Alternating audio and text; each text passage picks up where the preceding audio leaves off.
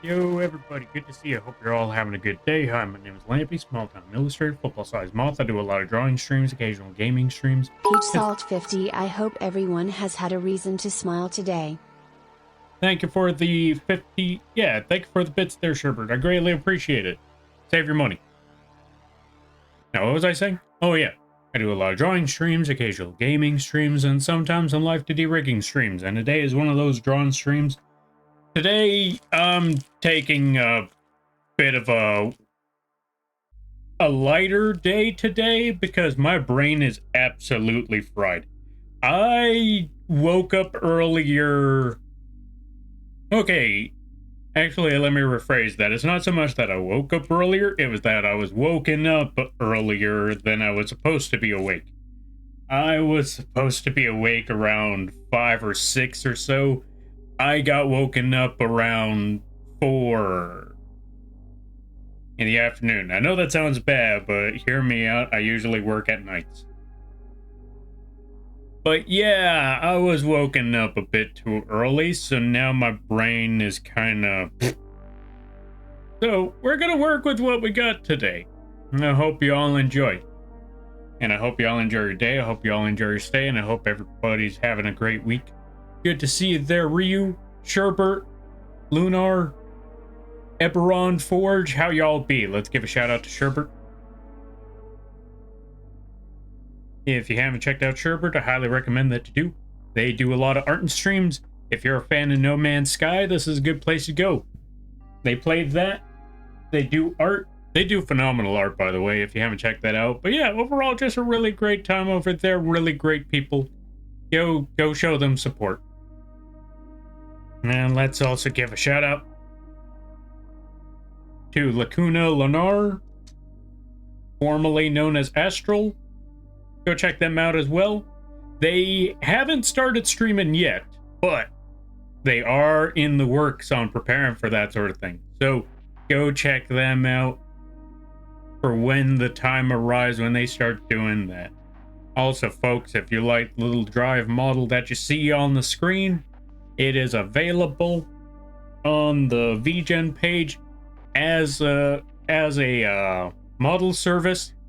One of those your character here models, if you want one of those, is available on the vgen, or you can contact me directly, and either option works. And Bambi, thank you for the hydrate, the posture check, and the stretch, and you know what that means. Folks, go check out Bambi. Bambi also has a vgen. They also make emotes. They also do a lot of art, or they also do art, and they also do streaming. Go check them out when you get the chance. Wait. Hey. This ain't about me. But yeah, go check them out when you get the chance. And since Ryu's doing that, you know what?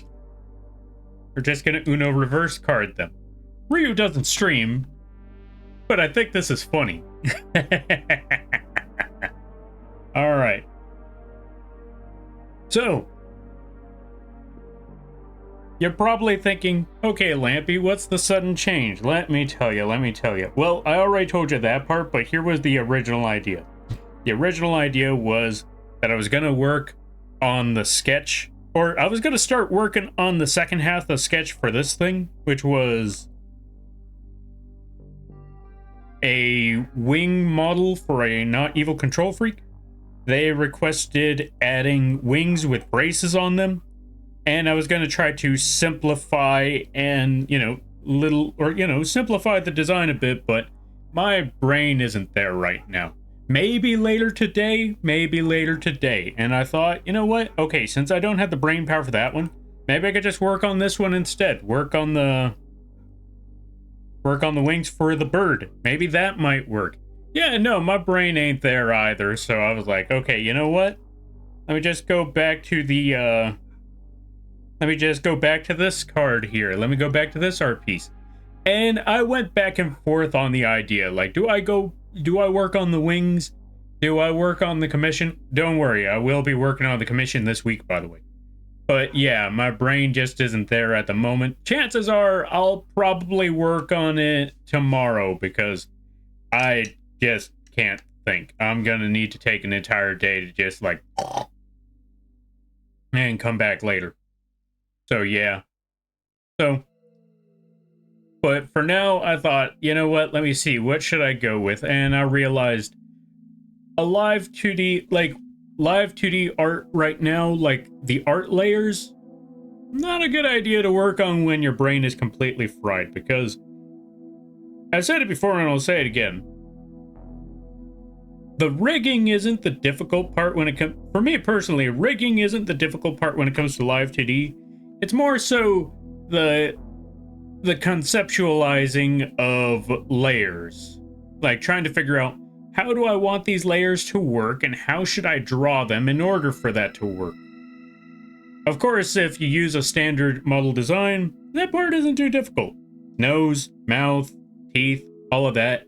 But when you're someone insane like me, then you end up going with different ideas, like the wings, like because I wanted the wings to go in the front, wings to go outwards. And for the other one, I have to conceptualize what the concept's gonna be, so I can't think right now. So I'll get to it after. I'll get some rest and come back to it later. But yeah, let's go check up with everybody. What did I miss? What did I see? Hoi hoi, hoi hoi there, Eberron. How you be? I hope you're having a good day there, friend. Oh yeah, so far, I will say this. I do have a reason to smile today. I finally got started on the 3D... I finally got started on the production of the Lampy figures. I pulled out the good material. No more using the test material. It's time to use the good stuff. Because now that I know how to print it and how to extract the prints from the supports without them breaking, I can now comfortably print these suckers out without worry of them falling apart mid-print or falling apart when I'm trying to pull them out of the supports. Granted, it's still not an easy task, but it's a lot better than where it originally was. Now I know that I have a 90%, I want to say 95% chance of successfully getting the print done with a 5% error of margin. Or margin of error, that's the word. I also realized I didn't drink. Where's my water? I don't have water. I'm using cranberry juice. Close enough. Yo, Quee, thank you for the hydrate. I greatly appreciate that. And we're trying to catch up with things. We're getting there little by little. Thank you for the shout out, lovely. You should check out an amazing artist and rigger named Lampy Moth. Oh yeah, no, I've heard about them. I heard they suck. Yeah, that's basically it. Nah, don't, I heard about this here at Lampy Moth. They suck at their work. Half the time they're half asleep. But thank you there, Sherbert. I greatly appreciate the port in all seriousness. And welcome on in there, Spicy. How you be? Lampy best artist, lies and slander, I know you. Where's my Uno reverse? You know, I need to add an Uno reverse card. I keep forgetting to say that. Mooney says hi. Yo, Mooney. Ah, I see Mooney found a way to say hi without getting the shout out. Because I can't really shout them out if they haven't said anything out here. You win this round, Mooney. You win this round. I see you. I see you. Now that I got my cranberry juice, it's time to get back into the swing of things.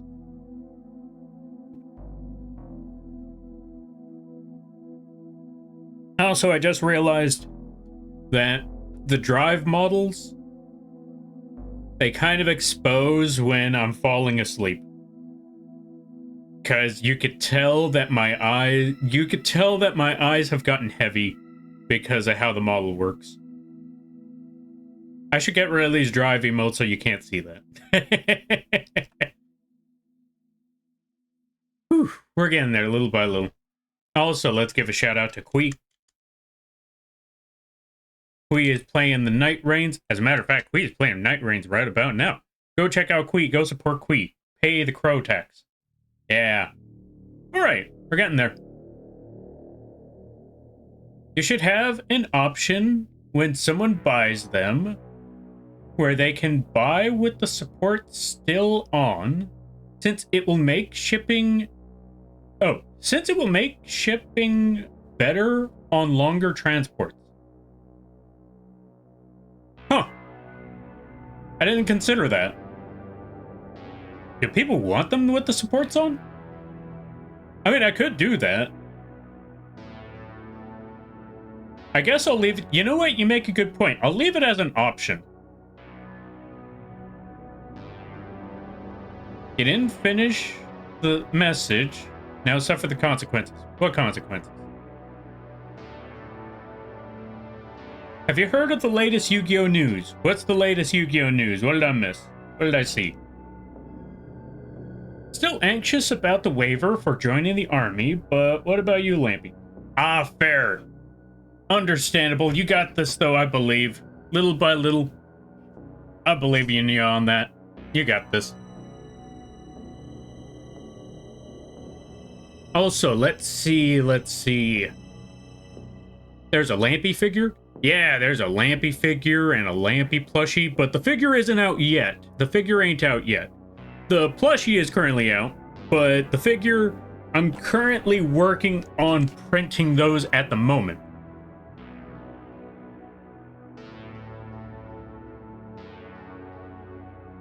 Because, what's the word I'm looking for? I'm currently printing those at the moment right now. And I just got 5 out of 10 bodies printed out. So now I just need to print out 5 more of the bodies, 10 of the heads, 10 of the wings, 10 of the everything else, and then just attach everything. And then we should be good. Yeah.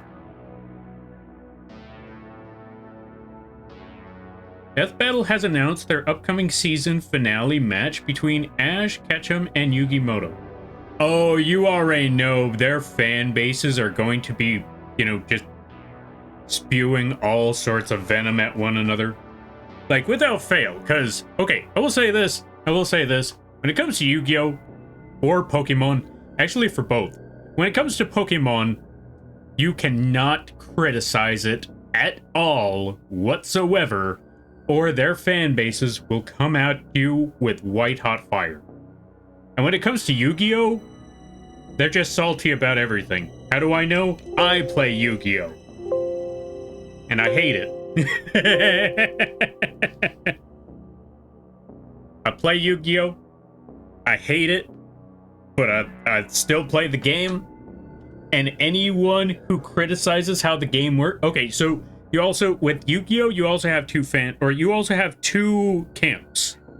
If you criticize how the current gameplay is, you're a boomer that won't leave the past. Actually, yeah, no, that's it. If you criticize the gameplay and how obnoxious it is, it's that you probably played GOAT format. And I'm sitting here like, buddy, I was there for the XYZs. I was there for Pendulum.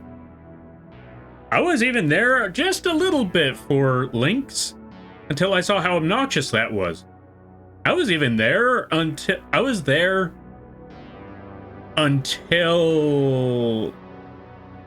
I want to say Snake Eyes.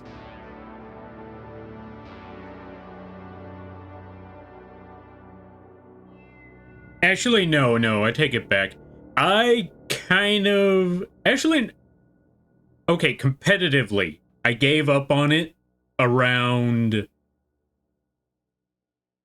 When was that one deck that popped up? I think it was just a generic Link deck.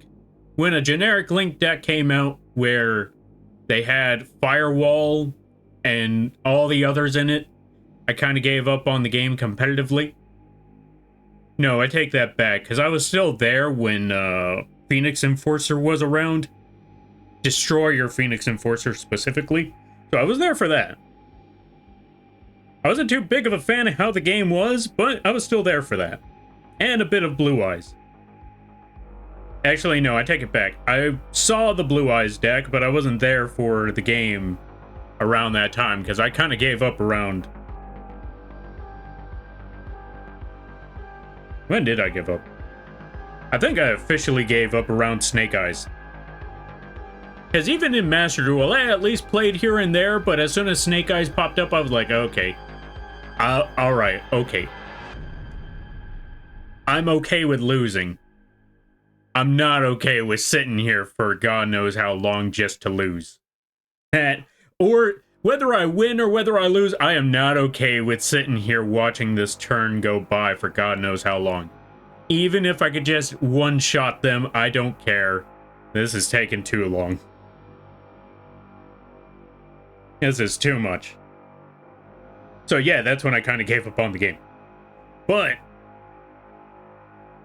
I still like the series. Now, with that being said, going back to it, you put Yu-Gi-Oh fans and Pokemon fans, and you have their main characters duke it out, you know full well there is going to be a lot of toxicity. There's going to be a lot of venom spewed, and no one's going to come out of this happy. This is a lose-lose situation off the bat. But if I had to guess, chances are you're like, okay, I'm not even going to say this objectively, like in an objective standpoint. I'm going to say, personally, what I think they're probably going to do and what their best option is. Okay, maybe it is a little objective. Despite the fact that I'm a Yu-Gi-Oh fan, I think their best option is to have Ash win. Because if they have Ash lose, the Pokemon fans, which are a bigger group by the way, are going to explode. And who knows how bad that could turn out. Yu-Gi-Oh fans, they're going to complain. They're going to make videos of why that's wrong. And maybe some of the insane ones will throw some death threats. But in all honesty, they're not really going to do a lot. The Pokemon fans, on the other hand, there's a possibility. Because since there's a lot more, that means there's more insanity in them. Like I said, unlike Yu-Gi-Oh, where you can complain, because everybody does, in Pokemon, if you complain, instead of them just calling you this or that, they're going to start yelling at you. So in my best belief, if they want to make the smart move, they let Ash win this one. Even though personally, personally, unless Ash is going in there with legendary Pokemon, I don't see him winning this fight. Unless he has legendary Pokemon. If he has a bunch of Tauros, he ain't winning this fight. If he just has Pikachu, yeah, no, I still don't see him winning this fight. Because, have you seen what Yu-Gi-Oh! Monsters can do? Yugi has 3 whole God cards. Those God cards killed people just for working on the card production. Their own card production. People got killed in the series just for making the Egyptian God cards in the first place. I don't know about this one. But like I said, if Ash has legendary Pokemon, then he definitely has a good shot. Because if you've seen the legendary Pokemon, those ones are galaxy leveled type of Pokemon. Or at least planetary. Okay, you know what? Maybe galaxy level is a little too... Actually, no. Arceus. Arceus is literally just God. And then you have the other 3 that Arceus made. Or Arceus, whatever you want to call them. Anyway, point being is... Yeah, there's a... If you add legendary Pokemon to the mix, yeah, they have a really, really good shot. If you just leave it with just Ash's Pokemon throughout the series, and none of them are legendary, I don't think he's got it. Alright, let me catch up with a lot of the reading, because I just ranted on about that. Let me catch up with everything else. Also, welcome on in there. Welcome on in, Destroyer. Let's give a shout out to Destroyer. If you haven't checked out Destroyer, I highly recommend that you do. Very chill times, really cool streams. They just got some new emotes. I don't know who made those emotes, but they look really, really good. Speaking of which, check it out. One of the things that I've been working on not too long ago was a minigun animation for Destroyer. Yeah. Totally not shamelessly shilling right quick, but yeah. That's just the first half. There's the other half. We're working a lot of stuff. Also, if you look at that battery animation that you see in Destroyer's emote, that was also made by yours truly. And this is why I also scrapped the idea of working on a fire animation, because I'm going to let you know, I take it back. The first original game plan was to work on a fire animation on Tuesday. But I just don't have the energy. I've been working on too many animations. I've been working on that animation. And that animation. And that animation. And I still have one more animation to go along with the fire animation. And then there's the live 2D model animation stuff. So yeah, we got a lot. Yeah, there's a lot to do. But yeah, let me catch up with the rest of that part, because I forgot. I did miss one other thing. Oh, I forgot this part. I forgot the last part of what Sherbert said. Anyone who denies this is forced to be shouted out 100 times next stream. Thank you for the bit there, Sherbert. No moth tax. I didn't read that last part. You know what? You're right. Sherbert should be shouted out 100 times. Alright, so let me catch up with all the things, because I just ranted on about Pokemon and Yu-Gi-Oh! And their god-awful fan bases. I'm not taking that part back. Alright, let's see. I would 100% buy it with supports still on, so I can rest assured that it's getting undamaged. Oh, okay. So, I gotta put an option where they have supports on it. Gotcha. Okay, well,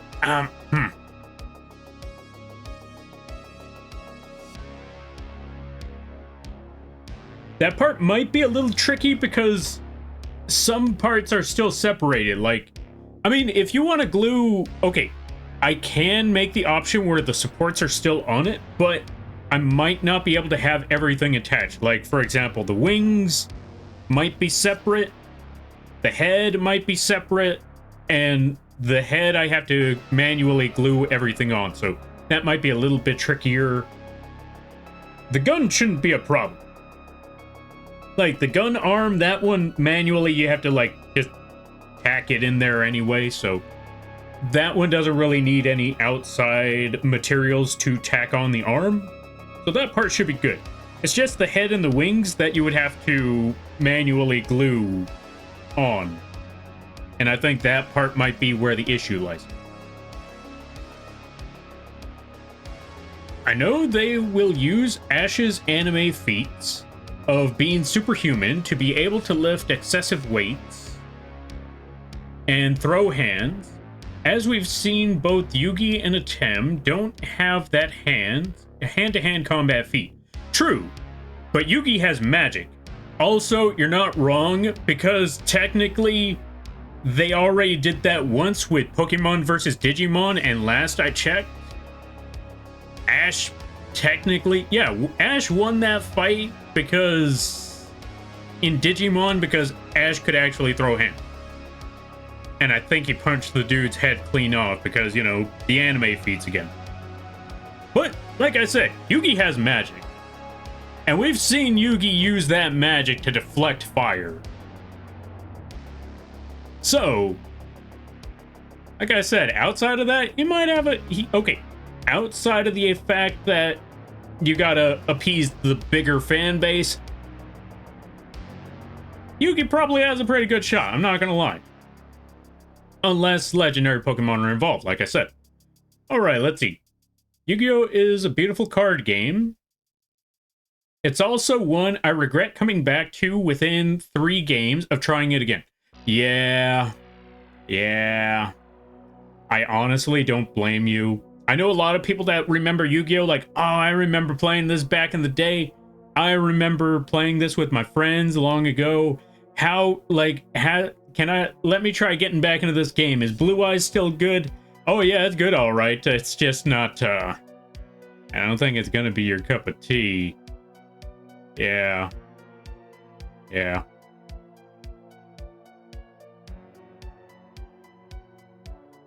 And case in point, you jump back into the game and it's like, oh, yeah. What happened? A lot. 20 years of power creep happened. Okay, where does this dragon buy its frightening wigs from? That's a good question. That is a very, very good question. Toys R Us. I don't know why I thought that, but yeah, we're gonna go with that one. Also, welcome on in there, Spock. Oh, that's kind of putting up Spider-Man against anyone. He doesn't have the power level, but you can't have him lose. He's bigger than all but 2 names.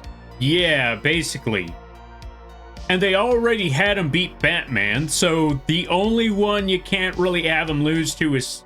Or the only one you can't really have him win against is Superman. So, yeah. I think that's his only chance of losing in a death battle YouTube video, I suppose. Lampy Shills? Yeah, Lampy Shills. We're no longer Lampy Moth anymore. We are now Lampy Shills. No? Yeah, shout out, let's shout out Sherbert again. Lurk? Alright there, Sherbert, you do your lurking. And I hope you have a good night, a better tomorrow, and a great week. You take care now there, friend. Yo, Liliana. Welcome on in, how you be? Welcome on in there, Lily. Let's give Lily a shout out. If you haven't checked them out, I highly recommend that you do. They also do a lot of art, and they also play a good variety of games if you're a fan of Fortnite. And I think DBD? That's a good place to go. And I hope things are going well on your end. Yugi's magic can't deflect Brooklyn Rage. I mean, to be fair, Yugi's head wasn't in the game when he got punched by Joey. And not only that, that's Brooklyn Rage, are you kidding me? Can't nobody deflect Brooklyn Rage. Actually, no, I take it back. In the anime, Bandit Keith deflected Brooklyn Rage. Also, I just realized Kaiba deflected Brooklyn Rage. Okay, so I take it back. So, Yugi, you gotta step up your game. When Bandit Keith sees Brooklyn Rage coming a mile away, and he's able to stop that one, you know you've done messed up. Although, fun fact, though Bandit Keith was able to stop Brooklyn Rage in the anime, in the comic, that was not the case.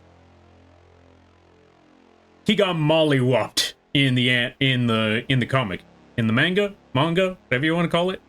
He got mollywopped. He got whooped badly. It was embarrassing. And I'm not gonna lie, I think the anime portrayed it better.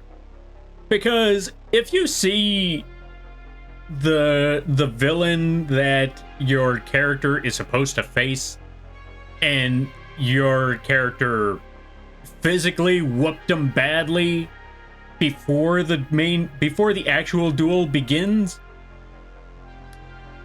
kinda doesn't give that sense of underdog anymore. Like, beforehand, how do I put it? Okay, let me paint the picture for both sides. Joey, dude who barely knows how to play this game, going up against the Intercontinental Champion and all-time cheater, Bandit Keith. Joey remembers 2 things. 1, set him up for a duel. Like, basically, forced him into a duel against that zombie kid where he almost lost all his star chips. After winning that duel, after being on the back foot the entire game and managing to get the win, they lock him and they basically trap him and his friends into a cave.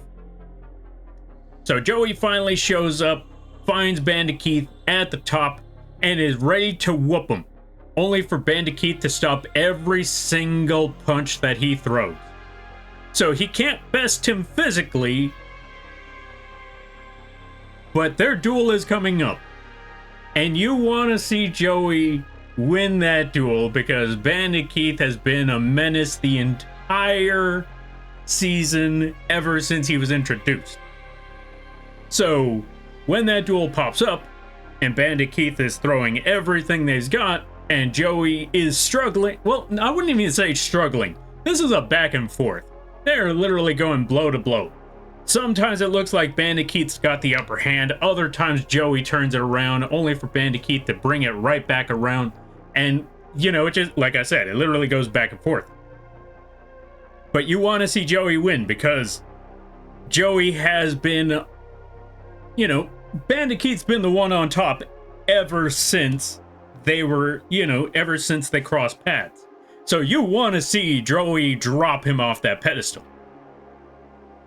Now, let's pull this one back a bit. Because actually, before we pull it back, so when Joey actually does beat Bandicoot in that duel, it's like watching someone at the top come down, or, you know, fall down. And when they fall hard, as well deserved as it should be. Now, let's backtrack that one on the other side, the comic. Same difference, same scenario, except after being trapped in the cave, they get to the castle, Battle City, or Duelist Kingdom Finals. Joey just sucker punches him. Not even so much sucker punches him. Walks up to him, gut punches him, gut punches Bandicoot. Bandicoot is on the ground, and he already knows full well he's not winning this fight. Sure, makes Joey look cool, but it also makes the next coming duel not as impactful. It doesn't have the same feel to it because Joey already got, or Bandicoot already got what he deserved. He got the gut punch. So this next coming duel, it's like, I mean, yeah, you still want Joey to win, but it just doesn't have the same drive. It doesn't have the same craving to watch Joey knock Bandicoot on his sorry butt no more. Because he already did it literally just a couple pages ago.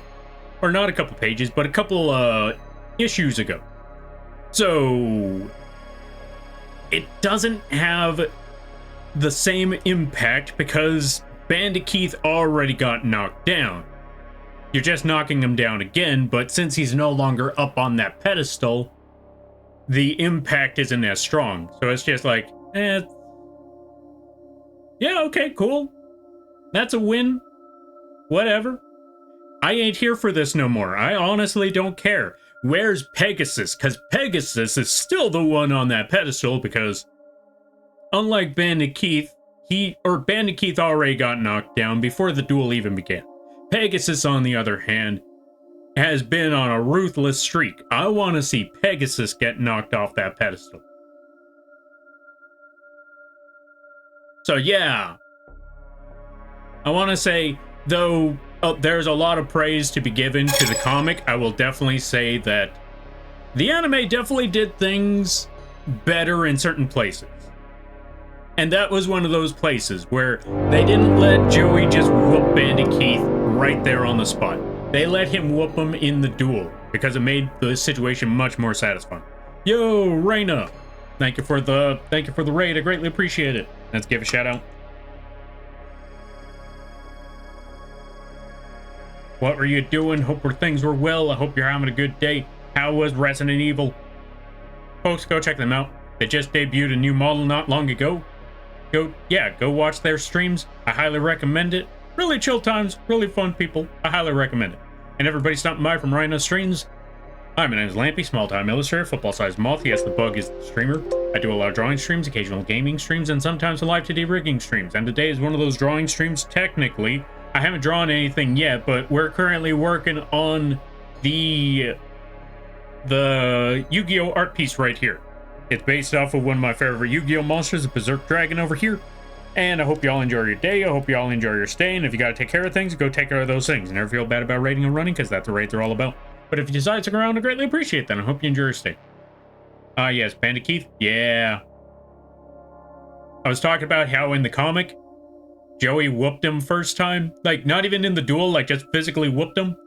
But because of that, it didn't make it as appealing to watch their duel, if that makes any sense. Yeah, I have to go to bed, but I will lurk. All right, there, you do your lurking, and I hope things go well. I hope you have a good night, a better tomorrow, and a great week. And I'm glad to hear that Resident Evil 5 is good. That's awesome to hear. Also, Roxas the Oblivious, thank you for the follow. I greatly appreciate it. Welcome to the Moth Crew. I hope you enjoy your stay. By the way, you're lamping now. If you don't know what that means, don't worry about it.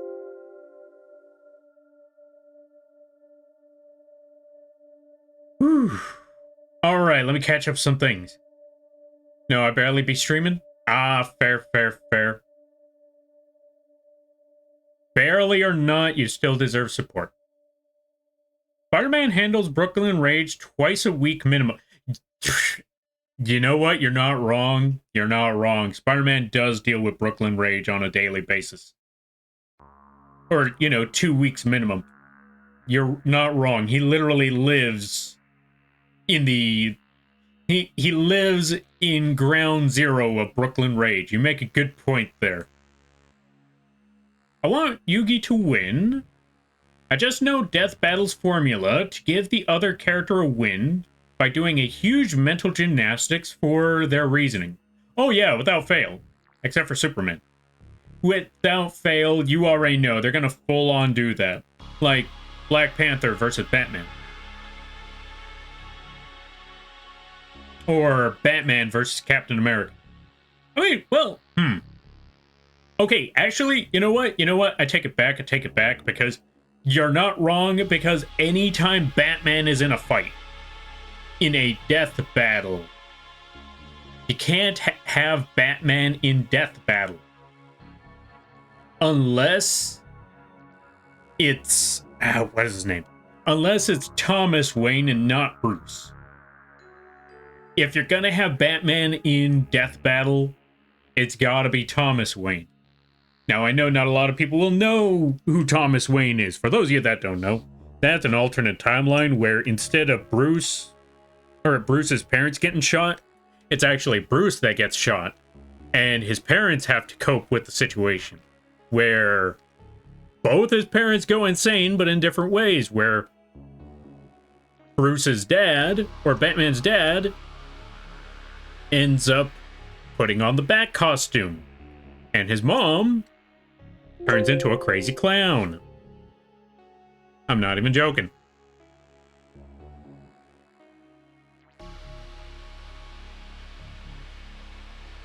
But yeah, this is also why people don't really take Death Battle seriously anymore. Like, you see it, sure, but yeah, I don't know about that one. It's like when they said Dio from JoJo's Bizarre Adventure could beat Alucard from Hellsing. Well, actually, no, that's an entire army. I mean, granted, it's an entire... Well, Look, I know Dio has time magic, or, time and stand powers, but that's a whole army. I don't know about that one. Folks, what do you think? Could Dio from JoJo's Bizarre Adventure beat Alucard from Hellsing? What do you think? I can't really 100% see it. Because, don't get me wrong, like I said, time stop? Sure. But time stop can only do so much for only a few seconds, even if you have bullet punches like that. I don't know if you could bullet punch an entire army. And not to mention have Alucard and his giant dog monster. And everything else that Alucard's got under his wing. If Dio has Over the World, oh yeah, well, yeah, you know what, you're not wrong. If he has that, yeah, sure, no problem. Without that, I don't know about that one. even if Dio has the laser beams, still don't think he's making it that far. Like, there's too many things that say it's not happening, but this is what I meant earlier by Death Battle just kind of... No. I mean, don't get me wrong, I like Dio more than Alucard. And I'm a bigger JoJo fan than a Hellsing fan. But it's because I know a lot of JoJo that I don't see it. Like I said, unless he's got that world over heaven stand, I don't see it happening. I struggle to see that one happening. Let's see. Also, welcome on in there, Neeps. Let's see. One Bruce would death battle the Batman Who Laughs. Oh yeah, you're not wrong. You're not wrong. That's true. That's true. Or Owlman. Although then again, that's not Batman anymore. All right, let me see. Also, Mothman, welcome on in. Let's give a shout out to Mothman. Thank you for the hydrate. I greatly appreciate it. Let's go over here, folks. Go check out Mothman. They're also Moth. They're also Mothman. They are Mothmen. They also do art. They also do live 2D rigs. They also play a good variety of games. Go check them out. I highly recommend that you do. Alright, let's see. Death Battle as usual. Yeah, unfortunately, it's full of it.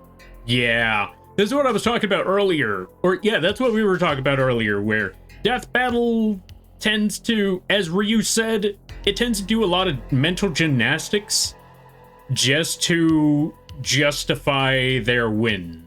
Or the reason why one character beats the other.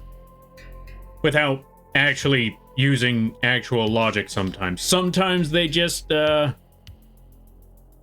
they skew it in a way where it's like, well, if you really, really, really, really think about it, like, yeah, no, come on now. Come on now. You're telling me wait, was it Shadow the Hedgehog that beat Vegeta? I think Vegeta beat Shadow the Hedgehog, I can't quite remember. Oh wait, no, okay, see, at least in that one, Death Battle made sense, because eventually Shadow's super is going to run out. And when that happens, it's over. But the fact that this was even a question to begin with. Alright, let me see. If we go Green Lantern versus Ben 10 logic, Ben can do Thomas Wayne feats. Since they're both Batmans and are Waynes, before both are able to do the same thing. Oh yeah, see, there you go. Wait, what do you mean? What is Green Lantern versus Ben 10 logic? I don't think I've heard of this before.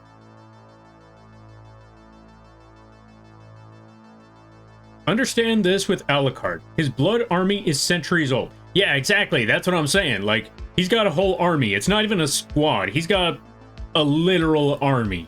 Like a country's worth of army. Versus one vampire that could punch really, really fast and stop time for like 7 seconds. I mean, granted, the vampire can regenerate, but he wasn't the only vampire who could regenerate. Well, actually, no, I take it back. The other vampires that Alucard fought could not regenerate. Wait. Okay, hear me out. Dio regenerates through blood. And as we've seen, a vampire could be literally torn up to pieces in JoJo's Bizarre Adventure and still come back from it all. And Alucard throws an entire army of blood at him. I'm not gonna lie, now that I look back on this, Dio might, and this is a hard might, work out in his favor. Now the reason why I say this is a hard might is because I don't know, like, okay, like I said, Dio can regenerate from all of this because of the entire army that he's got going on there. But again, that's still an entire army. Still gets jumped. Yeah, exactly. That's what I'm saying. Like, it's a hard might because Dio could use the blood from those armies that Alucard is throwing at him to his advantage, but he's still gonna get jumped.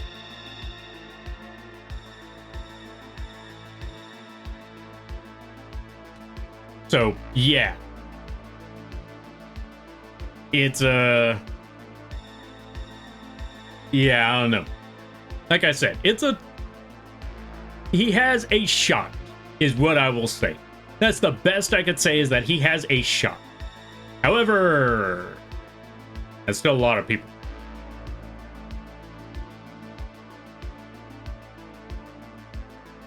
World Over Heaven isn't even canon. Alright, we're not gonna point if something's canon or not. Because where's the fun in that? If we're gonna sit there like, oh, but this is not canon. Whatever. Who cares? We're gonna toss it in there anyway. As for that being said,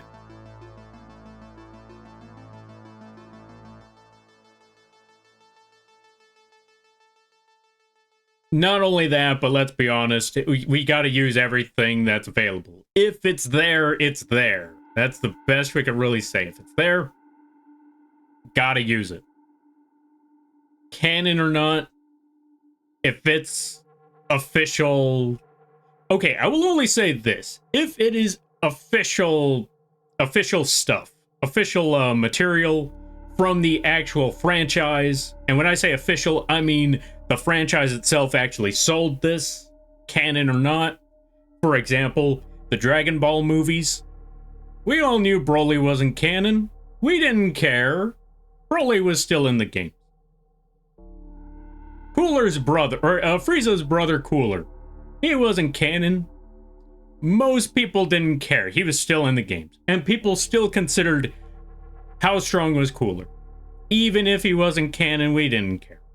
Not a lot of people. Okay, a lot of people did care, but nobody cared that a lot of those people cared, is what I'm trying to say. So, canon, I don't care. We're throwing, or canon or not canon, we're throwing that out the window. So long as it was official material, we're working with it. But like I said, unless it's that, I don't know about that one. Alright, that's mental gymnastics and... Oh. Less mental gymnastics than ass pulls via bias. Also true. Also true. Also, welcome on in there, Dr. De La Plaga. How you be? I hope things are going well. I hope things are good. I hope you're having a lot of fun. Alright, let's see. Pretty much, yeah. They gave Hal Jordan other Green Lantern feats as their reasoning is, if they can do it, so does Hal. Okay, yeah, see, that there is where I cannot agree with them on saying, oh yeah, if the other lanterns can do it, this guy can do it too. I don't know about that one. That's like saying, oh, if every other human can run as, or yeah, if what's his name? I'm trying to remember. I don't know. I feel like that's similar logic to saying, if Usain Bolt can run as fast as he can, everyone can run as fast as Usain Bolt. And I'm sitting there like, yeah, no. There's a reason why he holds the record and not humanity. There's a difference.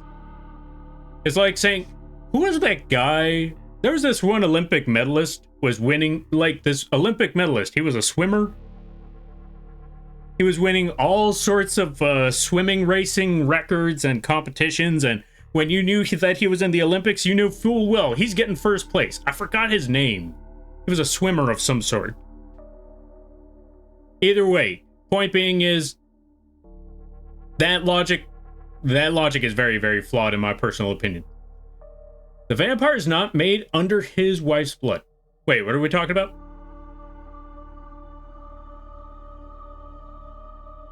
Wait, what's this about? Vampire's not made under his wife's blood. Yeah, what are we talking about? Oh, still gets jumped too much. Remember, blood is the life of the soul. The show said it.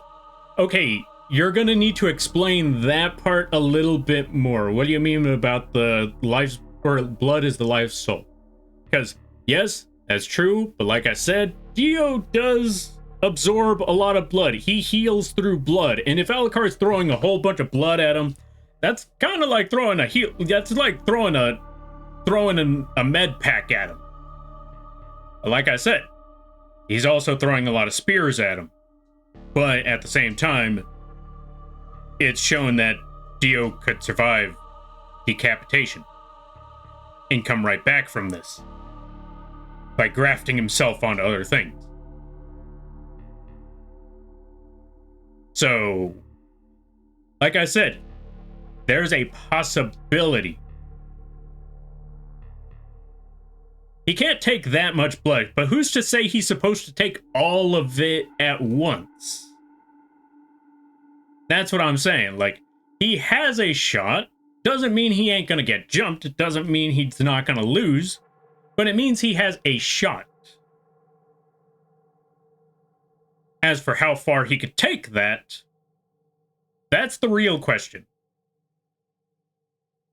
He never did that feat? What do you mean? He's healed multiple times through blood.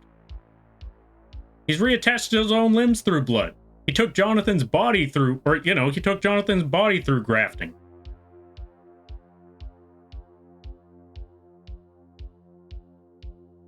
He's only shown to do a body at a time. What do you mean? He attached his own leg. But only one body.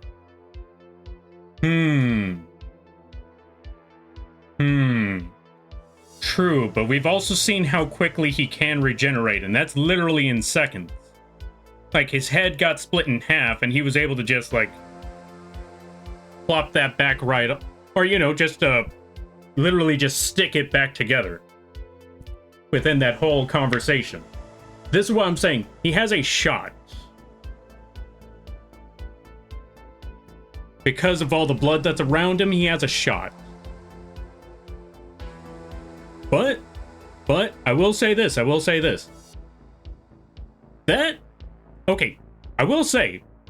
here is one thing that we are not factoring in that might be Dio's downfall. And the idea is that Alucard would actually throw the entire army at him. Although, to be fair, if Alucard didn't throw... Well... If Alucard doesn't throw the entire army at him, then it's a war of attrition, which I think Alucard would most definitely win. But if Alucard throws the entire army at him all at once, I don't know about that one.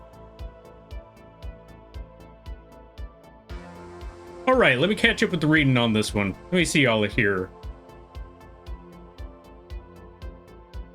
I'm still sure Ben had it. Wait, which one? Wait, what are we talking about? Okay, let me see. Let me try to catch up with something. Alright. I think based on the ring feats, he said... Oh, he's said to be the best of them all. Until Kyle. Oh, you know what? You make a good point. You make a good point with the Green Lantern one. With the Green Lantern one, yeah, I could kind of see that.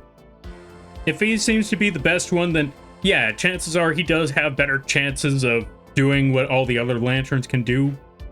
If not better. So I could see that one. You make a good point there, Plugin.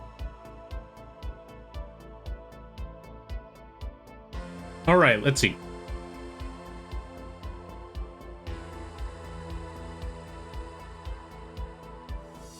Let's see. Bowser versus Eggman. They said mainly the game and some of the comics, despite only doing modern Sonic, less so Archie Robotnik.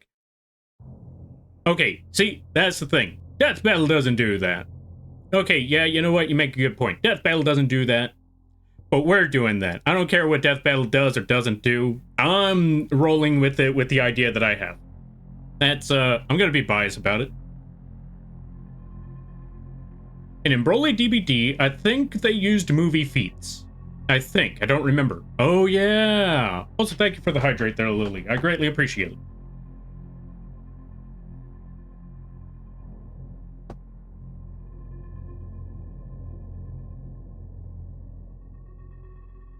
But yeah, anyway, going back to it. In the terms of talking about the world over heaven, we were talking about Death Battle. We were talking about right here, right now.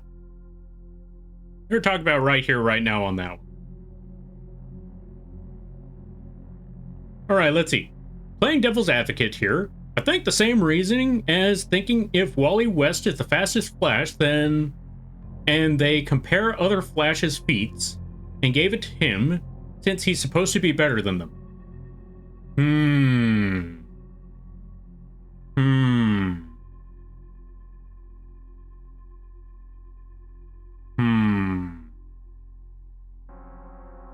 That's a tricky one.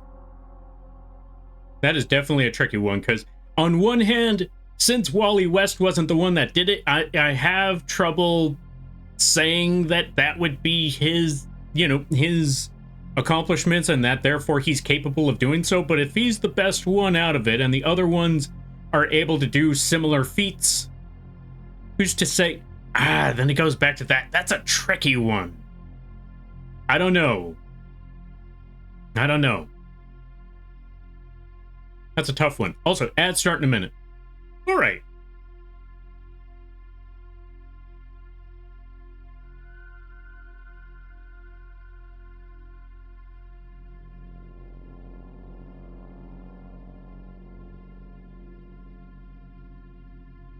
I guess his is vague enough to assume it could be either.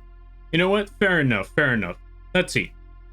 That's another thing. Remember, Dio can't survive in the sun at that. If Alucard would slow down Dio enough just to throw...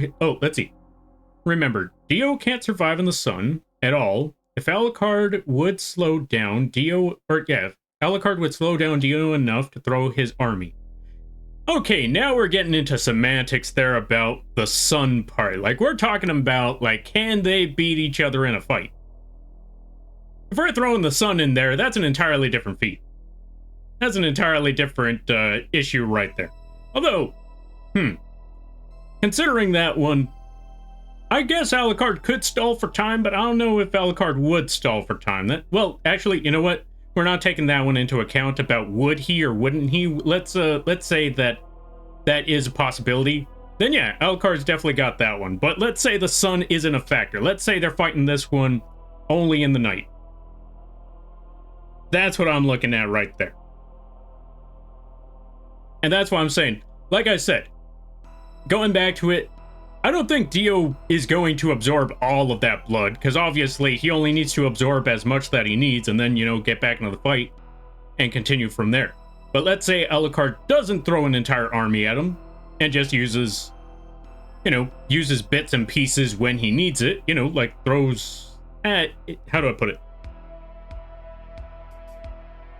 I don't know. Again, it goes back to that other situation. I mean, I guess, like I said, it goes back to that war of attrition thing. And I think Alucard's got the war of attrition. But at the same time, like I said, I believe Dio has a shot if he plays his cards right. And that's a heavy might, like I said. But that's where I'm leaving it there. Okay, we're done. Because I don't think we're going to get any further on this one, because that's about it at this point. All right, let's see. Unless someone could bring something new to the table that changes the possible outcome that anyone, or that could change the possible mindset outside of that, I think we're just at a standstill. I think we're at the point of mutual disagreement on that, and that's okay. I think we could leave it here for now, because after that, it's just going to be a back and forth of repetition. Anyway.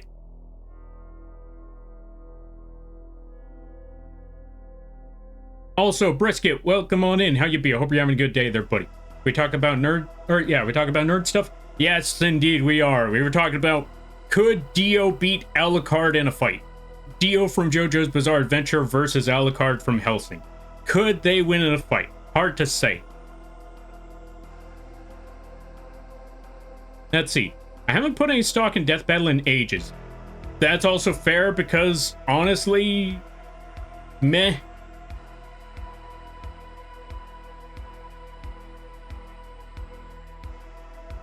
Like, let's be honest, most of the time Death Battle kind of throws some things out there where it's like, if you like I said earlier, if you really think about it, then this should work. And it's like, I don't know about that one.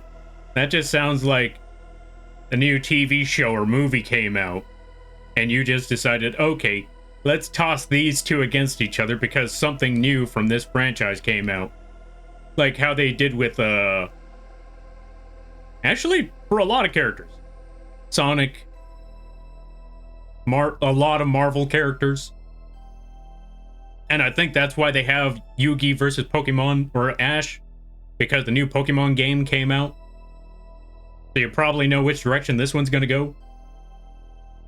All right, let's see.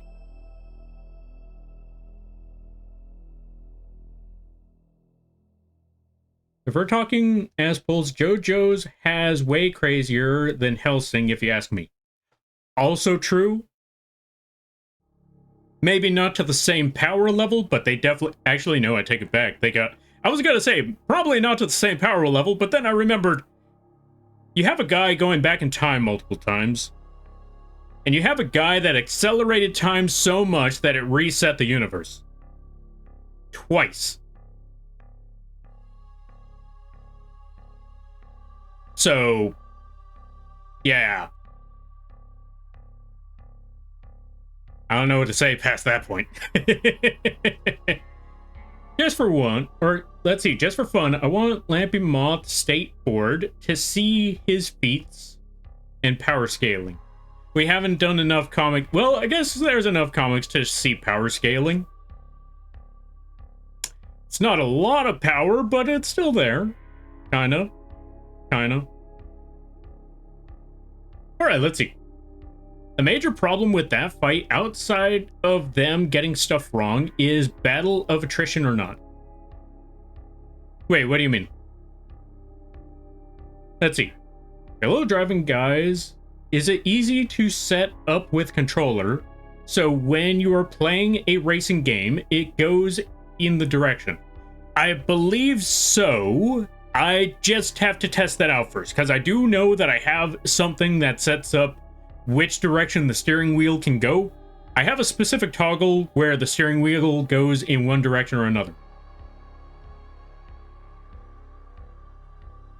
So yeah, that is definitely a possibility. Let's see. Also, welcome on in there, EB. How you be? I hope you're having a good day there, buddy. It really depends on which part Dio we're talking here. Give Dio a stand, and he'd put up way more of a fight. But if it's part 1, Alucard clears. But that's just my personal opinion.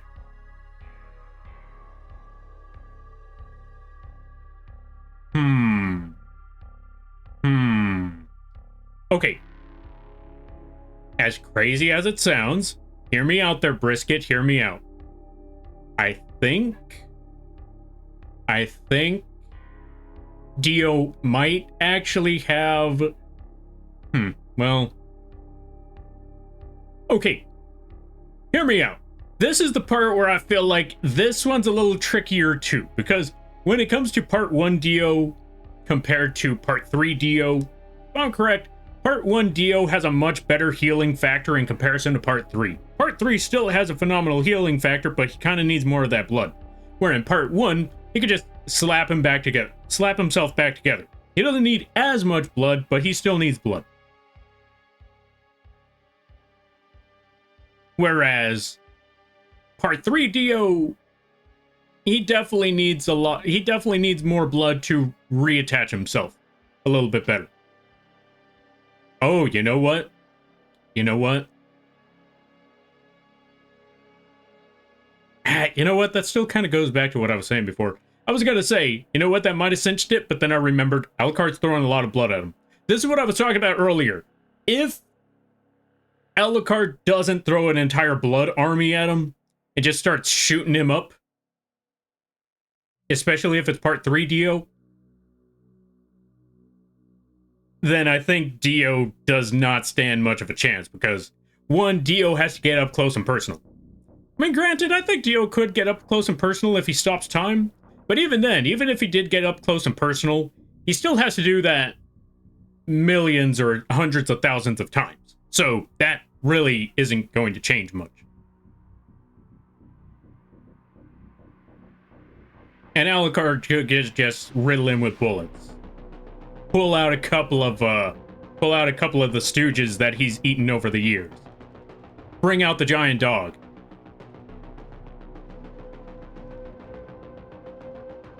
How would Dio fare against the giant dog? That's the other thing I'm thinking. If it's part 3 Dio, I think he could tear up the giant dog. If it's part 1 Dio, I don't know if he's gonna last very long against the giant dog. I think he might actually get eaten. He might be able to tear it up, I don't know. JoJo vampires seem to have some ridiculous strength, although Hellsing artificial vampires also seem to have some ridiculous strength too, so they might be on par when it comes to their physical strength. And they didn't really stand much of a chance. Oh, you know what? Maybe that giant gun. You know what? This is what I said earlier. If it's part 1 Dio, I think Alucard could just take him out by just shooting, like, riddling him with those giant bullets. I don't know how well Dio would be able to actually... I mean, I think he would be able to come back from that, but I don't know how many times he'd be able to come back from that. Or part 3 Dio, I don't know, like I said. Or yeah, going back to it, I don't think Dio wins this fight, but I think he has a shot. Especially if it's part 3 Dio. If it's part 3 Dio, he has a shot. But it's definitely not in his favor, is all I'm trying to say. Anyway. I had some out. Oh, also. Gnarly, thank you for the raid. I greatly appreciate it. Let's give a shout out to Gnarly Neon. I did not spell that right. I forgot the G. Go check out Gnarly Neon. They play a good variety of games. Really funny streams. Really cool people. Go check them out when you get the chance. And everybody stopping by. Hi, my name is Lampy, small-time illustrator, football-sized moth. Guess the bug is the streamer. I do a lot of drawing streams, occasional gaming streams, and sometimes live 2D rigging streams. And today is one of those drawing streams. Today, I am attempting to draw this Yu-Gi-Oh monster here. I haven't really gotten into it much, but I'm trying to attempt drawing. My brain is a little too fried, so I don't know how well this is going to turn out. But I hope y'all enjoy your day. I hope y'all enjoy your stay. And if you got to take care of things, go take care of those things. Never feel bad about writing a run, because that's what raids are all about. But if you decide to stick around, I greatly appreciate that. I hope you enjoy your stay. How was Peak? I hope it was well. And good to see it there. Beaster, Kurt Cat, Gnarly. Hope everyone's doing well. I've been overly exhausted all day for no apparent reason, so I'm gonna go to bed. Bye, Lampy. All right there, Spicy. Thank you for stopping by. I greatly appreciate it. I hope you have a good night, a better tomorrow, a great week, and mood. I don't know what it is, but I feel like everyone's been falling asleep. I especially have been wanting to fall asleep, but I haven't done it. Also, Beaster and Phoenix Death Row. Thank you for the follow. I greatly appreciate it. Welcome to the Moth Crew. I hope you enjoy your stay. By the way, you're Lampy now. If you don't know what that means, don't worry about it. Have a good night, Lampy. That crunchy skull sandwich? Yeah. Oh, enjoy that crunchy skull sandwich? Thank you, I will. Oh. And I hope you have a good night, too. Alright, let me see. This bug has his own boomstick. I want my own and call him Fluffy. Wait, what's that? Oh, let me see. Lampy is a football-sized moth with the creativity of an artist, so he can beat Goku. Oh God. See, God no. I hope and pray that I'm never on Death Battle, because God no. I don't know how many people would dream to want to be in Death Battle, but I did. Oh, no. All right, let's see. Yeah, I really wouldn't want to. I don't know. Like I said, Death Battle has kind of lost its luster over the years. It's less of someone. I don't really know anyone who's ever really hyped for Death Battle. It's more so, oh no, they're doing this. Let's see how they steer their biases this time. That's basically what Death Battle is how do they steer their bias this time? Prove me wrong. Part 1's weaker due to not having control of Jonathan's body. Also the world. He lost some powers though. Yeah, that's what I'm saying. I mean, that's what I'm wondering, because, like, okay, I know they say part 1 is weaker because he doesn't have the world. And not... Wait, why would having control of Jonathan's body make him weak or not? Okay, why would having control of Jonathan's body make him stronger? Because wouldn't part 1 be the stronger body because he doesn't have Jonathan's body? He doesn't have the Haman blood, you know, corrupting his system.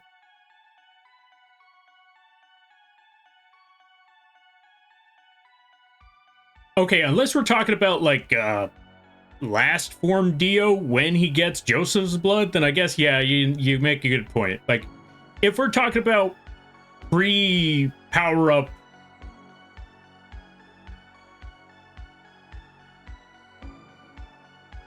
then yeah, I could see that one.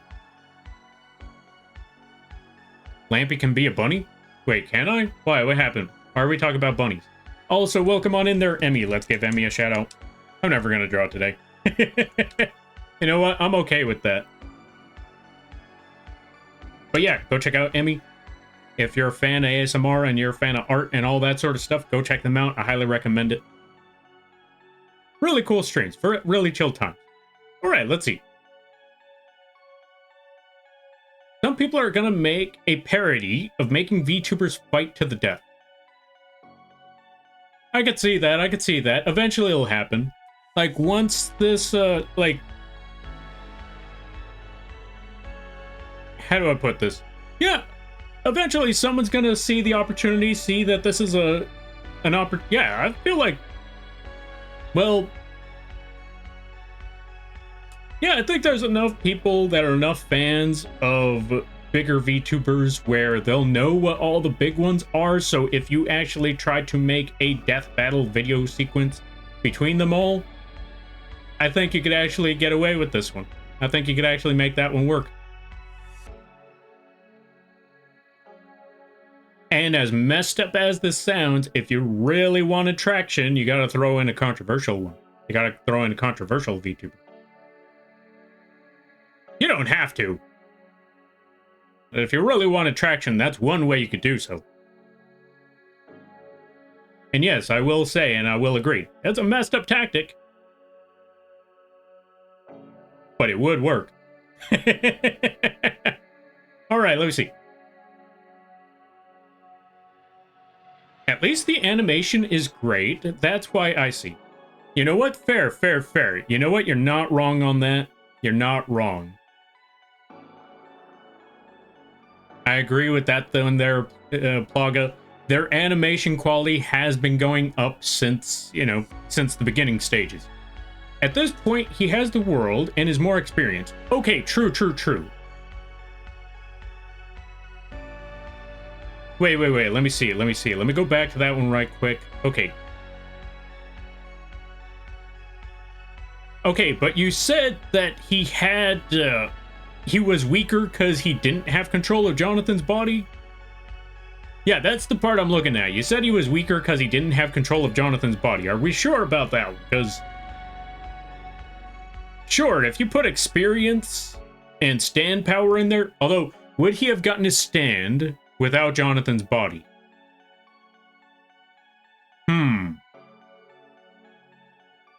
Do we have undeniable proof that he would have gotten his stand with or without Jonathan's body? That's what I really want to know now. Would he have gotten the world without it? I saw a Dust Bunny moth redeem. Oh, the Dust Bunny. Okay, so Lampy doesn't turn into a bunny, but there is a model that was based off of what I'm going to call the Dust Bunny. Because it looks like one. Thanks for the shout out. Yeah, no problem. No, thank you for stopping by. I greatly appreciate it. But yeah, there is a model where I wanted to make a moth, the fluffiest moth you could ever imagine. There's fluff on the body, there's fluff on the wings. It is so fluffy that after I drew the fluffiest moth you could possibly think of, I realized it just kind of looks like a giant rabbit. It just looks like a giant rabbit head. Save? Thank you for the save. I greatly appreciate that. So, yeah, I just dubbed it the Dust Bunny moth. I need to see this? Ah, fair enough. Let's see. I can't believe Fortnite ripped off your Dust Bunny design. Also fair, also fair. Okay, we're gonna catch up to that one soon enough. You know what? I'm gonna toss the Dust Bunny onto the screen right quick, just so you can see what it looks like. Dust Bunny. So this was my concept of the dust bunny moth. This very, very fluffy thing. It's supposed to be a moth, but because of all the fluff that's in there, you can't really see it. And those are supposed to be wings, but since they are very, very fluffy, they just look like giant bunny ears. Hence the reason why I called it the dust bunny moth. Which, by the way, if you like this dust bunny moth and you wanted one of your very own, it is available on the Ko-fi page, absolutely free, no charge at all. You could use this as a live 2D mascot, use it as your very own live 2D model, or just use it as a crazy mask if you really, really wanted to. All the options are available. This is very, very cursed. But yeah, I hope you enjoyed. We're going to toss that one back over there. But yeah, just put exclamation point KOFI and you'll be sent to, or yeah, you'll get a link to the Ko-fi page where you can find that and many other live 2D models and PNG assets available for no cost, no charge. If it does charge you, you let me know and I'll move it somewhere that doesn't charge. Wait, it looks good on as a mask? Yeah, that's what I've learned halfway through. Like, oh yeah, it does work as a mask. He got his stand having Jonathan's body. So to answer your question, okay, was there proof of that? Like, was there official confirmation or is that just speculative? That is one thing I want to know. Like, was it confirmed by Araki or someone on the team that said this is the reason why Dio had it? Because I know there's a lot of speculation of, did he get it because he had Jonathan's body, this or that? I'm going to need to look this up later. All right, let's see.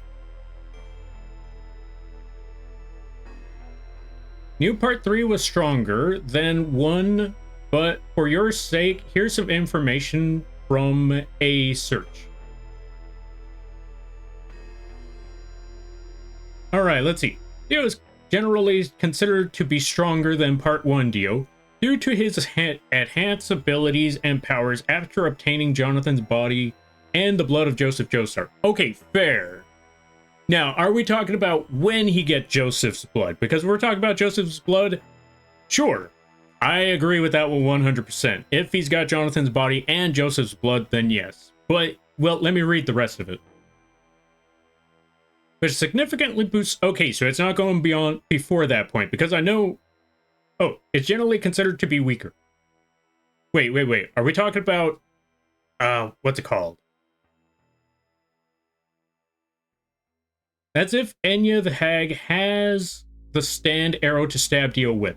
Fair enough. It looks so good. Thank you, I'm glad that you like it. Also, we gotta add the rat to the screen. Give me a second. Rat model. Rat.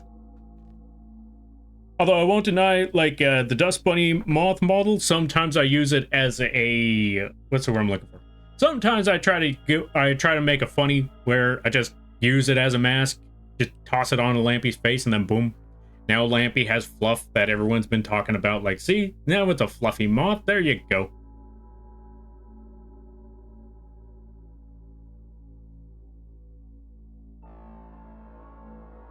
Alright, let's see. So to answer your question, unless he has that body, no stand, I've got a vid. Looking at it right now.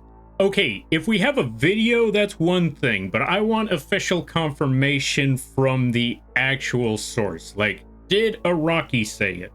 If Araki didn't say it, and it's just a bunch of YouTubers saying it, that's not the same. Like, I need official confirmation.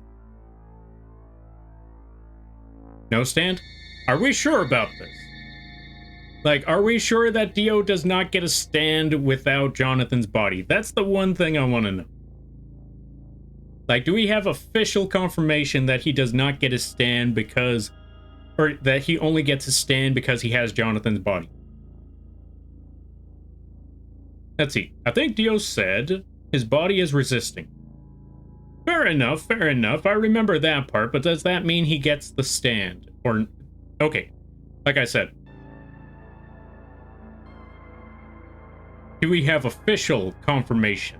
YouTube videos don't count. If it's a YouTube video from some YouTuber that has not worked on JoJo's Bizarre Adventure, no matter how much information they have, unless they can show absolute proof from the actual source, I'm not taking their word for it.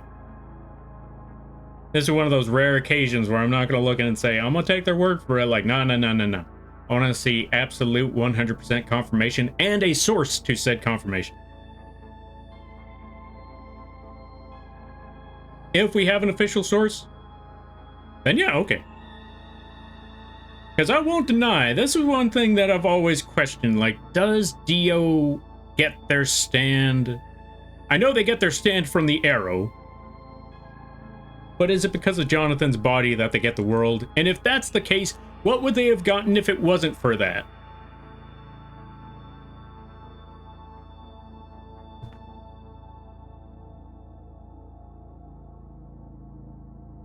They got a stand, a Waldo, but we also see a Vine stand, maybe a Hamon stand, or JoJo's stand. The reason why Joseph, Jotaro, Holly get their stands is due to Jonathan's body resisting Dio's control. That still doesn't confirm if that's Jonathan's stand, though. Or, well, not so much Jonathan's stand, but if Dio gets the world because of Jonathan's body. That doesn't really confirm that part. It just,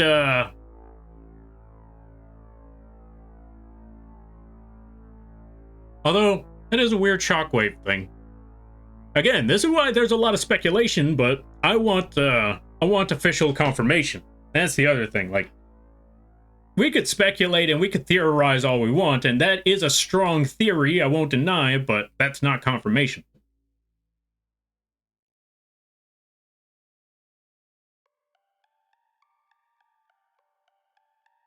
Yeah, that's what I'm thinking. Like, the family bullet, again, see, that's where it goes back into that theory. Like, we don't have 100% confirmation, but there's some strong theories. And then there's some strong there's some reasonable counter theories. I want information from the source. Where's Araki? Somebody get some sources from Araki. That's what I want.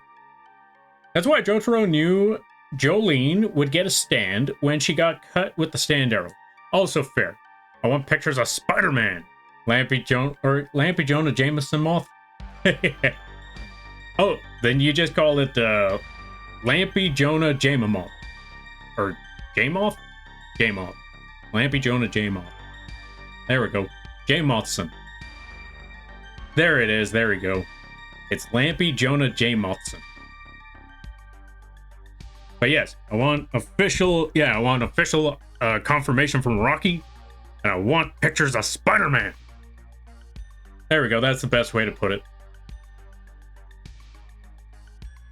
Now let me actually do some drawing, because now that I think about it, I've been here talking about JoJo's for like hour and a half.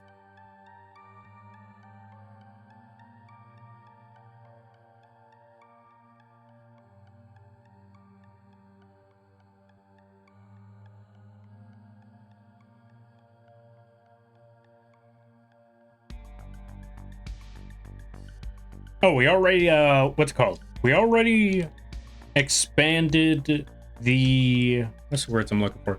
We already expanded the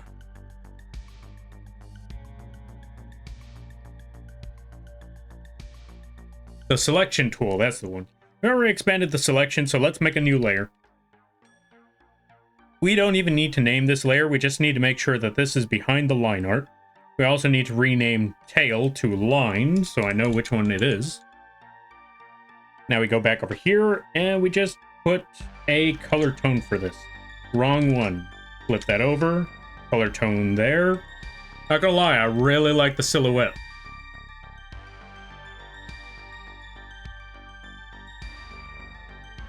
But now we need to find a proper color tone for this. And, well, looking at the card art, it looks very, very brownish. So we're gonna need to go with a grayish brown for this one. Or like a very, very dark brown. Almost like leather brown. Or I guess we could just get this color tone right here. Yoink. Yeah, let's go with something a little more in the middle. Something around here. There we go. Yoink. Oops.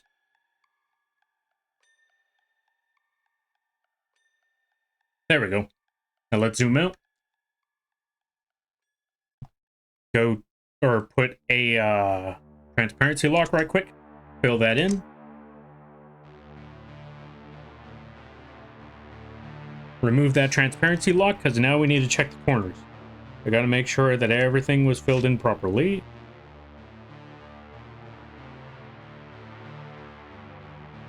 Because there might be certain parts that weren't quite lined up. Nope, that part should have been fine.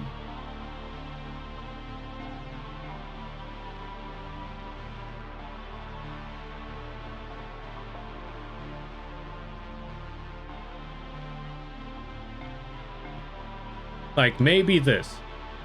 This is not an easy question to get to. Yeah, that unfortunately... See, this is why I've been struggling with that question for a while. Like, I think not even just me. I know me and like many others have struggled with the question of...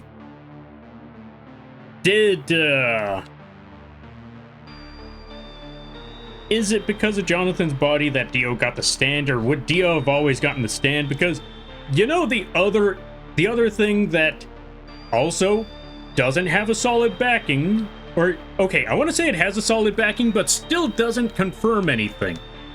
Like, I could use this argument, but it still doesn't confirm that this is right or wrong either. I could use the argument that, well, in part 7... Okay, for everyone who hasn't watched part 7 yet, I need you to mute the stream for the next 5 minutes. Because I'm gonna drop a heavy spoiler about JoJo's part 7. Well, actually, no, I'm gonna stop right there. You know what? I take it back. I'm not gonna talk about it. But I will say, there is an argument that I could say that would have a strong backing that comes from part 7, but does not confirm anything nonetheless. So that's why I also don't use that one, because even if I said, oh yeah, there's that, too, there's too many holes for me to actually use that one as an argument anyway. So I can't really use that as an argument either way, regardless of the situation. I'm going to be very, very vague about what I mean, but yeah. This is why it's a tricky one. This is why it's a tough one. That's why I want answers. This is why I want, like, direct sources. Because one person could say one thing, another person could say another. And if they haven't officially worked on it, or, you know, worked with the guy, Araki, there's really nothing, there's no water to hold on to that. It's a speculation. It's a theory. It's a cool theory. An interesting one. But without absolute 100% official confirmation from Araki himself, or at least a statement from Araki, I can't really say that it... Yeah, I can't really say whether it be for or against the theory.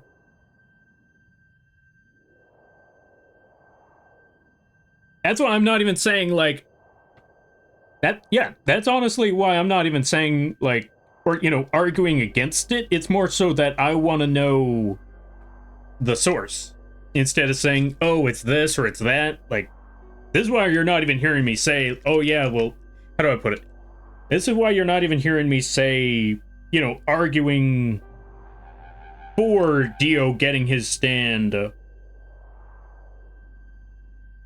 on his own, because just like how there's no confirmation, or, you know, just like how there's no, we don't have an answer yet until somebody finds it. If somebody finds it, that there's that Dio got his stand from Joseph's body, we also don't have any confirmation that he didn't get his stand from Jonathan's body. Jonathan, not Joseph. That's why I'm sitting here like,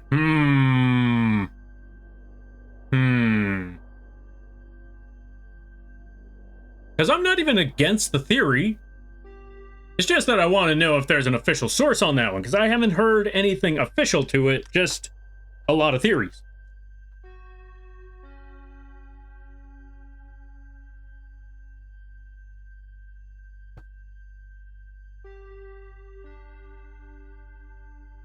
right, let's see. Stand user lamping. Okay, of course we're going back into that one. Shut up, Ryu. Oh, right, I forgot Mothman. I gotta add a Mothman model over here because Kui redeemed Mothman. Hold on a minute, where is it? Mothman. There's no need to feel down, I said, Mothman. Lift that man off the ground, I said, Mothman. 'Cause you're in a new town and there's folks to be abducted. Thank you for redeeming Mothman. Which, by the way, folks, if you like the Mothman model or the rat on the screen, let me move Mothman. Let's make Mothman a little bit smaller. But Mothman, you know what? Let's put Mothman somewhere over here. There we go. Somewhere. Gun. Thank you for redeeming Gun. Yeah, let's put Mothman right here. If you like the Mothman model or the rat model, you can actually find them available on the vgen page, as well as the... Okay, you can find them on the vgen page, as well as the Etsy page. Just put exclamation point Etsy or exclamation point vgen, and you can be sent... Or yeah, you could find the Mothman and the rat model at a very, very affordable price. Only $10 for each of them. So yeah, if you wanted one of these models, go pick one up on the Etsy or the vgen page today. Yeah. All right. My uncle works at David Productions. He knows. You know what? Fair. It's the guy from Fortnite. It is the guy from Fortnite. Go check him out. Look at the Fortnite guy. Look at the little Fortnite guy. And I can't believe they ripped off the Dust Bunny. Am I right? All right, let's see. So far with Dio's stand, the one he uses before... Oh, the one he uses before the world is supposed to be Jonathan's. The one that looks like Hermit Purple. Alright, let's see. It comes from Jojo A Go-Go. As for the world... Oh, okay, so we're getting somewhere, Supposed is the key word. Okay, the one he uses before the world is supposed to be Jonathan. Alright. Still looking into it? Fair enough. Okay, so we got confirmation that... For what it sounds like, we got confirmation that Haman users have Hermit Purple off the bat. As for the world, we're still waiting on information on that one. Understandable then, fair enough. JoJo Theory is top tier conversation. Yeah, I'm just fighting the urge to talk about Part 7 stuff. Because of two reasons. One, I only know the big key points about Part 7. And two, I am trying not to spoil the key parts of Part 7. I almost tried to talk about Part 7. I even told people we're going to be talking about it for the next 5 minutes, and I just decided, you know what? Nah, we're leaving that alone. Also, welcome on in there, Homicide. Okay, we got to give a couple of shout-outs. One, go check out Dr. De La Plaga. Really awesome people. As well, go check out Homicide Bunny. Really chill streams over there. Really funny people. I think I'm back in Part 5 still. Honestly, fair. Wait, have you finished Part 5? Or are you just on Part 5?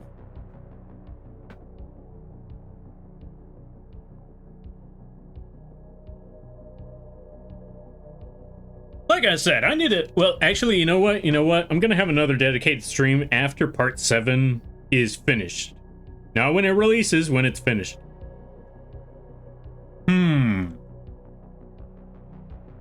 Although there could also be... What's it called? I'm reading Steel Ball Run. Honestly, fair. Get that Steel Ball Run.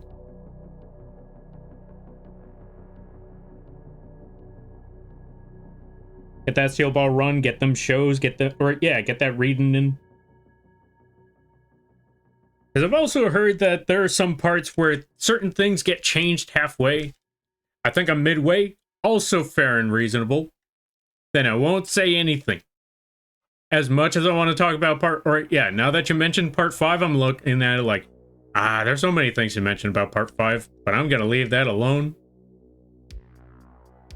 I'm gonna leave that one all hush hush.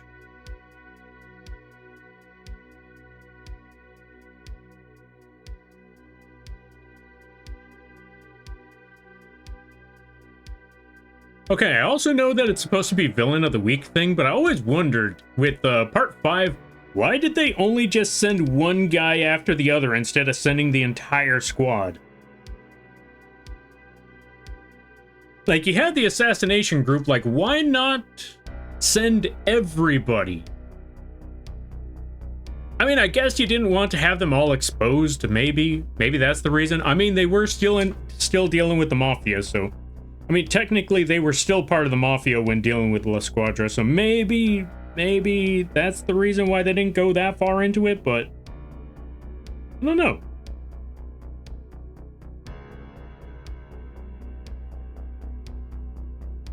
And I guess they were still dealing with the boss, and, you know, if they tried to, make any major moves, who's to say they wouldn't get jumped by more than just, Passione? Or Passione? Passion. I know that's more, I guess that voice is a little more French than Italian, but I can't really do an Italian voice, so whatever. Anyway, point being is, maybe that's why they didn't just send the entire squad all in one go, because if one of them got, you know, the entire mission's over. But at the same time, just sending one after the other, I don't know if that was obviously that wasn't the best of choices, because they literally just got villain of the week.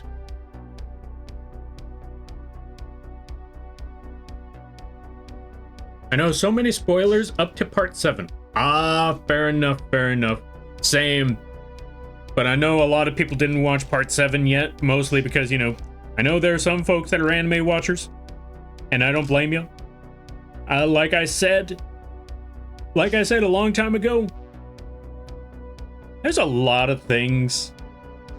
Not even just in part 7, I'm also going to go back to Elden Ring for this one. There's a lot of things where I wish I saw them fresh off the bat. But I learned about it way too early, so when for JoJo's, for example, with JoJo's, when the anime happened... Let's see, in part 3, they were paid assassins, so most worked solo. Yeah, paid assassins in that one. I was talking about part 5. In part 5, you know, you got the entire squad, but they decided, let's put one after the other. Let's just... Oh, we lost another guy? Okay, next one. Although, I guess they were also covering bases, because... they were all in very separate places, I guess, is one way to go about it. I gotta run to work. Have a good stream, Lampy. All right there, Homicide. You go get that... you go get that work, and I hope it goes well. And I thank you for stopping by. I greatly appreciate it. I hope you have a good night, a better tomorrow, and a great week. You take care now there, friend. We're also going to shrink down some of these models, because I think some of them are too big, and they're kind of overwhelming the screen. I'm going to shrink this one down. Toss that one over there. We're going to shrink this one significantly. Just toss that one over here. Yeah, little guy right over there. Bring down the rat.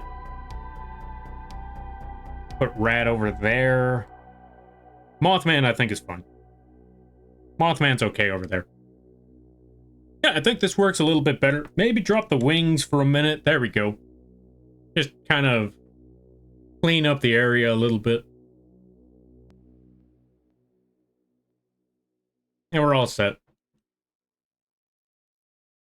Oh, I think it's because every stand user knows their strengths and weaknesses and calculates the perfect place and time to use their powers. Also fair. You know what? Also reasonable on that one. I can definitely agree with that. Hold on a minute.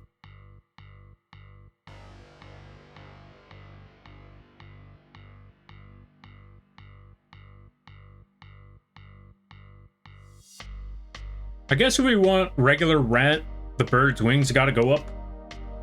I guess I'll fix that later. Either way, this should be fine. Anyway, back to the drawing at hand. Whole horse moth. Nah, there is no whole horse moth. That would require charisma. As we all know, I got the charisma of a plank of wood. Yeah, let's go with that. I got the charisma of a rock.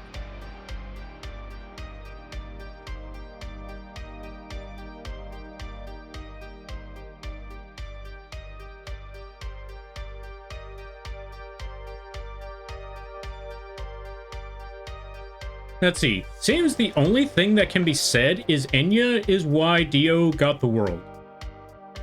That's fair, that's fair.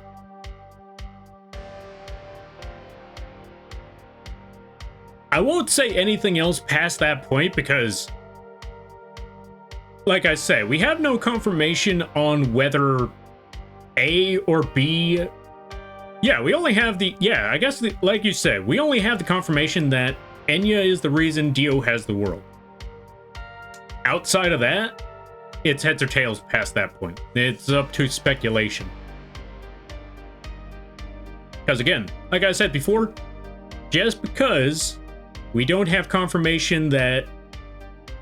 Yeah, just because we don't have confirmation that Jonathan, or that Dio... How do I put it? Just because we don't have confirmation that Dio got his stand because of Jonathan's body, the same can be said that we don't have confirmation that Dio didn't get his stand from Jonathan's body. So we can't really say anything else past that point other than what Neeps just said right there. The only thing we could really say is Dio got his stand because Enya shot him with an arrow. That's basically it. Some stands seem weak on paper until... Oh, let's see. Some stands seem weak until you find the right place and time for it to be terrifying. True. I'm trying to think. Okay, let me see. Because I know exactly what you mean. There's a lot of situations where...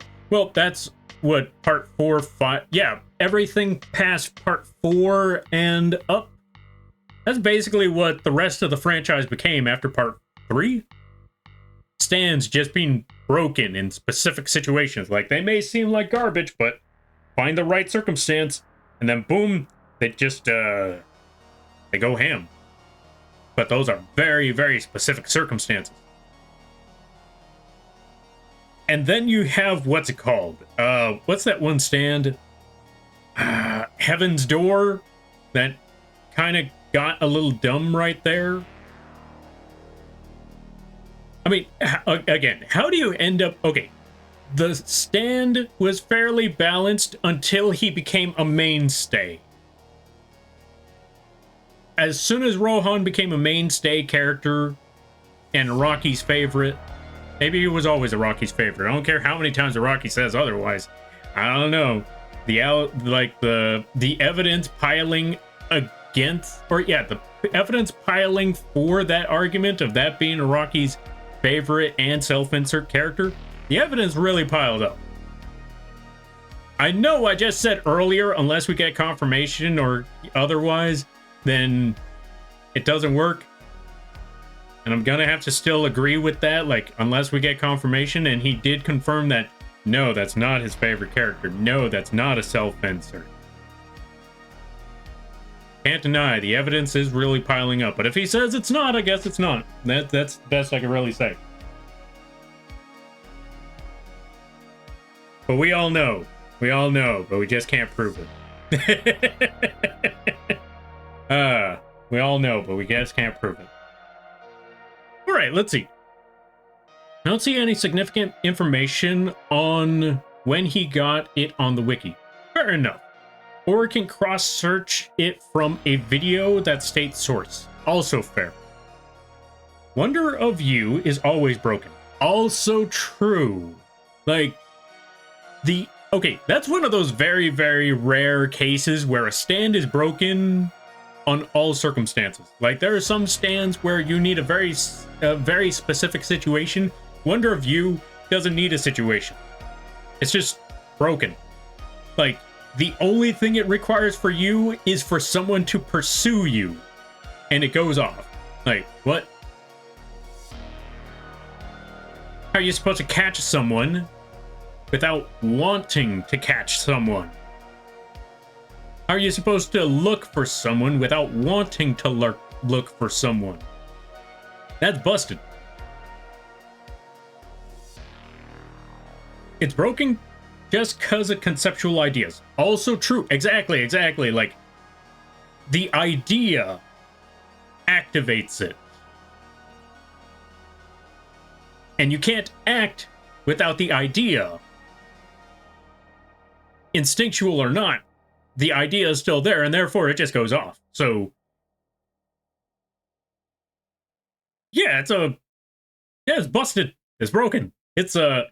It makes, although to be fair, a lot of the stories really make, I was gonna say, it makes Heaven's Door look useless, but almost every story kind of makes Heaven's Door look useless. Like, how do you get such a broken stand like Heaven's Door and not be able to do a lot with it? Like, what happened? That's what I was trying to get back to at the end of the day, was Heaven's Door was a reasonable and interesting concept of a stand until they took away the trigger. And what do I mean by the trigger? Originally, it was someone looking at Rohan's artwork one way or another, whether he throws it in your face or you stumble upon it, that would trigger Heaven's Door. And then eventually they just took that away. And I know it's because, character growth. Like, since he grew as a person, his stand grew as well. But it still took away the very unique and interesting circumstance. And even then, because of that, and even regardless of having that broken circumstance, or the circumstance removed, therefore making that stand extremely broken on paper, really didn't do anything. He lost a lot of battles, even though he should have had a stand that made it nearly impossible to lose. Like, how do you... Although, to be fair, let's be honest, Bites the Dust was busted too. Bites the Dust was Wonder of You 1 or 0.0. 0.1. Bites the Dust was Wonder of You 0.1. Which makes a lot of... Oh my god. That makes a lot of sense. I didn't realize it till just now. Again, Part 8 is technically Alternate World Part 4. And what is in Part 4? Bites the Dust. And what is in Part 8? Alternate Part 4? Wonder of You. What do they both do? They keep you from pursuing somebody. You go too far, you learn too much, boom. Bad things happen. Except obviously Wonder of You was far more broken, but obviously, that's the fact of power creep. Holy cow, I didn't realize that. Interesting. Alright, let's see. Survivor comes to mind. The one that made everyone fight. Oh yeah, that episode. That was a fun episode, though. I literally just had a security guard just start boxing people out. And then for some reason, meteors. Alright, let's see. The fact that anything and everything can kill you just by being in the radius is broken. Also true. Somehow, more than Diavolos. Yeah. There was a lot of broken stands. Yeah, honestly, there was a lot of broken stands. Okay, interesting argument. Interesting argument. Because I'm gonna let you know what I think first before I start reading everyone else's. Do y'all think that cars could get around Wonder of You? Me personally, I don't think so. I feel like Wonder of You is sending his sorry butt back into space. If cars, Ultimate Cars specifically, dealt with Wonder of You, I feel like it's sending his sorry butt back into space. I don't know. But I personally don't think he's getting past Wonder of View. What do y'all think? Alright, let's see. Fun fact that anything and every... Okay, so I saw that part. When Tusk Act 4... Oh, let's see. Between Tusk Act 4, Soft and Wet, Go Beyond, Wonder of View, and Golden Requiem, you have a contest of busted powers. Now, which one's the most busted? That's the real question. Out of all four of those... Well, obviously... Go Beyond is, you know, beyond Wonder of View. Would Go Beyond go, you know, beyond Golden Requiem? I wonder. Evolve all... Oh, let's see. Hardly. He's done for it. Evolve all he wants. That stand breaks evolution itself. Also true. Cars can't activate Wonder of View when he's already stopped thinking. That's not what I meant. Oh, yeah, you're right, you're right. Well... I mean, you have a good point, but at the same time... You know what? I like the joke. I like the joke. You make good, solid point on that one. I'm not gonna lie. I'm not gonna lie. That took me a minute to actually realize what you meant.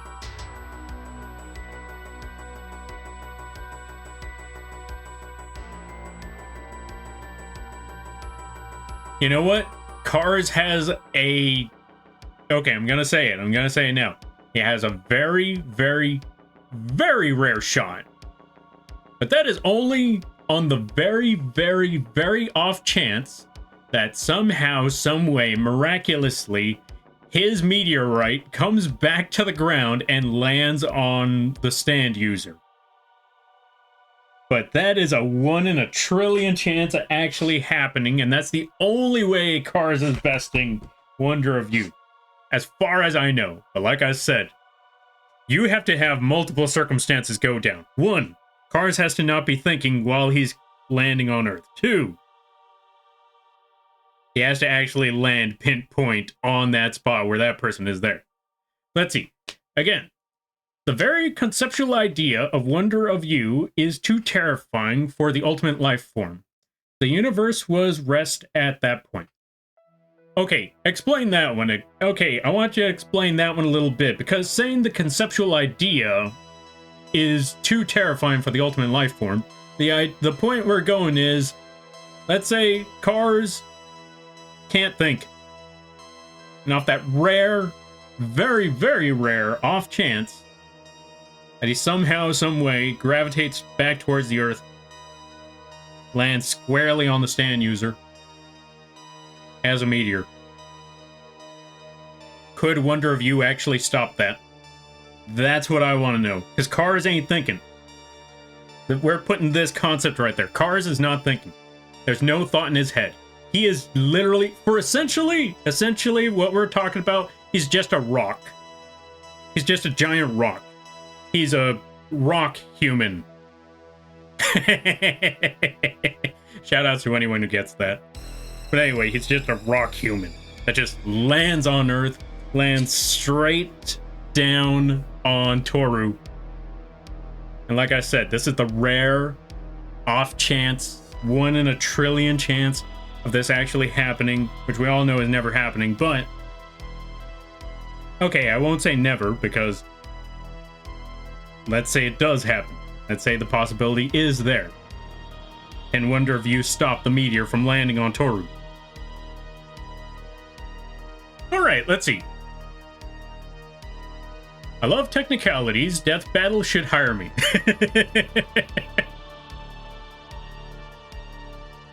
Meteor Death. That would be a fight between Joseph and Toru. Oh, let's see. Wait, why would that be a battle between Joseph and Toru? Wait, deja vu? Yeah. We have been in this place before. Something on the street, and I know that I've got to go? I think that's how it goes. Only you, something mystery, and you know the rest of it. Gas, gas, gas. A meteor versus Wonder of You. Yeah, that's what I'm asking. Like, could Wonder of You stop a meteor? Because that's essentially what we're doing here is... It's not even Cars versus Toru anymore. It's Meteor versus Toru. Yes, we're going as dumb as that. Meteor versus Toru. Can it stop it? Too weird and too impossible to happen. I wouldn't say too impossible. This is why I said, on the very, very, very rare circumstance, we're asking this. On the very, very rare circumstance that it does happen, could it be stopped? That's what I'm asking. Because we all know, under every other circumstance, yeah, I understand, but I'm saying with that circumstance, because if we already talked about could Cars stop Wonder of You, and we all know, we already tinkered with the concept of could Cars stop Wonder of You. And we all know that's not happening. But brain-dead meteor cars somehow miraculously, specifically miraculously. What's Wonder of You's speed? That's a good question. But you also got to remember this.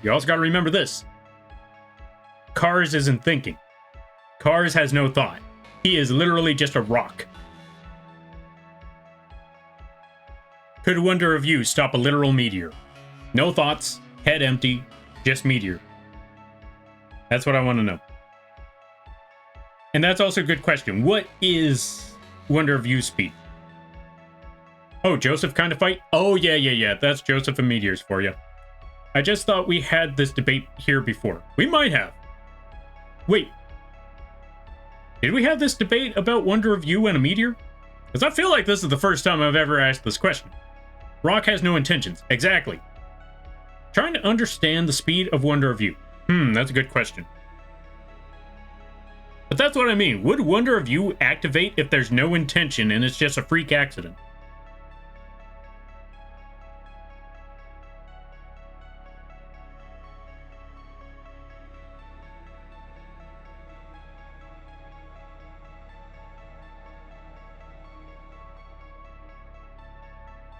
If it's faster than a meteor, then Cars is a goner. Fair enough. Wait, does Wonder of You have the physical power to stop a meteor? That's the other question. I believe Wonder of You also stops misfortune affecting him, so he still wins. Okay, can we get official confirmation on that one? Because if we could get official confirmation on that one, then yes, Cars stands no chance.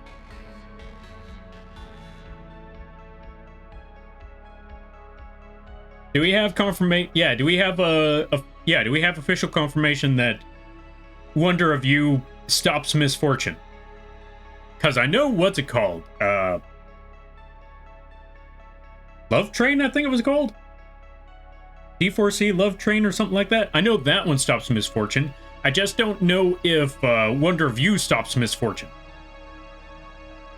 That's what I meant with the conceptual idea statement. Wait, what? Oh, let's see. For fun's sake, I'll say they both die, or Joseph just sends both to space.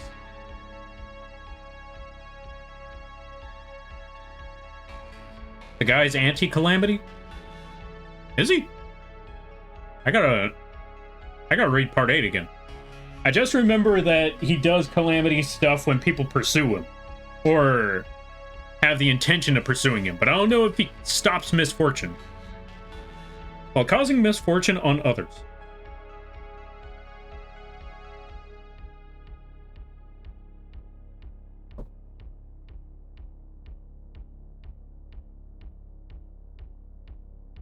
And we have official confirmation on this, right? I need to look this up. Or if someone can look this up for me, you let me know. All right, let's see. The real winner is the Angelo Rock. True. The Angelo Rock is always true. No matter how much you try to deny the Angelo Rock. Oh, wait, no, I'm thinking of the wrong rock. Angelo Rock is just that one guy. The first rock human. I was thinking of that Jesus Rock. I forgot who that person was. The one in part 5. Who is the Jesus Rock? Yo, Angelo. Yeah, my bad. I was thinking of part 4. I was thinking of, I didn't realize y'all were talking about part 4. I was thinking of the Jesus rock in part 5. Yeah, my bad. Wrong rock. Wrong boulder. Wonder if you can't stop misfortune itself. Ah, fair enough, fair enough. Okay, so from what I'm hearing, in the very, very, very... Did I mention to say very unfortunate, rare occasion that somehow, some way, Cars ends up in this alternate universe, in space, as a meteor, with no thoughts, somehow comes back, orbiting back into Earth, or being dragged back into Earth's orbit, and somehow, under the very unlikely circumstance that his brain-dead rock lands squarely on Toru, then it sounds like that is his only, and I mean only, chance of winning. And that, like I said, that is a 1 in a trillion chance of actually happening. Under the other trillions of circumstances, yeah, he's got no chance. Like, no chance at all whatsoever. Under that one very minute, specific way of going down, that is his only chance, and that is way too circumstantial. Way too circumstantial. To the point of nigh impossibility. But I wouldn't say entirely impossible. Also, Menexus, thank you for 13 months. I greatly appreciate it. Welcome on in. How you be? I hope you're having a good day there, buddy. I hope things are going well. Wonder of You is considered one of the strongest stands in JoJo's Bizarre Adventure series, often described as embodying the concept of calamity itself. It possesses unique abilities that allow it to function even after the user's death and manipulate fate, making it a formidable opponent. From a Google search I just did. Fair enough, fair enough. It possesses unique abilities that allow it to function even after its user's death. So even if he gets hit, doesn't do jack. You're right. You make a good point. You make a good point. So even then, I take it back. Cars still doesn't win because he kills Toru, but Wonder of You still exists. Huh. Okay, yeah, so even in that rare, very, very rare occasion, the best he does is kill the stand user, and as crazy as that sounds, that's a minor victory in this circumstance, because Wonder of You is still standing, even after Toru's dead. So, yeah, even that doesn't work. So if Toru dies... So if Toru dies, Wonder of You can still fight Cars, and Cars can't damage stands. Yeah. Or see it. Well, most likely he can't see it. Well, actually, there is a theory. It's not confirmed, so we can't take this one. We can't 100% say that this is a possibility. Okay, we can't 100% say that he can, but we can say there's a possibility. That I will say, that there is a possibility that Cars can at least possibly see the stand.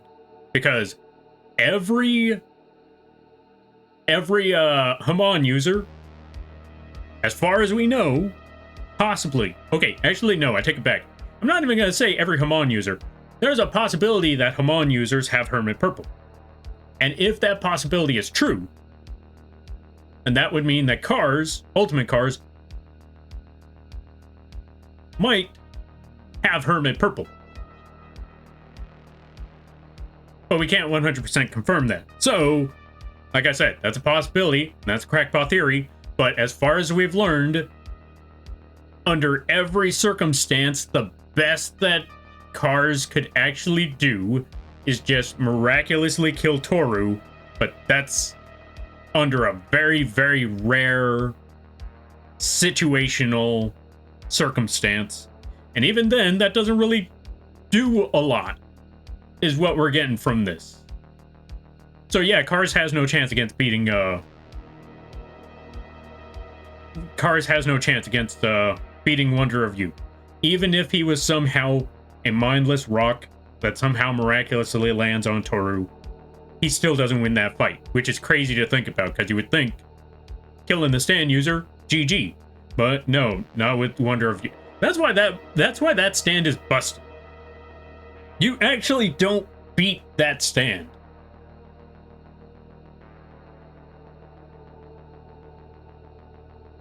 That's crazy. Huh. Also, let's see. The way they did it in the the way they did it in the manga might give us a clue. All right, let's see. What's the clue? True Hamon stand, like the spin stand. Yeah. Like I said, there's a possibility. It might just be a JoJo thing, if anything. Or it might even just be a Joestar thing. We don't know. Again, that's one of those crazy crackpot theories. Like, it might just be stand users. It might just be just the Joestars. I don't know.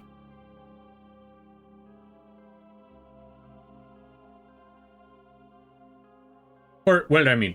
I meant it might just be Hamon users, or it just might be just Joestars. I don't know. But if it is all Hamon users, then that would mean that Cars would also have Hermit Purple. Therefore, Cars would also be able to see stands. It's still not helping him, but he'd at least be able to see what's about to send him back into space again. Alright, let's see.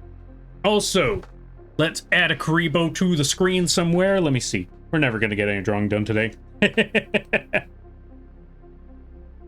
That's okay. My brain is too fried to actually do any actual drawing today. But yeah, also folks, if you see this Karibo right here, you can find this one on the coffee page for no cost at all. Very, very, yeah, very affordable. Very, very cheap. All that good stuff. Also, before I forget, let's also give a shout out to Menexus. I apologize, I got distracted by a lot of things. Go check out Menexus. Very, very funny streams. All that good stuff. Go check them out when you get the chance. I highly recommend it. Really, yeah, really hilarious streams. They also wrote their own book. They also do music. Go check out Menexus. Pretty sure the Spin isn't a standless... Oh. Let's see. I'm pretty sure the Spin isn't a standless... Oh, stand. Unless... So, another kind of power entirely. Possibly. I'm gonna need to look into more of Part 7.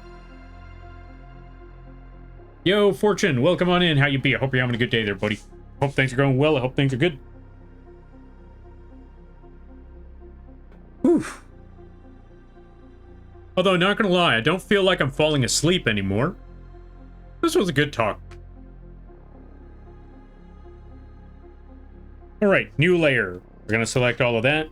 We're gonna go for... Not that one, not that one. Let's go back over here. Let's, select dragon, because I need the highlight colors.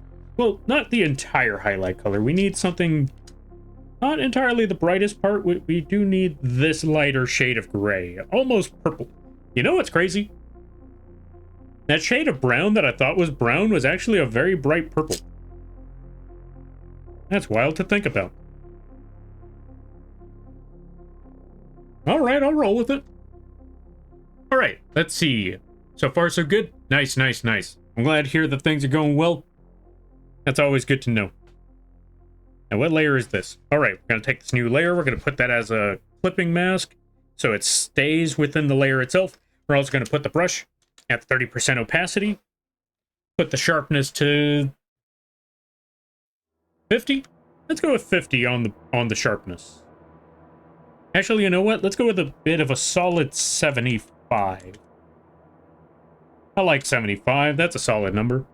For the sharpness, therefore, it has a solid shape, but it also has a blur around the edge. That's what I want to see. That blur around that edge.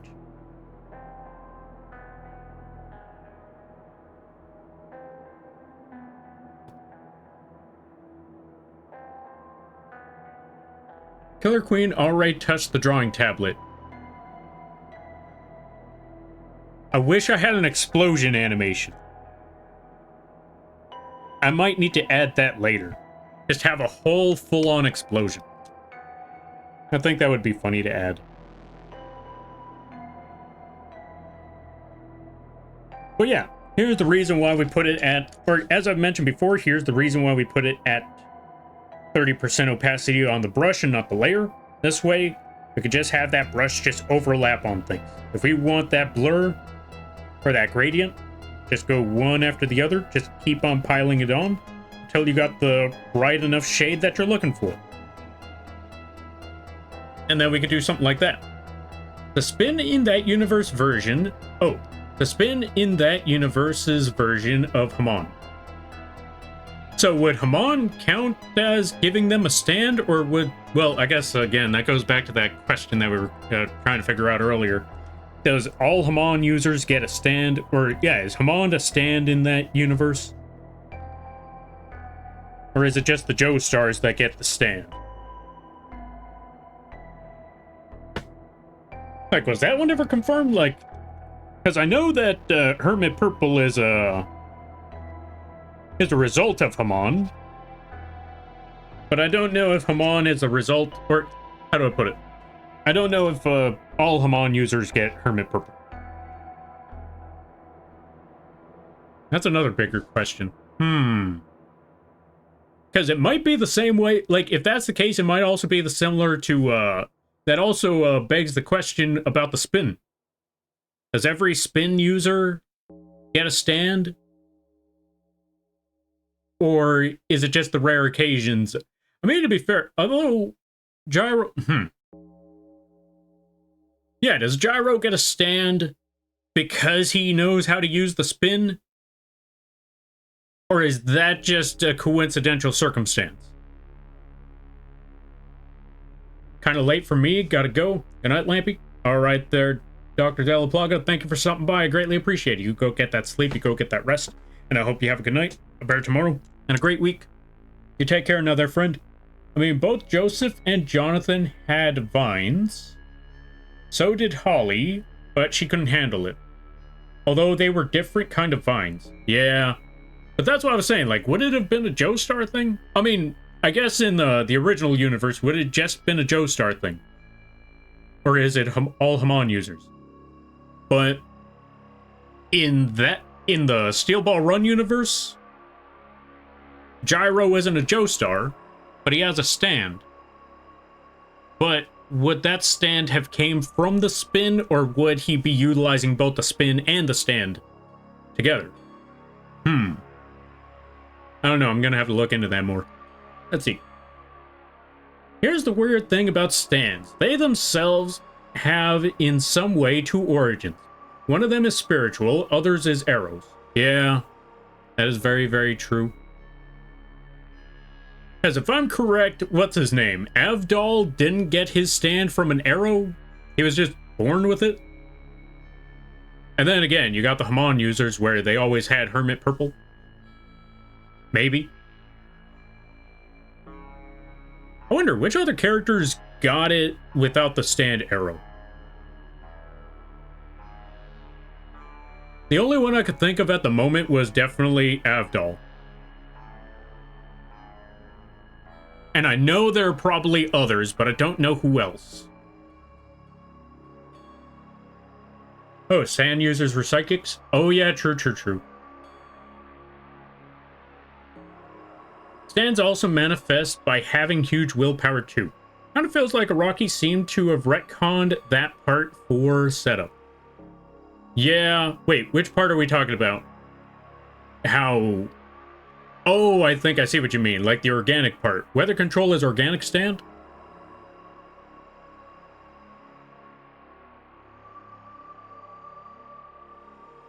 Was it? I thought Weather Control got his stand because what's his name? Wait, are we talking about Weather Report? Because we're talking about Weather Report. I thought he got his stand because, what's his name? His brother. What's his name? He's literally the main villain of Part 6. How am I blanking on this? Dio's boyfriend. Let's be honest with ourselves. What is his name? The priest. Poochie. I thought Weather Report got his stand from Poochie getting stabbed by the arrow.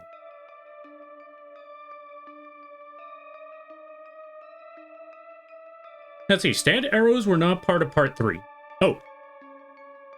Stand arrows were not a thing in Part 3. Oh, yeah. Okay, I kind of see what you mean. Yeah, that's fair.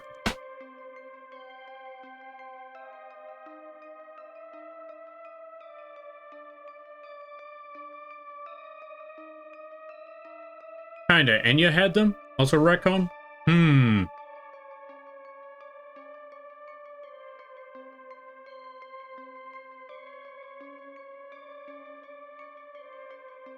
I could definitely see that.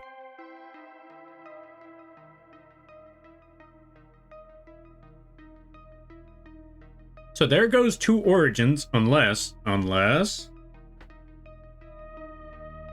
But yeah, I could definitely see the retcon about the arrows. And it would make a lot of sense. Maybe I guess that was the way to ground them a bit. Because originally it just seemed... Actually, I don't know. I don't know what they seemed, but I could see them kind of grounding them a little more by just saying, you know what? Arrows.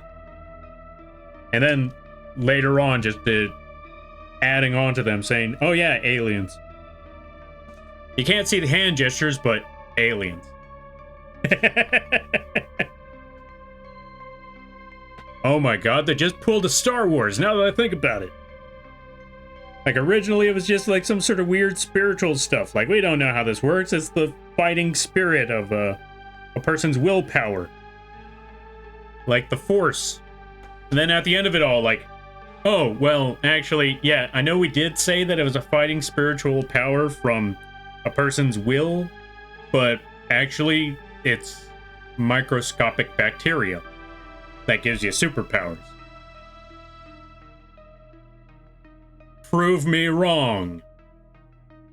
That's exactly what they said in Part 5, is that, yeah, it's this bacteria that was on the meteorite that gave people godlike powers. Some of them lived through it, some of them died. Those that lived got superpowers. Those that didn't, well, they kinda, well, yeah, dead. Same thing with Star Wars.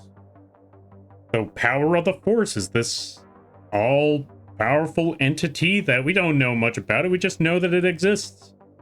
And that you need to bring balance out, or it'll balance itself out eventually. And then in the prequels, that's just microscopic bacteria in your bloodstream called midichlorians.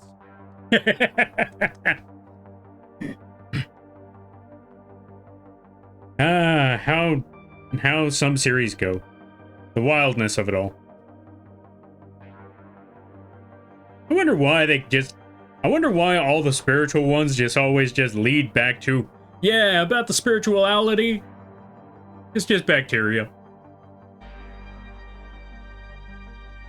Alright, let's see. Weather Report still awakens a stand by Poochie piercing himself with a stand arrow. Kind of like the Joseph lineage. Yeah, that's what I'm saying. Like, I don't know if that's still technically organic. I mean, spiritual, sure, but I feel like that's more like one of those, symbiotic things. Like family blood, well, maybe family bloodline, I don't know. It's still, yeah, you know what I mean. Like a symbiotic thing. It all comes back to the stand arrow.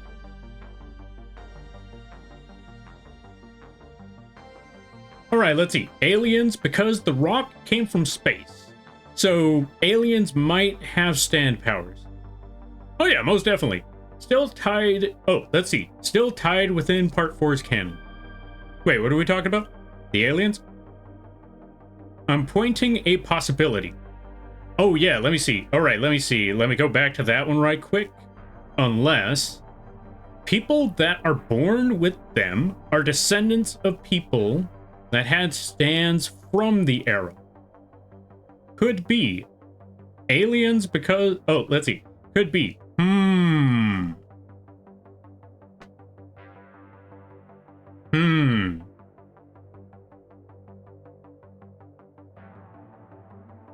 Let me think about this one for a minute. All right. Because this is a crazy crackpot theory, but that's what we're here for, is crazy crackpot theories at this point.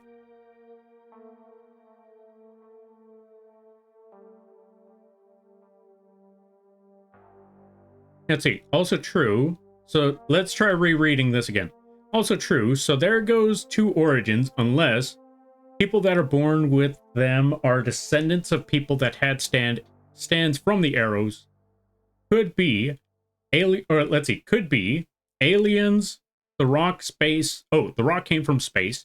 So aliens might have stand powers.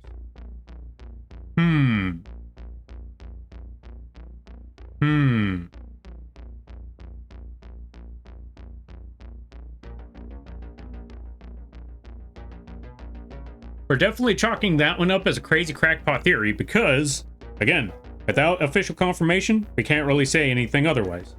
So everything that goes off past this point is probably just theory. But I like the crazy concept of the crazy theory going on there about this whole alien stuff. We all know it's not true, but it is an interesting crazy crackpot theory. Specifically in those words, but like I said, an interesting crazy crackpot theory nonetheless.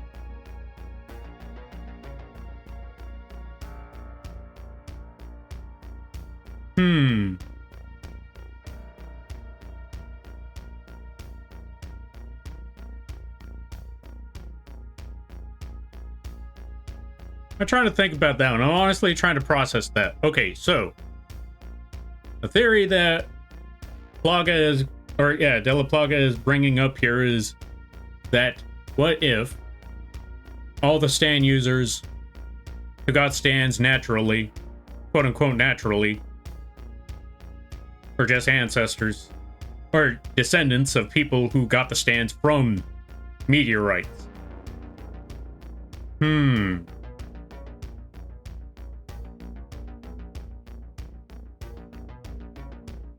Which would mean, with this crazy crackpot theory, somehow, some way, somewhere along the line, Avdol's relative, one of Avdol's relatives, got in contact with that meteor. It wouldn't be the first time that we might have had aliens in this series anyway. Well, with the exception of the alien bacteria that's on the stand arrows. But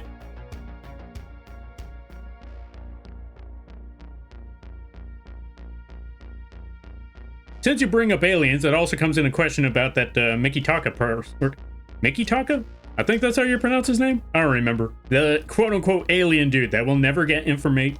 We'll never get confirmation if he actually was an alien or not. And we should never get confirmation if he was an alien or not. But you bringing that up just makes me think of that. Like,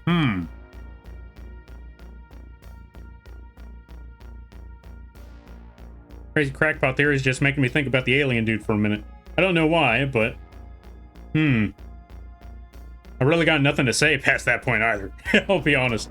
Like, I'm hearing it, I'm just thinking like, okay, what could that possibly entail then?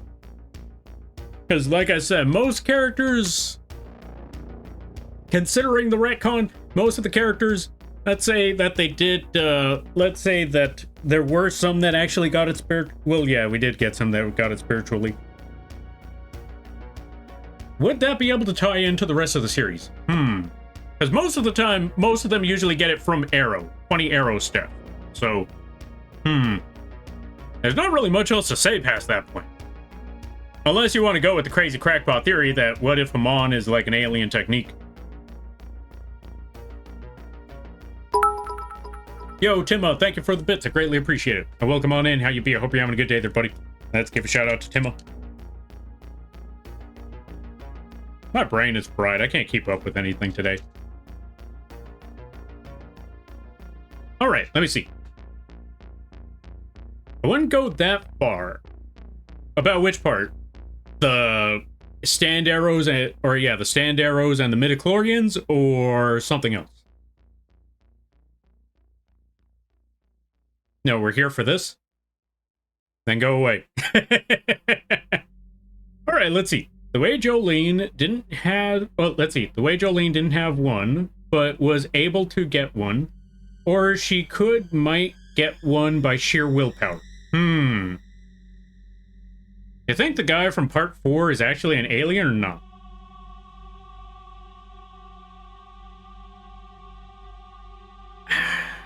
That, honestly, I really don't know. I can't make heads or tails on that one. Like, that's the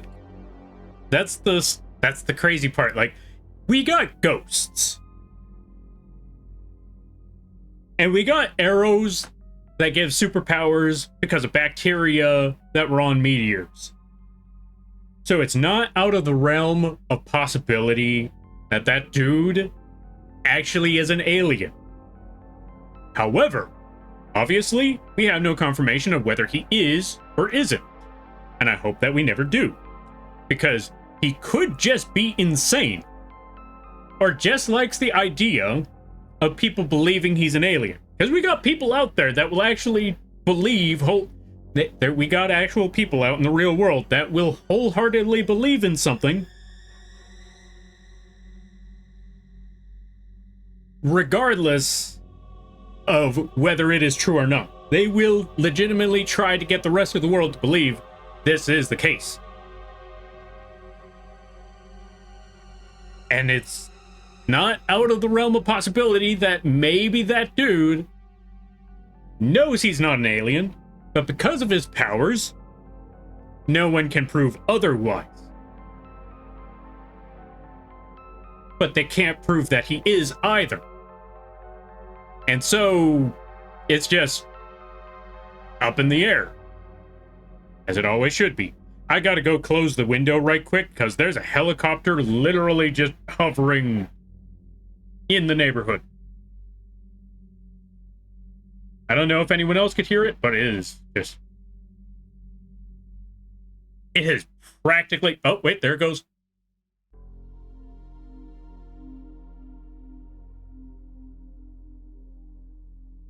Okay, goodbye, helicopter. Alright, okay, it's gone. But anyway, yeah. It's not out of the realm of possibility. But... yeah, there's no evidence that he is, but there's no evidence that he isn't. So... in my truest of opinions, deep down within my soul, I want to believe that he is. I want to believe that he is an alien. Because he could be. There's a strong... okay, not a strong chance. There is a chance that he is. Because this is JoJo's Bizarre Adventure. We got all sorts of crazy things. We got vampires from stone masks. We got pillar men, which are just Aztec gods. Very flamboyant Aztec gods.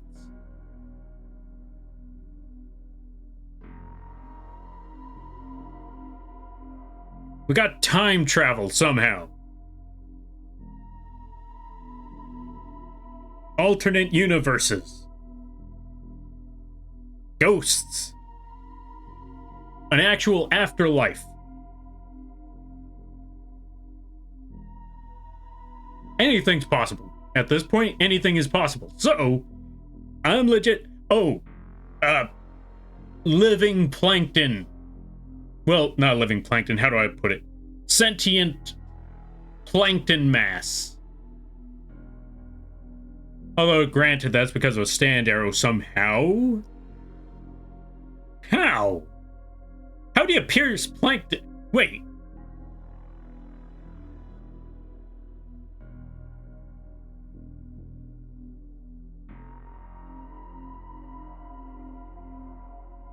Oh, I haven't even taken into account all the things that you see in the Rohan spin-off. But just in case, let's say we don't have the Rohan spin-off there. But if we did have the Rohan spin-off there, let's say we do add the Rohan spin-off, holy cow, that opens the door for many other possibilities, because we literally had Hermes. The god of... What is he the god of again? I feel like he was like the god... I feel like he was like technically a medicine god. No, that was Apollo. Who's the god? I know he was the messenger, but I feel like he was a god of something other than just being the messenger. I feel like he was more than just a glorified mailman. Even though most series just make him a glorified mailman. Alright. Let me catch up with some things. Also, have doodles. Hope you're having a good day there, buddy. Don't forget, men made of rock. Yes, exactly. We also got rock humans. So, the possibilities are endless. We got too many things to account for. So I'm going to say Mickey Taco is probably an alien. Maybe. That's a strong maybe. And like I said, I hope we never get confirmation of whether he is or isn't. That should stay a mystery that we all just get to delve on as years go on. Wonder why the text-to-speech didn't go off. If the text-to-speech doesn't go off in the next 10 seconds, I'm just gonna have it go off on its own. Yo, Kiko, thank you for the raid. And for the 29 months. I greatly appreciate it. Welcome on in. How you be? I hope you're having a good day there, buddy. Yeah, I don't think the text-to-speech is going off. We're fixing this. Hold on a minute. We're not gonna leave that one off the bat. Also, first, let's give a shout out. Folks, if you haven't checked out Kiko Lunar Bunny, I highly recommend that you do. I keep putting Kiko first and then I forgot. Right, I just gotta put Lunar Bunny. If you haven't checked out the Lunar Bunny, I highly recommend that you do. They are currently working on a partner push. Go support them. Chat, ban him. I'm the streamer. What do you mean ban me? You can't ban me. This is my chat. Hey, wait. Hey, where are you taking me? Hey, oh, no.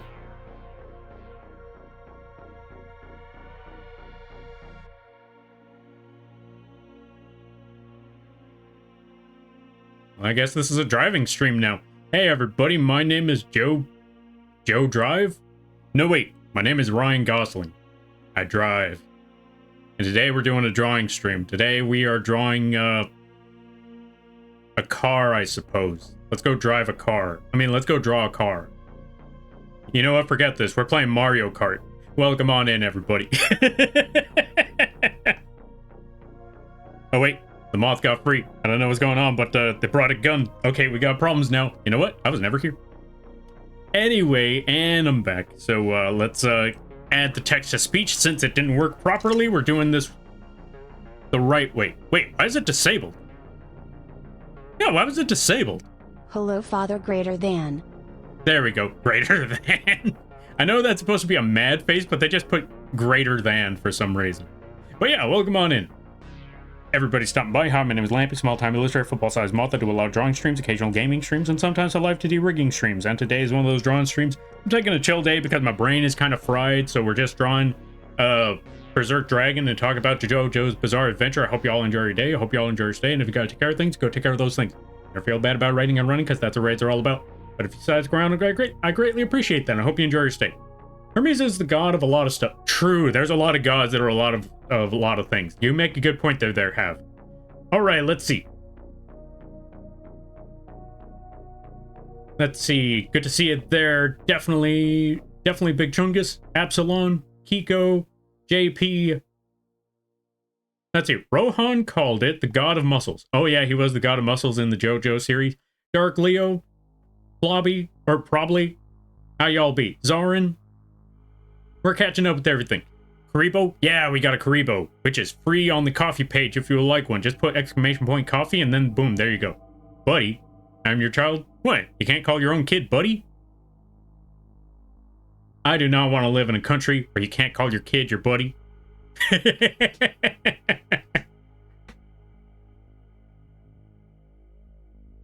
Also, everyone, wait, what? Bring back Father Lamp? Hey, you were the one who kicked me. This is your fault. Who are you and what have you done to Lampy? Yeah, don't blame Ryan Gosling over there. It was Kiko that banned me.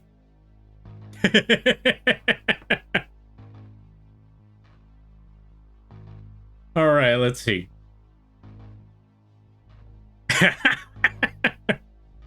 Let me see if I could do this voice. Let me see if I can do the voice right. I'm gonna need a minute on this. Also, Brina, thank you for the 5 stream streak. I greatly appreciate it. Welcome on in. Hope you're having a good day there, buddy. You know what? Hold on a minute. Hold on a minute. Let's do this right. Let's do this right. We're gonna give Ryan Gosling back the screen time. We're just gonna put him right here. Let's do this properly. Let's see if we can get this done right. Driving in my car right after a beer. Hey, that bump looks shaped like a deer. All that other stuff. Oh yeah, that was the other one. DUI. I don't remember the rest. I need the proper tone. I'll figure it out later. Anyway, we're gonna put Ryan Gosling back over here. We're just gonna let Ryan Gosling drive, and you know, just be Ken. You're Ken, or you're Ken enough. You're Ken enough, Ryan Gosling. You're Ken enough. That cheered up Ryan Gosling over there. Good, or yeah, good job. You sound like a Goofy, or let's see, you sound like Goofy singing under his breath, and I love it. Okay, let me try that one again now that you mentioned Goofy. Let's see, how do you say that one? How do I voice Goofy? All I know is Hyuk. That's about it. Like,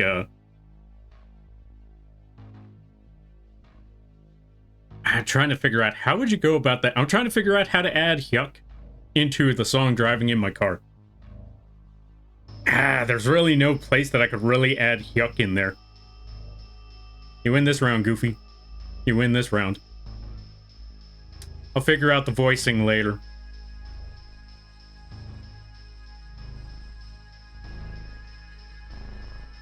For some reason, my Star Wars message failed, but while yes, midichlorians do throw a wrench into what George did in 4, it just means the Force becomes more complex. I will agree, it does become more complex. It is a weird choice. Still gonna say I'm not a fan of that choice.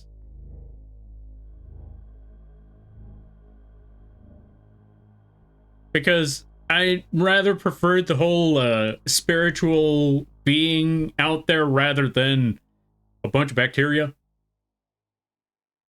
Again, it kind of goes back to what I was saying earlier about JoJo. Like, the bacteria is a weird choice. I'm not going to denounce it. I will still say it's a weird choice.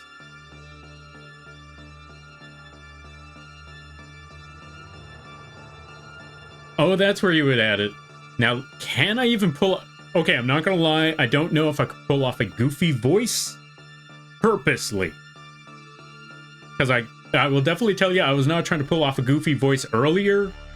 But I also know how I failed miserably on trying to get proper toning on that song.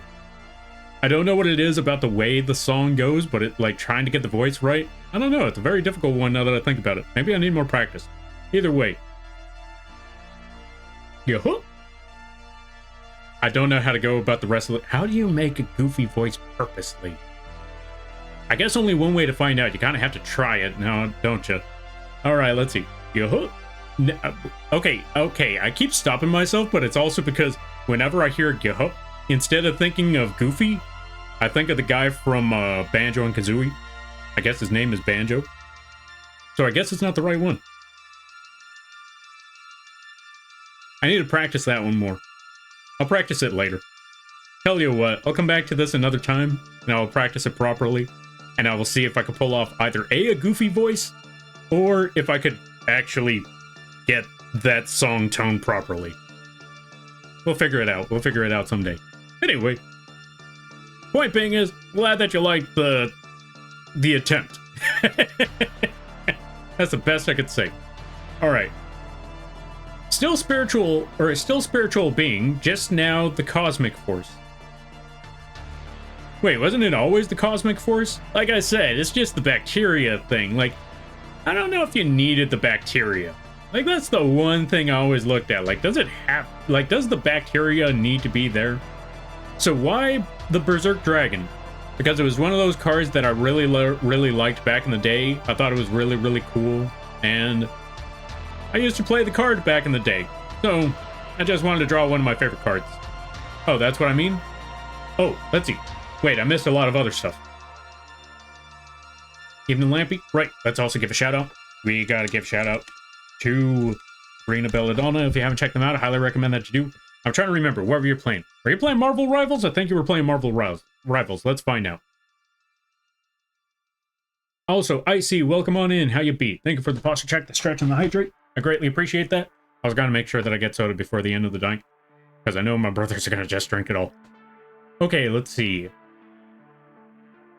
Ryan Gosling? Yeah, Ryan Gosling. I'm going to call him that because I don't know what else to call him at the time.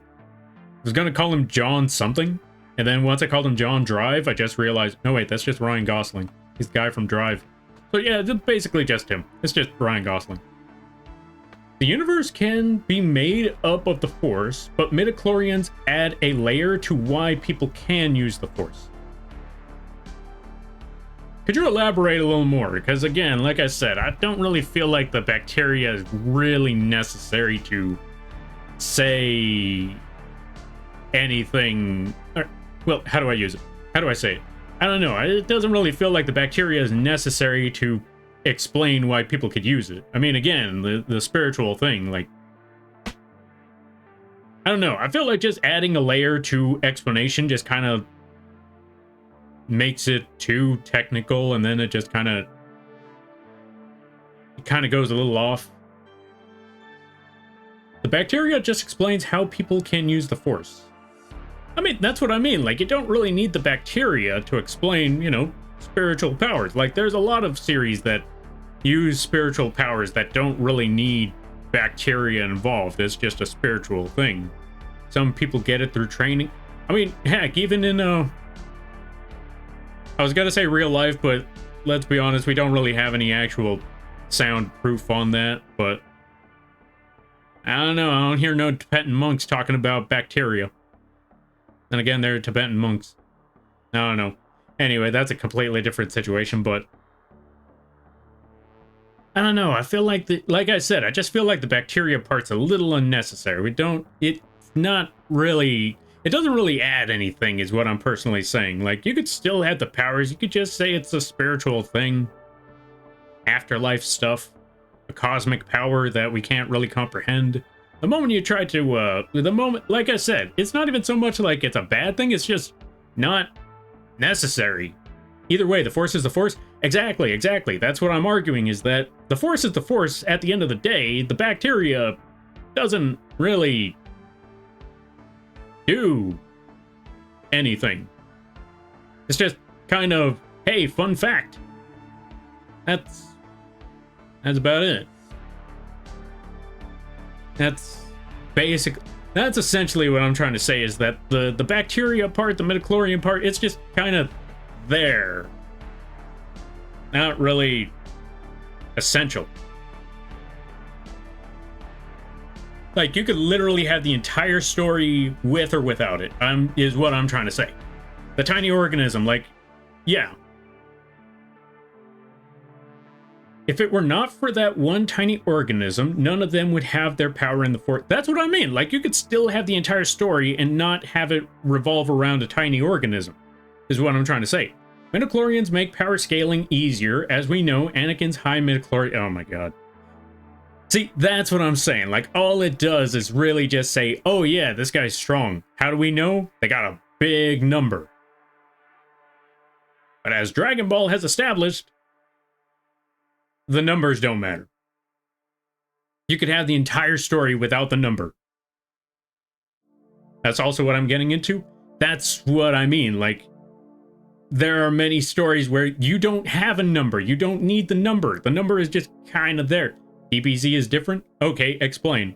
Because they started with number counts to show how powerful, and you could just remove the number and nobody cares. DBZ, everyone can use ki, but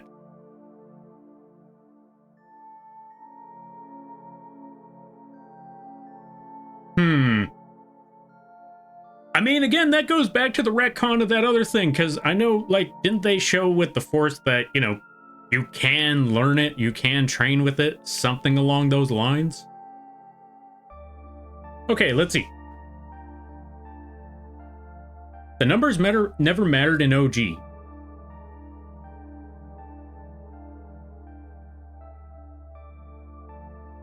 That was just some joke. Till Z. That's what I'm saying, like, the midichlorians also feel like nothing. Like, you could literally have the entire story, remove midichlorians entirely, and the story would still work on its own. Because the Force still exists, Force-sensitive users still exist, the training on using that Force still exists. The midichlorians really don't add to the story, like, at all, is what I'm arguing. Like, remove the midichlorian count. Remove the midichlorian, keep the Force, remove midichlorian.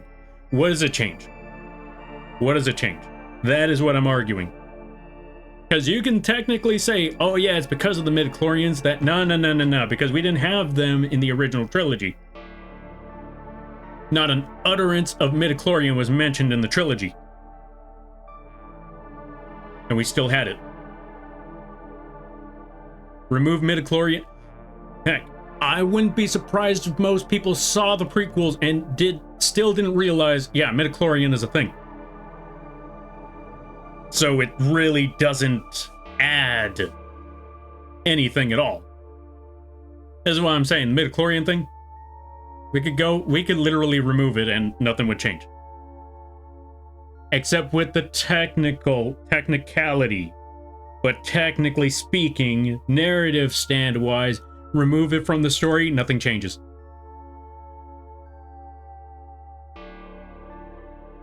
Okay. But we need numbers to back up our imaginative scenarios. I suppose you're not wrong on that one, I suppose. It's still a dumb idea in my personal opinion. It's still a dumb idea. Alright, let me see. Yes, but you can't just grab some random guy, hey, you're a Jedi now. Of course not. You need training. Ridiculous training. At an early stage. Or at least that's what it was supposed to be. Or, well... yeah, that's how it felt like at the beginning, is that it seemed like, you know, you just need a lot of training. Like a whole lot of training. Or at least be Force sensitive. Like, you know, like psychics or stuff like that. Like, not everybody's going to be spiritually well, I guess, no, that's not entirely true. Either way. Same way with Dragon Ball. They need to be special in some form. Wait. Well, that begs the question, did anyone pay attention then? Then, here's the thing. If nobody paid attention to it, then it really wasn't necessary. Because if you gotta beg the question, did anyone pay attention? Then did it make a big enough impact to the story where people needed to pay attention to it?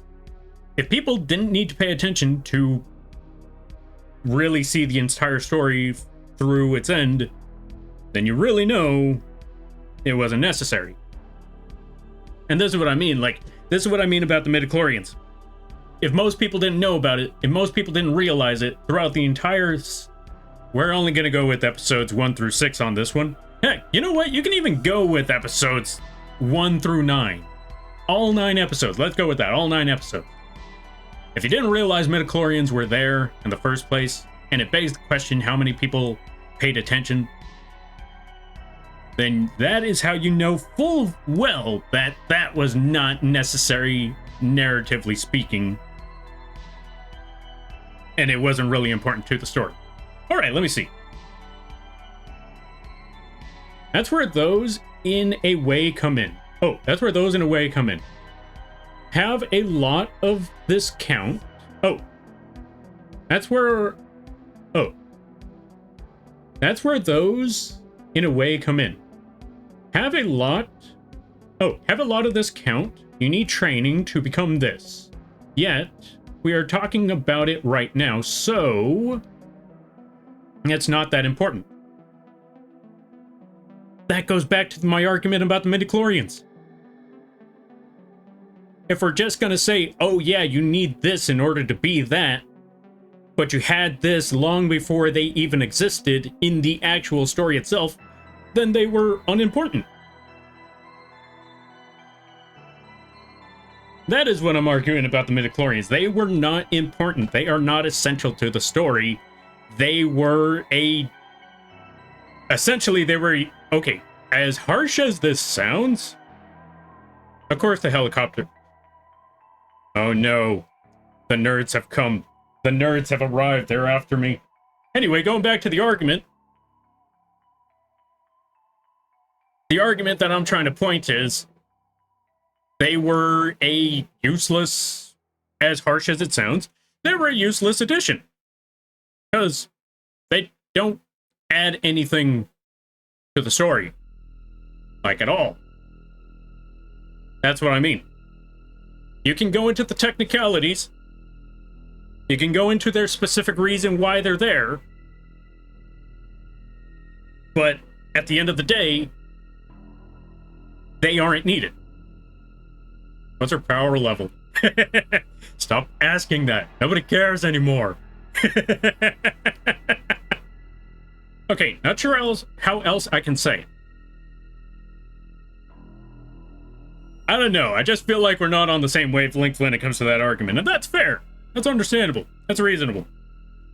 All I'm trying to say is that it's not necessary.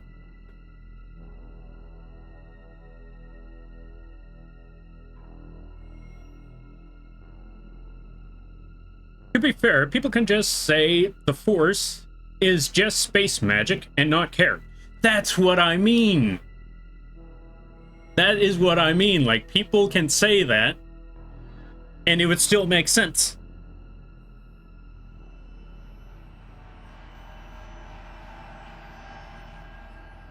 The fact that they decided to add on top of it for... I don't know what reason they added on top of it, but... That's the thing that I mean. Like, originally, we had... It's a universal... It's a universal entity. It's a universal power. It's something that... Yeah, it's just... Yeah, it's just a universal entity out there that people can harness that power from. What is exactly? I don't know exactly. But it works. Essentially, that's all we really needed. To add on top of that, to really explain it and to even retcon it a bit, okay, not every retcon is a bad thing, because sometimes you can have retcons that do benefit the story. Again, stand arrows. But for the Force, it doesn't really change much. At least with the stand arrows, it changed a lot in JoJo's. But the midichlorians? Eh.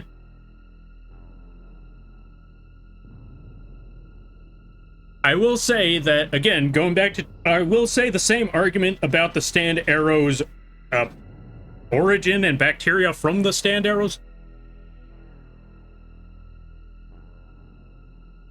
Like, the bacteria part about the stand arrows, it's a little unnecessary. We didn't really need to know about that part. The thing about them being from space, yeah, sure, okay. Didn't change too much about the stand arrows. We could have literally just left them as a mystery. And I don't think it would have impacted the story too much.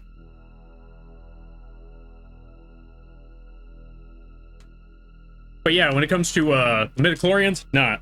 Again, personally, I think it was an unnecessary addition. Alright, let me catch up some things. It's over 9,000! Thank you there, Icy. Alright, let's see. Actually, it's a mistranslation as the manga... Alright, let's not nerd out too much. Actually, I take it back. Nerd out it completely. I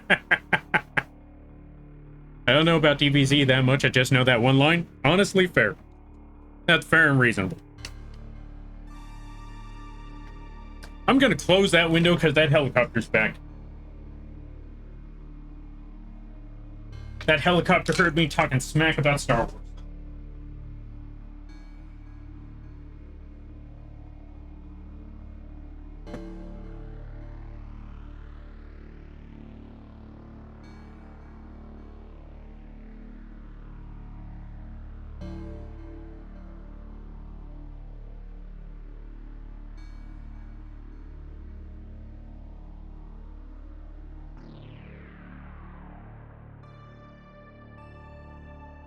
All right, and I'm back. Whew. Haven't got to rant about nerd stuff in a good while. But that's not entirely true. I ranted on about Yu-Gi-Oh! Last week. Okay, I take it back. I'm sitting here like I haven't gotten a rant about nerd stuff in God knows how long. Like, that's literally every stream. Like, every stream I'm ranting on about nerd stuff. Like, if there's a stream where I'm not ranting about nerd stuff, you know something's wrong.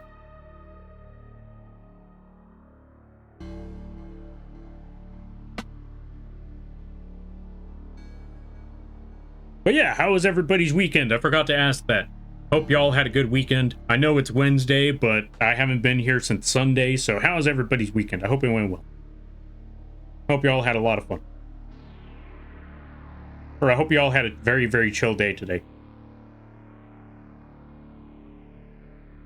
Yo, Icarus, welcome on in. Let's give a shout out to Icarus.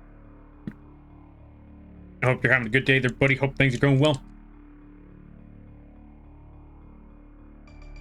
Folks, go check out Icarus. They play a good variety of games. It's a very fun time over there. Really awesome stuff. Hope things are well.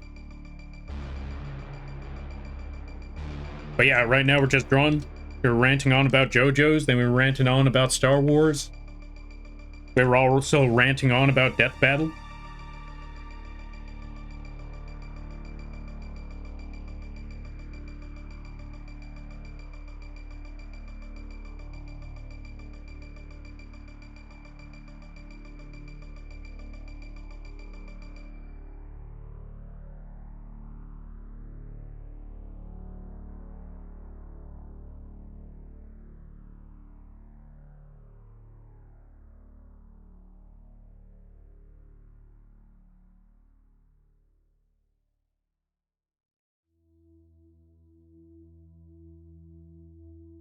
Let's see, I hung out with a friend who I haven't seen in a long while. We nerded out about Stranger Things for a few hours and played some Cards Against Humanity, and now I'm home eating dinner. How are you, Lampy? That sounds like a really fun time. You got to meet up with an old friend, Cards Against Humanity. Although, funny enough, I've learned one thing about... I've seen some people talk about Cards Against Humanity, and I remember seeing one stream a long time ago from somebody where Cards Against Humanity... not a game to play on stream, unless you can find a family-friendly one. In which case, that should be a lot easier. But at the same time, apparently there's a lot of jokes in those games where it's like...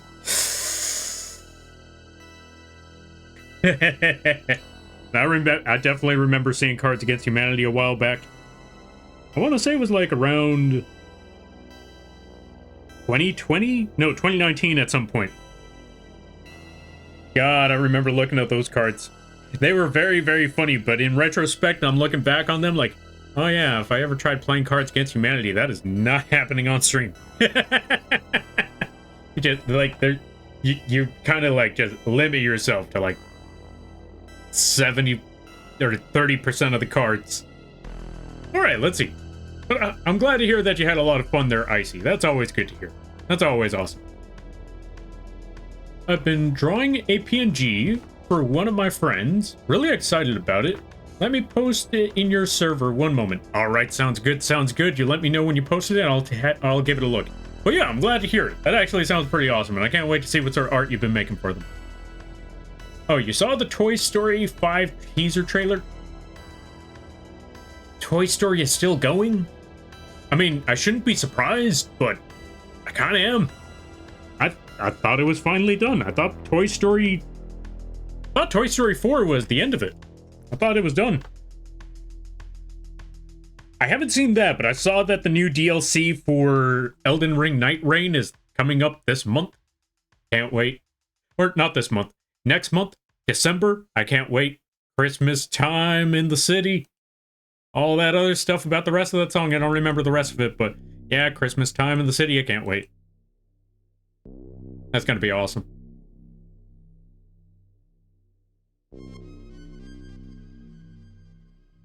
I've posted it in the art channel. All right, let's give it a look. See. I like the armor, and holy cow, that is actually some really phenomenal work there, Icarus. Yeah, that looks really, really awesome. Folks, if you're not in the Discord, go check out the Discord. That's where the art is. That looks really awesome right there. The toys are encountering their latest nemesis, iPads. Wait, for real?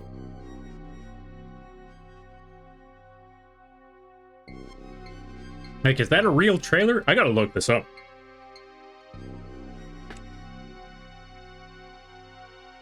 Because I wouldn't be surprised, but at the same time, I'm... Okay, well, I take it back. Not so much that I wouldn't be surprised, also add start in a minute. It's definitely something that sounds like it would actually happen in Toy Story, but at the same time, it's like... like I said, I'm still surprised this franchise is still going. I thought they would... Well, yeah, no, I take it back. I forgot it's Disney. Not even just Disney, it's just movie... It's just movies in general. We all know the unfortunate circumstance that movies will never end, or the franchise will never end until it stops making money. Until people stop watching the movie. Even when the story should have been long since gone, the movie is still going to keep going. Because that's how companies work.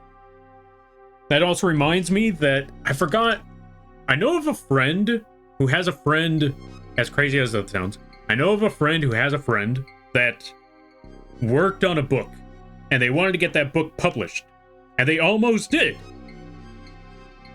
Except for one major problem that they had with the idea. They wanted to make a standalone book. They wanted that one story, and that is it. Obviously, the publishing company wanted a trilogy. They wanted a series of these books. And since they couldn't agree to that, they didn't get the book off the ground. Which sucks. I can understand why the company didn't do it, but it still sucks nonetheless, because, you know, sometimes some of the best books are ones that only needed one book. Which is unfortunately a thing that a lot of companies do not want to accept, is that sometimes you only need one book. That is it. That is all. Nothing more, nothing less. But they can't just make money off of just one book. They need multiple books. So this keeps going. They don't want a masterpiece. They want a franchise.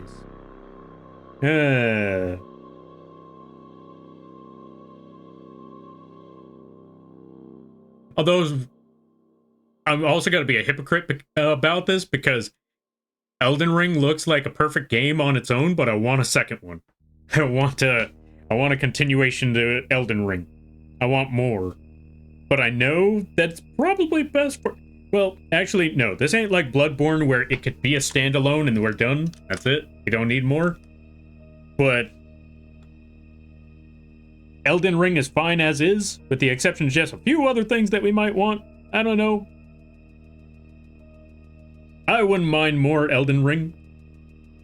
We don't need it, but I wouldn't mind it. But yeah, at the same time, like I said, this is why I'm being a hypocrite, because some companies just don't understand that sometimes you only need one. And here I am sitting here like, I want more Elden Ring. Give me more of this franchise. Give me more of this story. Even though we kind of went through most of it. There isn't really much... Actually, no, I take it back. There's multiple routes this series could go. That's the thing about it. I think that's the part that I like about Elden Ring, is that there's multiple directions that series can go. But anyway, that's not the point. I'm sidetracking way too far. Alright, let's see. Going back to Toy Story over here. It should have ended at 2, maybe 3. You know what? No, it should have ended at 3. 3 is the perfect end for Toy Story. But, unfortunately, it's a franchise. And they're gonna milk it until you are sick and tired of it. I like making custom cards with anime references. You know what? Fair. Wait, which anime references are we talking about? Are we talking about old school Yu-Gi-Oh? Are we talking about anime in general? Either way, fair enough.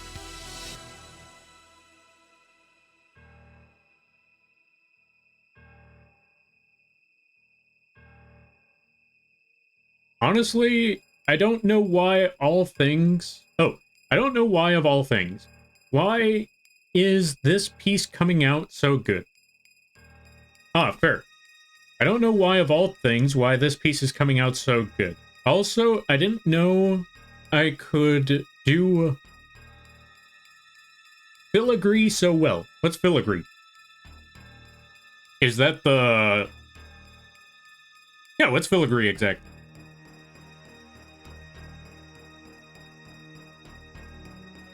I'm assuming that's the fancy floral pattern on the armor? Maybe?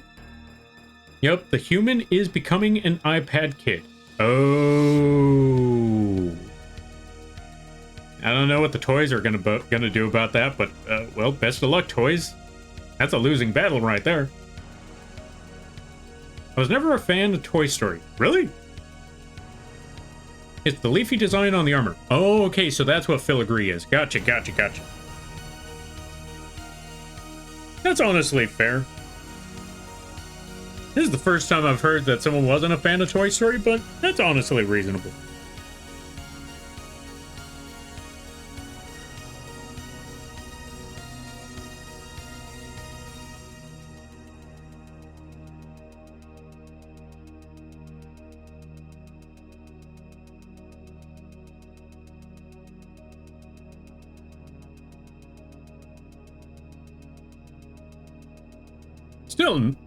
Still can't deny it's. I'm definitely surprised though, but understandable.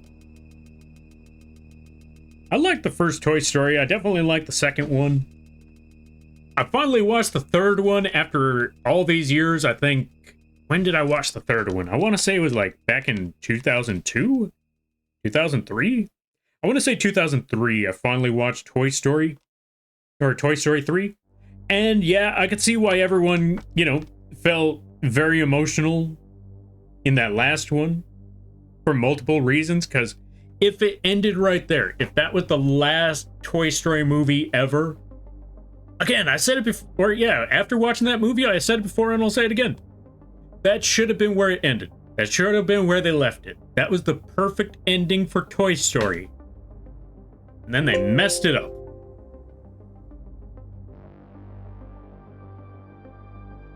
They should have just left it right there. It would have been perfect. It would have been fine. Not even fine. It would have been phenomenal. But they're still going. Yeah, I don't know what to tell you past that point there, friend. I don't know what to tell you past that point.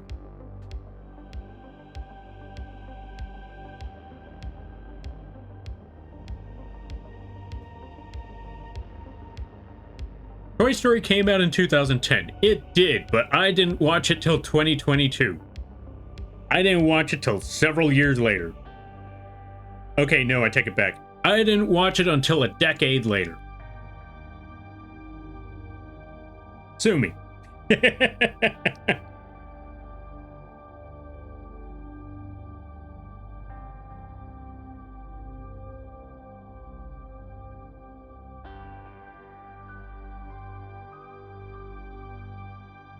Oh, you said you watched it in 2002. Oh, my bad. I meant 22. 2022. Sue Lampy Moth? Don't sue me. I was joking. It was a prank, bro. Anyway. Thank you for correcting me on that. I meant 2022, 2023, not 2002 or 2003.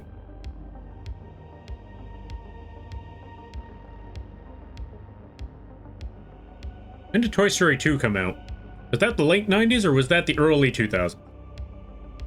Either way, point being is, I didn't watch Toy Story until a decade later.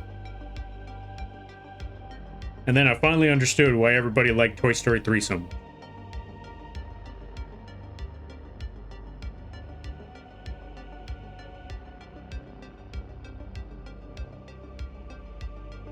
Also, I don't know if Icarus is still there, but I gotta commend you on making the floral pattern on the armor. Because, one, that stuff always looks good on armor, and two, that's also a lot of work.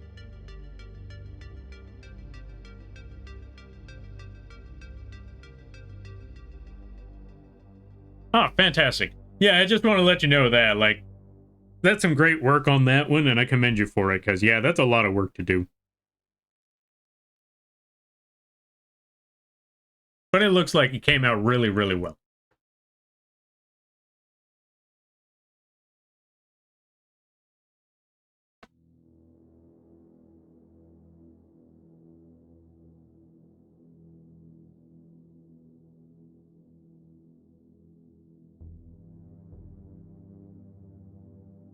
And I forgot to explain what I was doing. Thank you. I'm working on... Oh, let's see. Thank you. I'm working on his leggings right now. Oh, leggies right now. Ah, fair, fair, fair. I was gonna say for a second there, like, wait. I have the whole top half full of armor, and then on the bottom part, he's just wearing yoga pants. But that was leggies, not leggings. Like, okay, that makes much more sense.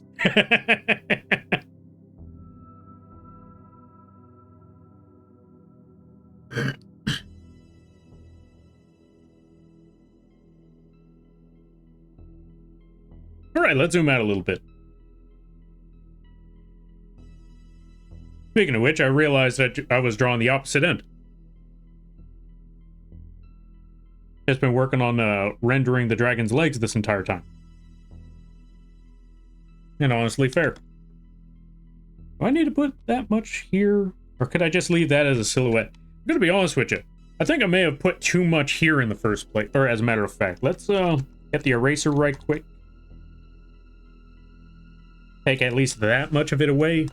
Get the smudge tool, really bring up the size of that sucker. And just blend this back into the rest of the body. As zigzag up and down as we drag it back to the top.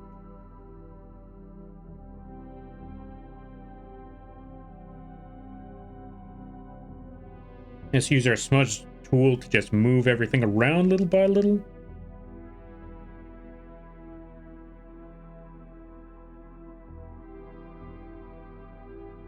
And then get the eraser to just erase certain parts here. Like this whole section. And there we go.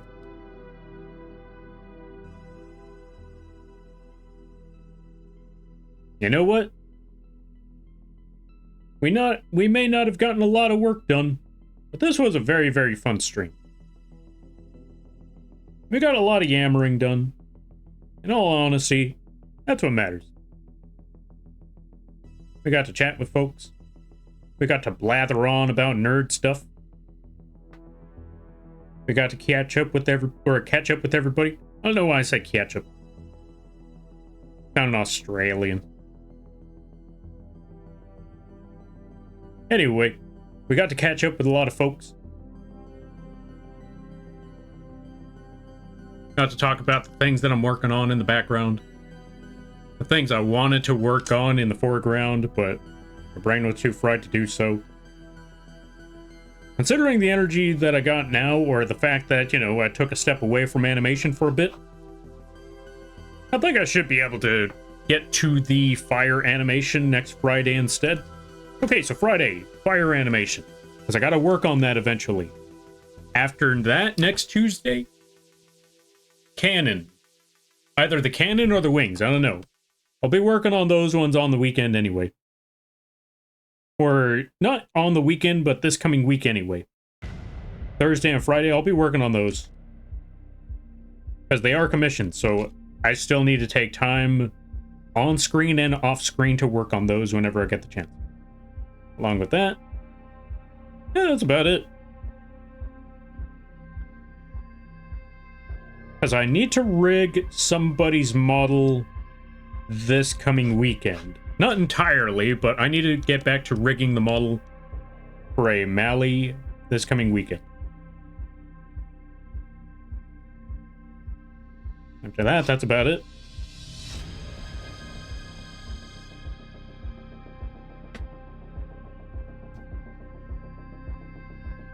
Alright, let's just get our smudge tool, drag, or, you know, just drag this stuff around, smudge that a bit.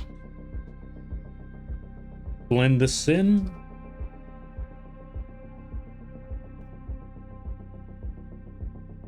That should be okay there. And let's get our brush. Add a sharper outline on the edge of said claw. Add a sharper outline. Or add a sharper highlight on the inside of the claw as well, to really show that it's really lighting up more so on the inside rather than on the outside. On the outside, we just leave that one outline.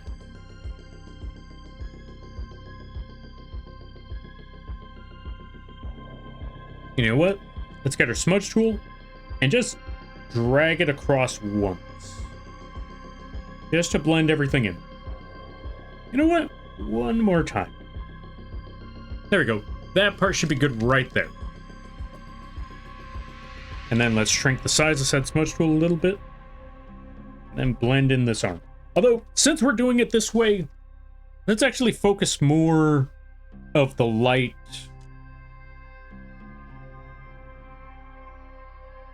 For the claws, let's actually focus more of the light at the bottom rather than at the top. Because if we add the lighting at the top, then it's not going to have that menacing essence that we're looking for. Also, I might just call it at 11:30. I don't know. I'll see.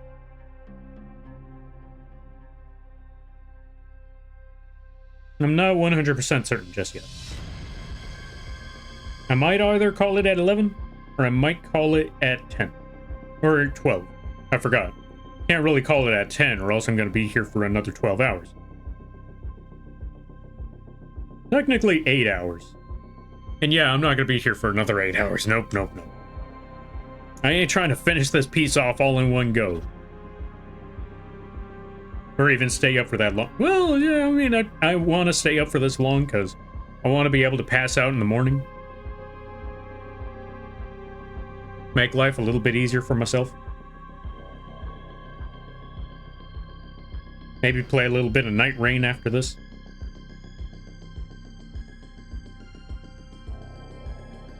I gotta play Night Rain on stream again one of these days, because I want to show a new tactic that I found on YouTube. As I was trying to figure out how could I play a Revenant in Deep of Night and not die miserably. And it turns out that the giant bonk stick, well, I always knew that the giant bonk stick was not the answer, but I was hoping someone would have had the answer for the giant bonk stick. Unfortunately, to play meme Revenant, where you're just tiny little doll with big sword, you have to be good at the game. That is the only way you're getting away with those tactics. I am not good at the game. But I did see another build that is actually relatively effective. Which is playing support build for Revenant, where you're not the major damage dealer. In fact, you're just making sure that the rest of the team does all the damage, while you just pot shot from afar with your crossbow.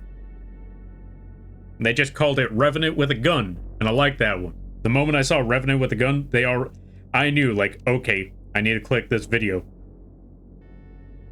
Then they knew it too, because they even acknowledged, like, this is the whole reason you're here, Revenant with a gun. Like, yep. Only reason why I clicked on this. Like, if it wasn't for that gun, I wouldn't be here. Alright, so what's going on with the game? Yeah, you just, you get an artifact, or yeah, you get one of those relics that say crossbow, or, you know, most likely to pick up a crossbow. And that really gets the build going. There's other relics that you gotta add on top of it, but for the most part, get that relic that says... Yeah, the main two relics that you really need is the one that says, whenever you activate your ulti, or while your ulti is active, everybody gets a damage buff, and they don't die. And the other one is... Well, technically you don't die regardless, but the one that gives you the damage, or it gives your team the damage buff. And the other one is...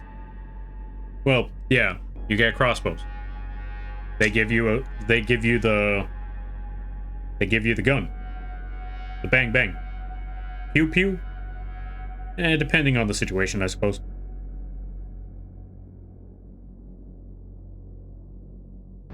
Granted, there's no shotgun. Well, technically there is shotgun, but again, you also got to get up close and personal, and if you're getting up close and personal, you might as well just go with the bonk build again. This is one of those builds for the cowards. Like me. where you don't want to be up close and personal. You don't want to deal with them fisticuff style. You want to be as far away as you possibly can, because if you could get hit, then you're not far enough, or you're too close. And that's the build I'm going for. I'm going for the build where the enemy, no matter how far away they are, they ain't getting me. Granted, they still get me, so I'm still practicing that part. But that's the build plan. Like, stay as far away from the battlefield as possible and just pot shot.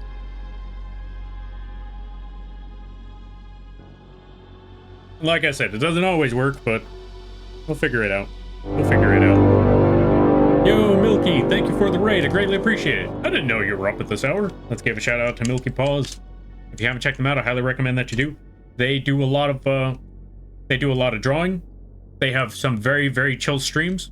It can also be very, very funny over there. I highly recommend that you go check them out. They also drew and designed their own PNG. Wait. You drew the PNG, right? I believe you did. I could be wrong. Either way, it's not a bad thing if you did or you didn't. I just want to make sure that I'm giving accurate information. That's the words. Wait, I gave the wrong shout out. Hold on a minute.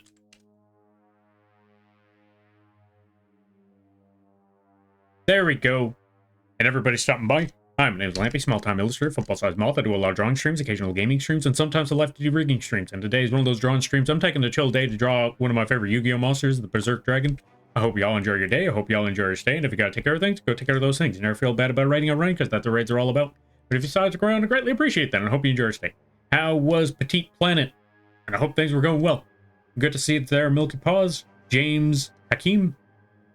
Hope everybody's having a good day. I'm now live 2D and 3D, which I didn't draw. That's fair, that's fair. Hey, congrats on the 2D and the 3D. Yo, that's pretty awesome. I hope you're enjoying, I hope you're enjoying the new models. That actually sounds pretty cool.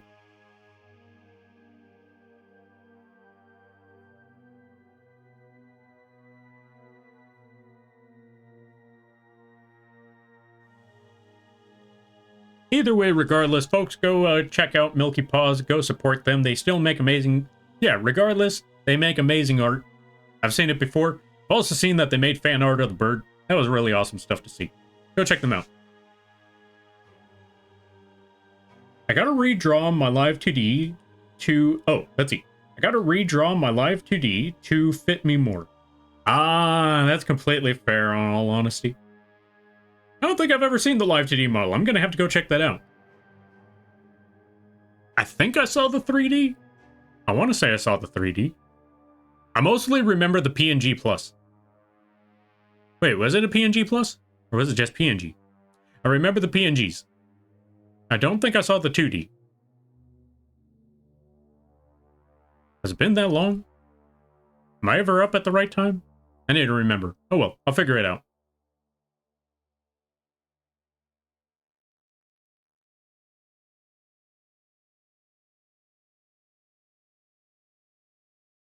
But yeah, right now, currently taking a chill day because my brain just can't function.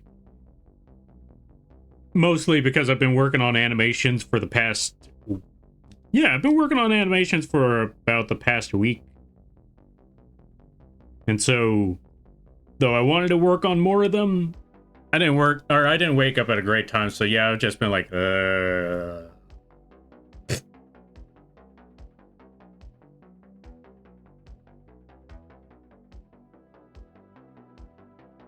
let's see. 3D I've been using for a while now, but I ditched the PNGs for 2 months now. Oh. Then I think I might have seen the 3D. I want to say I remember the 3D. I don't think I remember the 2D.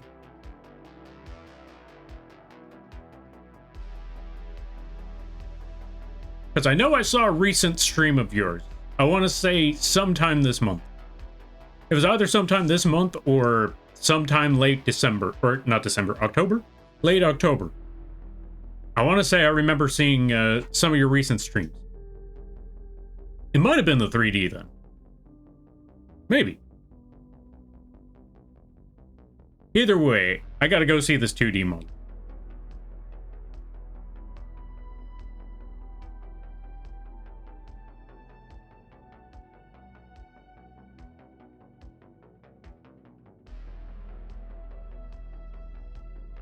There we go, just gotta add that outline to the top.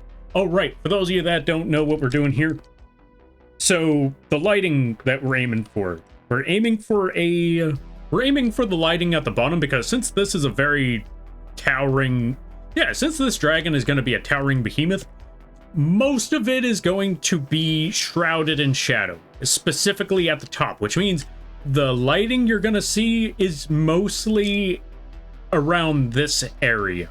Mostly around the hands. I want to say the hands are going to be the brightest part, while everything else is casted in shadow. So we might actually have to dim the lighting on the legs, as a matter of fact, because legs are further back. We might have actually put too much lighting up top here. So even though I put in a lot of work there, I think I might actually want to get rid of a lot of this. We might want to hide a lot of that part. Let's work on the hands first and then add the lighting to everything else later. So right now, we just focus here. Mostly lighting down here. At the bottom of the hands. So we just add outlines at the top to show there is some reflective light. We'll figure it out past that point. Thank you in advance. Yeah, no need to thank me. It looks like some really awesome work. I want to check it out. Or it sounds like some really awesome work. I want to check it out. All right, let's see. How goes it? Yo! Canarus Design. How you be? I hope you're having a good day there, buddy. I am dead tired. My brain is absolutely fried. I am lacking of thought. And based off of the context, that could either be a good thing or a bad thing. But yeah, overall, I'm just, yeah. But that's because I may have been working too much. So yeah, it's been alright. How about yourself? I hope things are going well. Oh yes, I was telling chat about your new Mario Kart steering wheel, YCH. It's too cute? Yo, thanks, I'm glad you like it. Yeah, this was a lot of fun. I don't remember who recommended it, but I know somebody recommended... Okay, so, a while back when I made the... Well, you know about the drive emote, I think, maybe? Anyway, let's just toss this one over here. So after working on the drive emote, I want to say somebody recommended turning... Or, not even so much recommended, but somebody asked if I was going to make a live 2D model version of it. And after hearing that, I thought, you know what? Doesn't sound like a bad idea. I should give that a try. And so yeah, now not only is it an emote option, but it's also a live 2D option. Which, by the way, you can find on the vgen page. Yes, I had to do a little bit of shameless shilling right quick. I apologize. Kind of, sort of, a little bit. Yeah, I still apologize.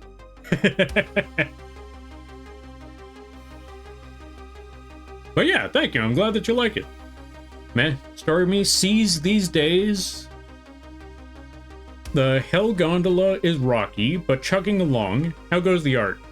Fair. Life do be rough. I know a lot of people are struggling with life right now. But best I could say is weather that storm, push on through, grab life by the horns, and tell them, let me sleep. 5 more minutes. As you ain't besting life, that's for certain. It doesn't mean that you always have to take life, you know, lying down. Sometimes, best you can really do is find a solution to hold it back for a bit. Makes life just a little bit easier if you could just find a solution to hold it back a little bit. And when I say solution, I don't mean it's going to be an easy fix, like, just deal with it, put up with it, blah, blah, blah, that sort of thing. I mean, you know, find out... If you can find out where the issue is, that makes life a little bit easier to figure out how to get around the problem. Easier said than done, of course, because sometimes the problem is, I need a job. How do I get a job? Applying. I applied. I'm still not getting job. Keep applying. Someday it'll work. This is what I mean by easier said than done, because sometimes That's the only solution. Or, okay, I'm applying. I'm not getting job. What do? I make job. What job do I make?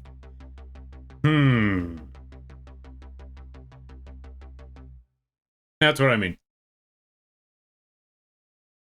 Life do deep beat. Okay, let's see. But yeah, as for, or along with that, how's the art? What would I say it's coming along? I had to redo, or I had to remove the leg rendering that I did earlier because I realized that does not match the lighting effect I'm aiming for, so we kind of had to backtrack a little bit on that one. We're getting there little by little, but yeah, we needed to do a lot of backtracking. I mean, also, in case you're wondering, yes, I do practice what I preach because I can definitely tell you, I definitely got problems in my life here and there, and I know what the solution, or I don't know the solution for all of the problems, but I do know what I need to do to figure out some of them. And right now, the only thing I could really do is just keep pushing forward with a lot of projects. Eventually, those projects will catch up to one another. But in the meantime, I just got to keep on moving forward. I just got to keep on pushing, keep on chugging. And eventually, so long as I keep on moving in the same direction, so long as I keep on moving forward, doesn't have to be all the time, but so long as I keep moving forward when I can, it should work out. Granted, life will throw a lot of wrenches into a lot of plans. I will definitely tell you, things were stable for me for a minute, and then a new build popped up. So now I have to take care of that build. So yeah, that kind of throws a wrench in my plans. So here we go again. But that's just life sometimes. Also, the music just stopped. Hold on a minute.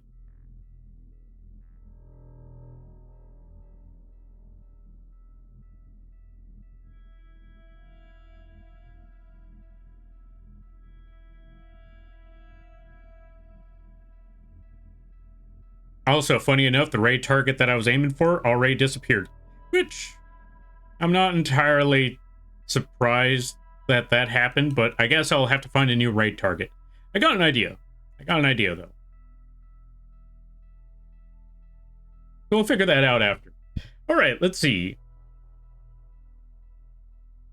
Life do be difficult, but a funny moth with a shotgun definitely lifts my mood. I'm glad to hear. I'm glad to hear this helps somehow, some way.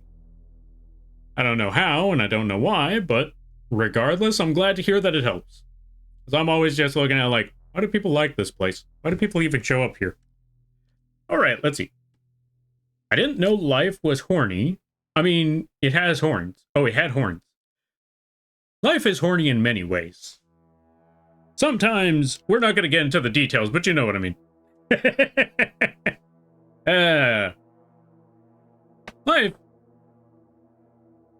Life is a weird one. Let's just say that. Life is definitely a weird one. Just when you thought you understood how life works, life grabs you by the horns. And then you're just sitting there like, wait, I had horns? And the life is just like, yeah. I just didn't tell you about it yet. And that's when life grabs you by the horns, and then they suplex you. And now you're just sitting there with a whole new concept of life, like, did I just get suplexed by my non-existent horns? Where do these things come from? That's life. I mean, life does other things, but we're not going to get into those details because those details get pretty dark. But yeah, for the most part, yeah, sometimes life just suplexes you by your non-existent horns until life decided, you know what, you have horns now. I mostly picture life looking like Stewie Griffin, but with more lemon head. Okay, the way you put it like that, I can't help but see a weird mashup. Stewie Griffin from Family Guy and Lemon Grab from Adventure Time. And Jesus Christ, that is a cursed thought to think about. Stewie Lemon Grab. Or Lemon Grab Griffin? You know what? Let's go with Lemon Grab Griffin. I like the name Lemon Grab Griffin. Try saying that name 5 times fast. Lemon Grab Griffin. Actually, you know what? Let me give that a shot. I shouldn't be doing this, but I'm gonna give it a shot. Lemon Grab Griffin, Lemon Grab Griffin, Lemon Grab Griffin, Lemon Grab Griffin, Lemon Grab Griffin. Hey, you know what? Not as difficult as I thought it would have been. You know what? Fair enough, fair enough. But yeah, let's see. But, yeah, I suppose that works. Alright, back to the opacity. The opacity seems fine. That is my plan as well, but these days it's been something else. Anyways, not here for dumping. I saw art and thought I'd hop on and see what's up. That's fair, that's fair. Also, I see that Augie emote. I see you are also a person of culture.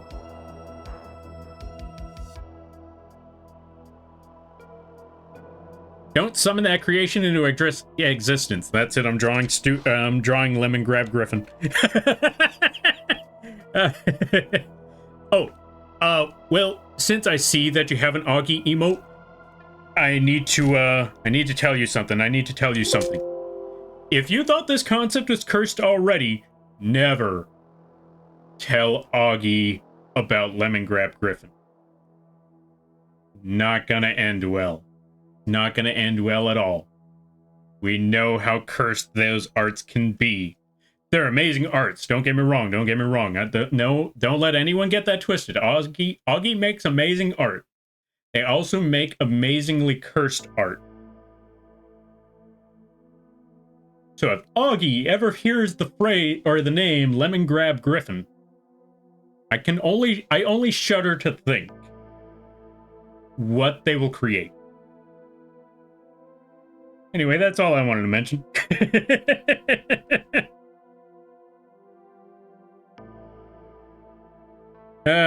Okay, let's get the gun back here. Let's get rid of the gun. Boom, there we go. Yeah, that's basically what Augie's gonna look like. If you utter the name Lemon Grab Griffin, they might either just look at it like, what on earth are you talking about? Or they might decide, let me draw this. They might even turn one of their burritos into a Lemon Grab Griffin. Oh god, they haven't made a lemon yet.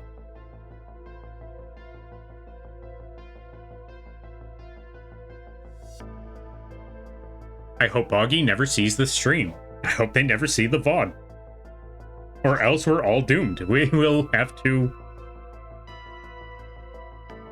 accept the consequences of our own actions.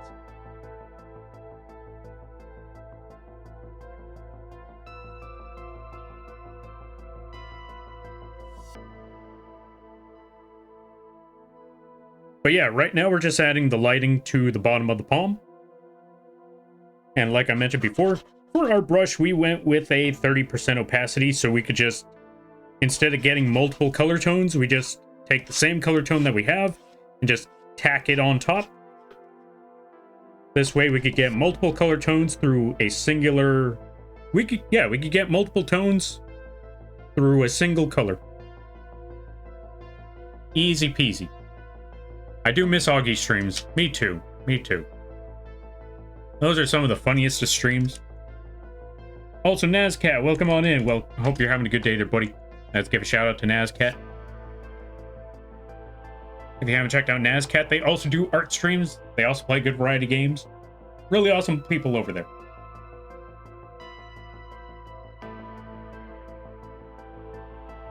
You know what? I think I might also take this brush over here. Put the eraser. Yeah, let's get the eraser. I'm going to put that at 50% opacity. We're just going to drag it across. Actually, you know what? No. Let's not start at the top. Let's drag it down to just a little bit below it. Pull that one outwards like so. Then drag it across the rest of the way. Boom. There we go. From there, we get our smudge tool, and we just start blending this in. We got to make sure that our smudge is at 0% sharpness, 30% strength. The reason we put it at 0% sharpness is so we could get a nice blurry smudge, a nice blurry blend as we drag it across from one end to the other. We just zigzag that across the way. And as I always say when it comes to the smudge tool, if it doesn't blend properly, you can always just drag it along the path until everything is blended in just right, just smoothly. Or just push the blending around a little bit, like so. Just push the colors around here and there. Get a nice blend going. And in this case, we're also going to take the smudge, put it at 100% this time. All right, let's see. BRB. All right, you do your BRB, and I hope it goes well. Appreciate you, Lampy. No, thank you for stopping by. I greatly appreciate it. Heading to bed. Good night, everyone. All right, then, Ryu, you go get that sleep. You go get that rest. And I hope you have a good night, a better tomorrow, and a great week. You take care now, there, friend.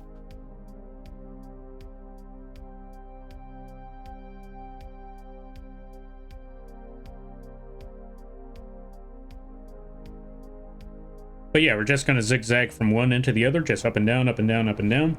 And then we take our smudge tool, and then we just go from one end, from here to here, and just drag the whole thing across like so. Go over it a couple more times just to be safe. That should be good. Now let's take the smudge tool up top here, blend it in a little bit more. Zigzag up and down, all the way from one end to the other. Let's try that again properly. Zigzag up and down, from one end to the other, like so. Then we take it and just drag it across. Drag it across the other end one more time. That should be good. Let's blend this in a little bit more. There we go, perfect. And then let's do the same thing on this part. Zigzag across a bit. Drag it along the path this time around. Zigzag that part a little bit. Drag out along the path. Zigzag. Blend everything in to the best of our ability.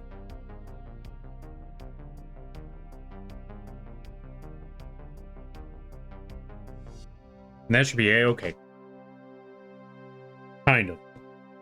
I mean, it's got the lighting effect, but let's bring the brush down a little bit, because I think this brush is a little too big and it is kind of messing up with our blend. Let's actually also get our brush as well. Add a little more up top.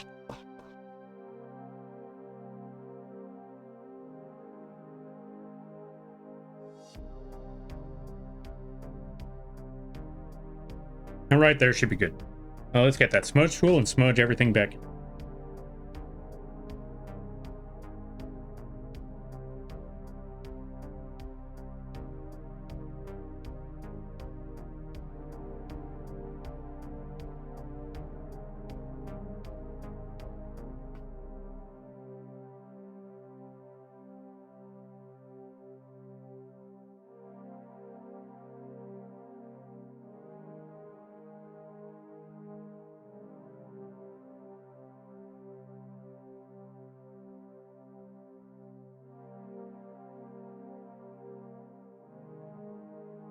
I think that's what I like about just doing random art on the stream. Like, when it's not a commission and it's not anything that needs to be, like, super technical and it's just whatever. Like, just painting or line art or stuff like that. I don't really have to think too much. I just do. Like, when it comes to live 2D art, don't get me wrong, that one's pretty fun. But at the same time, when it comes to live 2D art, you kind of have to, like the layer art and stuff, you kind of have to consider and think about where the layers are going to go, how you want the layers shaped when they get rigged, all of that stuff. That kind of takes a little bit of the fun away. Because you have to think too much. Or you have to think a lot. Where with just regular, just making the art piece itself, you just have to draw it, paint it. That's about it. One and done right there. Then and there, it's all finished. It's all, well, technically not finished and all set, but when you're working on everything else, you don't have to think too much. You just need to know where the lighting is, and if you already got the method, boom, you got the method. Or if you got the painting method that you want to go with, or the drawing method, however you want to go about it, the digital art method. Maybe not even yeah, actually, you know what? I take it back. Not even digital art. Just art in general. Like when you're drawing, you already know what method you want to render everything in, and you just need to know where the lighting effect is, and go from there. If you're working with digital art, same thing. Pencil, paint. Anything that just involves lighting effect, boom, you already know what you got to do. And I think that's why I picked this art, or that's why I think I picked this art piece for today, because I don't have to think. I just do.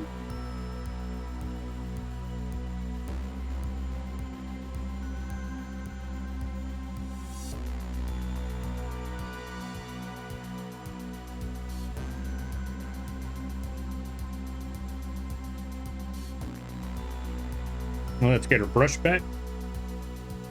Add a little bit more rendering over there. Or add a little bit more lighting. Get our smudge tool again. Blend all of that back.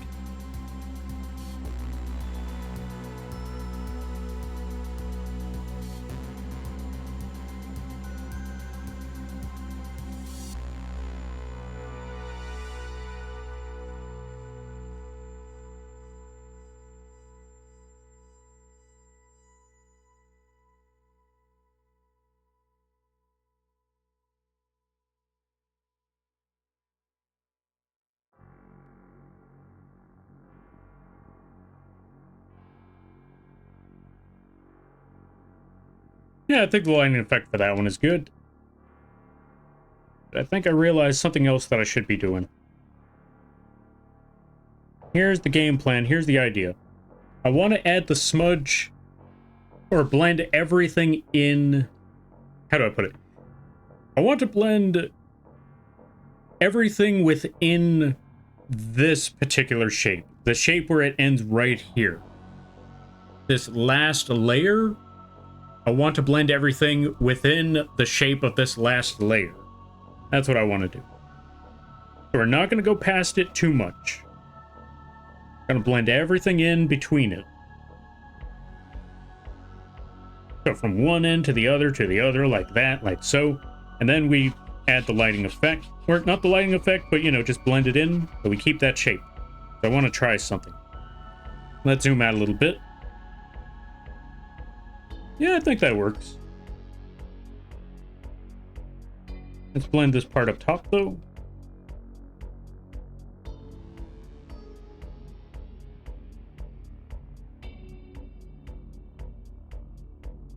And as for this, or yeah, as for the edge, we'll blend it in ever so slightly. Zigzag up and down like so. There we go.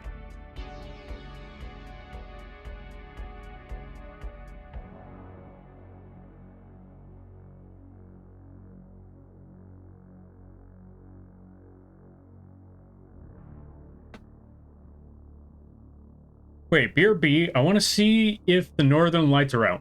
Oh yeah, I've been hearing about the northern lights. I've been hearing that there's an aurora borealis. Go check out them lights. Let me know what you see.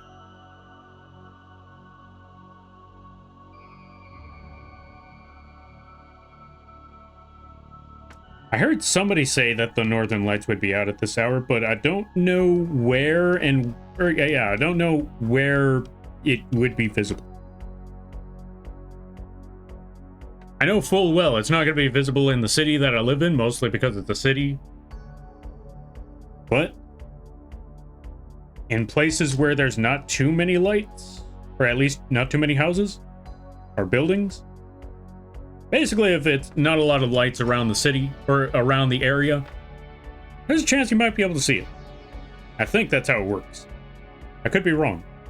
Feel free to correct... Yeah, anyone feel free to correct me if you know better about northern lights and all of that stuff. Thank you for the posture check. I greatly appreciate that. Oh, it's almost 12? I might need to call it soon. I think I'll give it about 5 more minutes. I've been here long enough. It's been like, what? 4 hours? Yeah, I want to say it's been about 4 hours.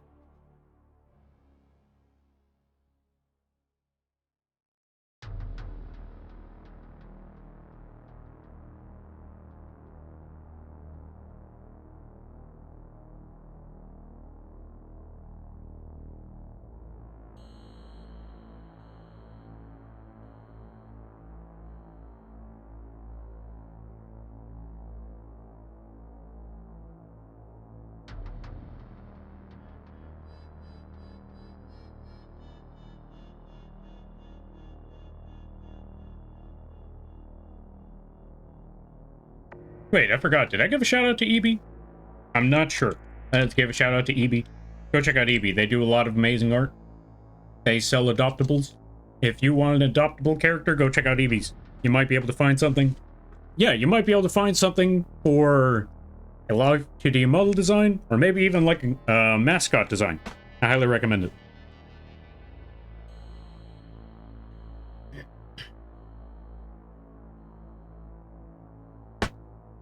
And I hope you're having a good week there, EB. That also reminds me, I have not forgotten. I still need to make that weasel. Wait, possum. Possum. It's a possum.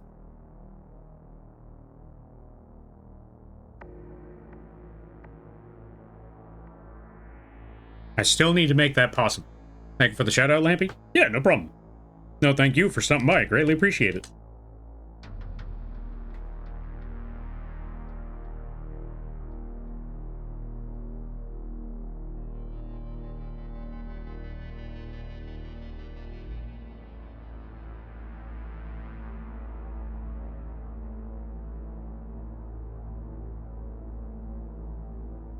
I like how you're doing the rendering on this piece. Thank you, I greatly appreciate that. Yo, Feast, welcome on in. Thank you for the raid, I greatly appreciate it. I guess I'm not going in 5 minutes. Folks, go check out Feast. They just finished 12 days of streaming. They also just also wish them a happy birthday. Go check out Feast, I highly recommend it. They play a good variety of games. They also do artin. They also made their own emotes. They made a really hilarious fly emote. That one still cracks me up to this day. One of their best streams ever. And happy birthday, EB. I hope you're having a good day there, buddy. And everybody stopping by. Hi, my name is Lampy, small-time illustrator, football-sized moth. I do a lot of drawing streams, occasional gaming streams, and sometimes some live to de-rigging streams. And today is one of those drawing streams. We're currently working on Yu-Gi-Oh! Art because my brain is dead. Patent pending. But we're still working on some arting because I still wanted to draw something. And I hope you all enjoy your day, and I hope you all enjoy your stay. And if you gotta take care of things, go take care of those things. Never feel bad about raiding a run because that's what raids are all about. But if you decide to stick around, I greatly appreciate that. I hope you enjoy your stay. Robot, robot. Give it a second. Give it a second. Robot. Robot. 3, 2, robot. Thank you for redeeming getting the robot. Which, by the way, this took forever for obvious reasons. We got flamethrower. Which, by the way, this is not an animation. This is a literal physics setting. This one took forever and a half, but this was a lot of fun. We also got transformation modes. And last but not least, we also got laser beam. Oh, wait, before I show the laser beam, we also got actual gun animations and a laser beam. Fair warning, flash warning in 3, 2, well, there you go. I hope you enjoyed. Right, Mac went too far. We gotta bring this back up a bit. There we go, perfect. Which, by the way, was drawn and rigged by yours truly. Holy cow, it took forever. Right, hold on a minute. Let me put mech back over there. Maybe make the mech a little bit smaller so you can see it. Perfect. And yeah, how was the stream? I know you were doing a lot of things. I was lurking during the peak stream. I know you were playing a lot of games. I know you were dealing with 12 hours. So yeah, if you need rest, go get that rest. I highly recommend it. But yeah, let me see. Also, Onihiko, thank you for the follow. I greatly appreciate it. Welcome to the Moth Crew. I hope you enjoy your stay. By the way, you're lamping now. If you don't know what that means, don't worry about it. But yeah, good to see you there, Onihiko, the Latino Surge, Grimp. We got to give a shout out to Grimp. Hold on a minute. We got to get Grimp. Go check out Grimp.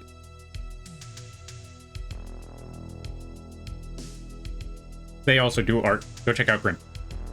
Let's see. Lamora, Toshi, Miyu, Rukina. Yeah, we're gonna name everybody. Rem. B from. Kyrie's Comet. Missile. How's everybody be? Hope you're all doing well.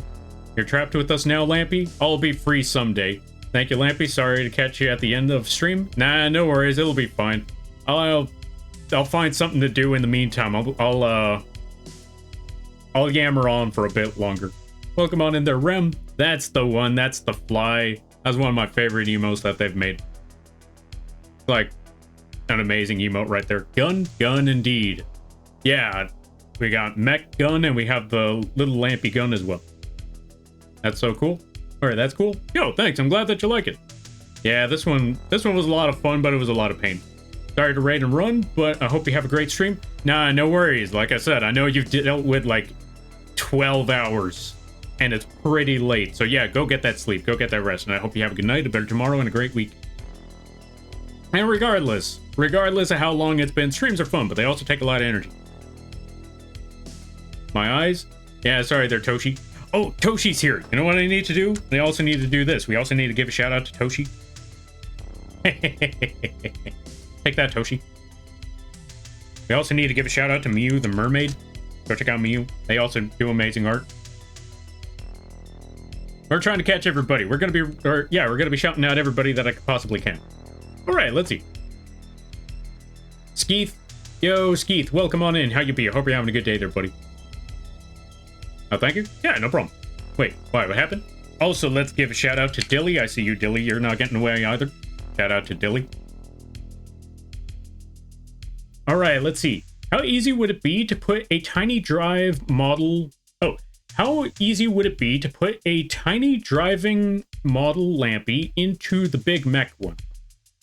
It actually wouldn't be too difficult. I actually just got to toss it in there, and it would be, I just have to make a model of a drive lampy and just toss it onto the PNG and then just put it behind the window, and I think it should work. Sorry to raid and run, need sleep? Nah, no worries, do not apologize. Like I said, if you need to go, you need to go. Because, yeah, sleep is important, work is important. Streams are fun, but like I said, they are not necessary, they are not mandatory. Unless it's your job, then maybe. But yeah, so you take care of what you gotta take care of. They say the mecha lamp doesn't have thrusters, but the recoil from constant shotgun charges or discharges to fly through the air. I wish that were true. I wish that were true. I should have, but yeah, it also has thrusters. But I wish that were true. That would have been pretty awesome. Just have it constantly shotgun. You know what? You know what? I think you have a pretty good idea there, Serge. I think you got a pretty good idea there. I might try that. I might add that later. That's actually a pretty solid plan. All right, so many shout-outs indeed. Wouldn't be the first time, not going to be the last time. Wait, why not go to feast him? Wait. Not I, give to feast. Get him. Well, wait, did I give a shout-out to feast? Hold on, let me make sure I gave a shout-out to feast, because they were the ones that raided in the first place. If I didn't give a shout-out... No, I shouted out feast. See, Toshi, I shouted out feast. So now it's your turn. Everybody gets a shout-out. There we go. All right, let me see. Why 07? Wait, why is everyone 07ing? What happened? Okay, I too shall go. Got morning classes? Yeah, no worries there, B. You go get that, rest. You go take care of what you got to take care of. Because, yeah, that's a lot of sleep. You got to get all that sleep. It's a salute. Oh, that's what I was wondering. Like, why are y'all saluting? What happened? Did the stream die? Why are y'all saluting? Oh, I'm scared. Now I'm scared. I don't know what's going on. Why is everybody saluting? Why is everybody saluting? Now I'm worried. Why is everybody saluting? Milky, why are you saluting? All right, let's get the music back right quick.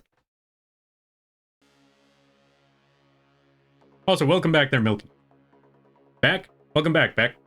All right. What was I doing again? Oh, yeah, we were rendering this thing. Right now, what I want to do... Oh, Lil, why are you saluting? Why is everybody saluting? Also, I see Lil. We got to give Lil a shout out. Hold on a minute. Lil can't get away. They shout me out all the time, like multiple times in their own stream, so I'm going to shout them back out. Go check out Lil. Very, very, very funny streams. I'm a sheep. I follow people. You know what? Fair. High five. You know what? That's awesome. How dare? And I do it again. No lights because people said. Also fair. Wait, no lights. Oh, right. You were looking for the northern lights. No lights out there? Ah, I'm sorry to hear that there, friend. Oh, maybe next time. Maybe next time. I don't know how the northern lights work, but who knows? Maybe next time.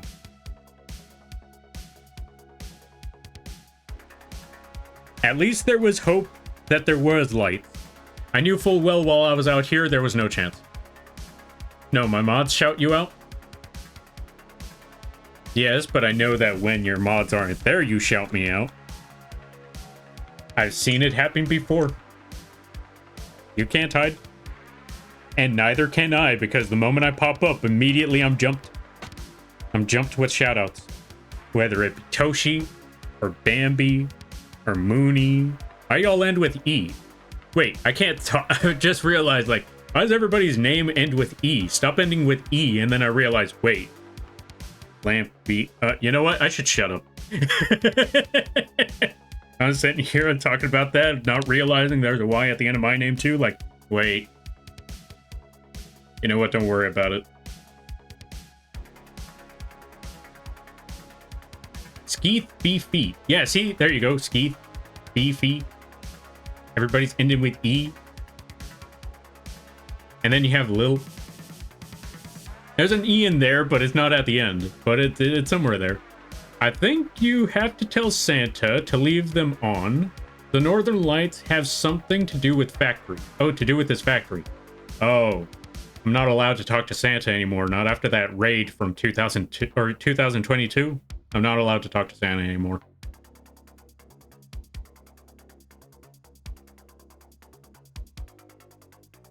Let's see. I'm outie for now, but I'll be back again sometime. Just like Santa Claus. No, that was the Frosty the Snowman, my bad. Have fun with your Yugi Man's illustration. Rendering is coming out great. Yo, thank you, I greatly appreciate it. And yeah, no worries, you go get that sleep, you go get that rest, and I hope you have a good night, better tomorrow, and a great week. You take care now, there, buddy. Get him? Good idea. Let's get him. Because I see someone saying Lil, or yeah, for Lil to stop, but you know what? If Lil is saying get him, that only means one thing. It's time to give a shout out. Take a shout out, Keith. Wait, I'm not following? Hold on a minute, we gotta change that. Okay. Thank you for the shout out there, Jinxer. Wait, no, that's not how it works. Hey, I see you. I see you. Also, the ads just started.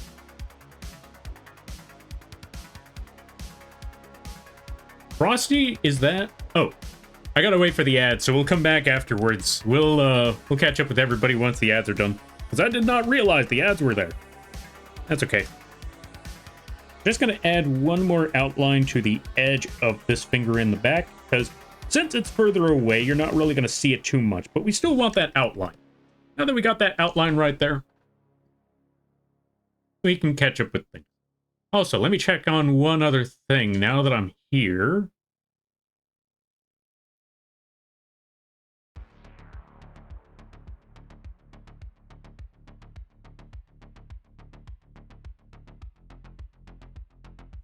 Frosty, is that Olaf's cousin?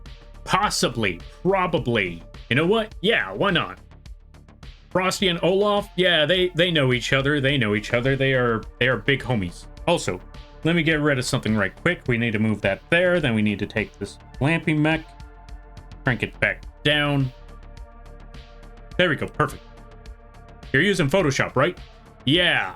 And I highly recommend that if you use Photoshop, get a version that is CS6 and below. The main reason why I always bring up CS6 and below is because that was before the cloud thing happened and that it was mandatory. If you had a code from back then and you had an older file or an older version, you could just use that code and then boom, Photoshop is yours forever. If you go with anything more modern, you have to do that modern day subscription. And I ain't got the money for a modern day subscription. Nah. So, yeah, Photoshop isn't getting all that money. I will always say this. I wouldn't recommend Photoshop unless you can get an older version, CS6 and below. If anyone says, would you recommend a monthly subscription to Photoshop? I would say absolutely not. If you need an art program that is similar to Photoshop and you are desperate, I would say the closest you can get is Clip Studio Paint. It's not a one-for-one, but it's pretty close. And if you need a cheap or free alternative, I believe GIMP, Krita, or Procreate, I think those ones are free programs. Or at least much more affordable. I would personally say Krita. if you needed a free alternative, I think Krita is a good option to go for.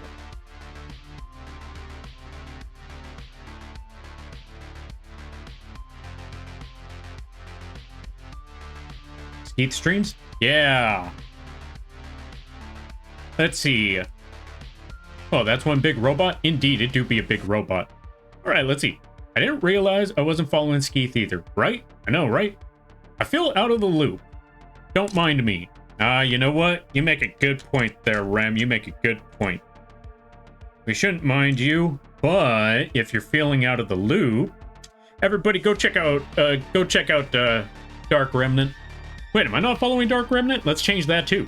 Go check out Dark Remnant. I know they weren't talking about being shouted out, but I thought it would have been funny. Let's toss a shout out over there. Go check out Rem.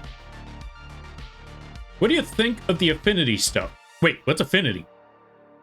I didn't hear about this one. What's Affinity? Is that a Photoshop thing? Because I will say I don't know too much past Photoshop at past CS6. Any of the new stuff they added? I don't know any of it. Is that like a different drawing program? If so, I need to check that one out. All right, I think I'll head to bed. Night Lampy, may your night be full of activity and photosensitivity. Catch 'em all with the 12 gauge. Indeed, we will. Catch 'em all with the 12 gauge. Gotcha. Huh? I moved way too far up. There we go. Gimp? Oh, Gimp's still around? I think so. I think you could at least download it. I'm not sure if it still exists past that point. Well, I put my foot in my mouth? Indeed. And you don't want to do that on Twitch. Twitch gets very weird about that. It's very, very weird about feet for some reason. Twitch, why are you weird about feet? Let me ask you that question. Why do y'all like feet? Actually, you know what? I don't want to know. I don't want to know. Do not answer that question. You know what? Back up. I don't need the answer to that question. Affinity is a Canva app for making thumbnails for ads.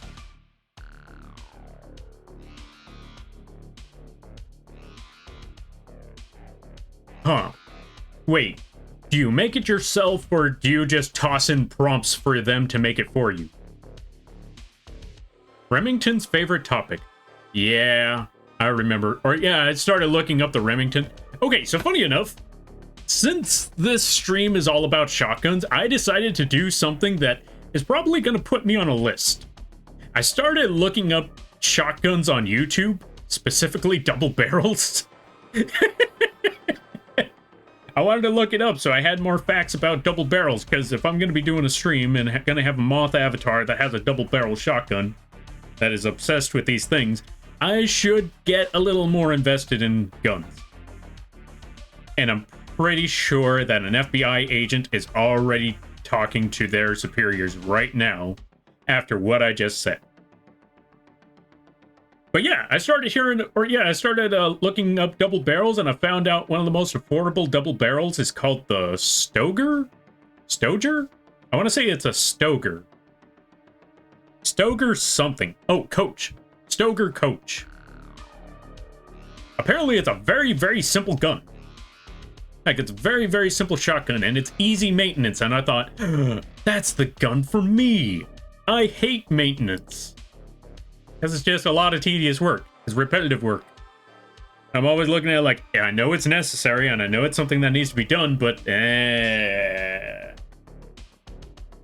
feel like going through all of that.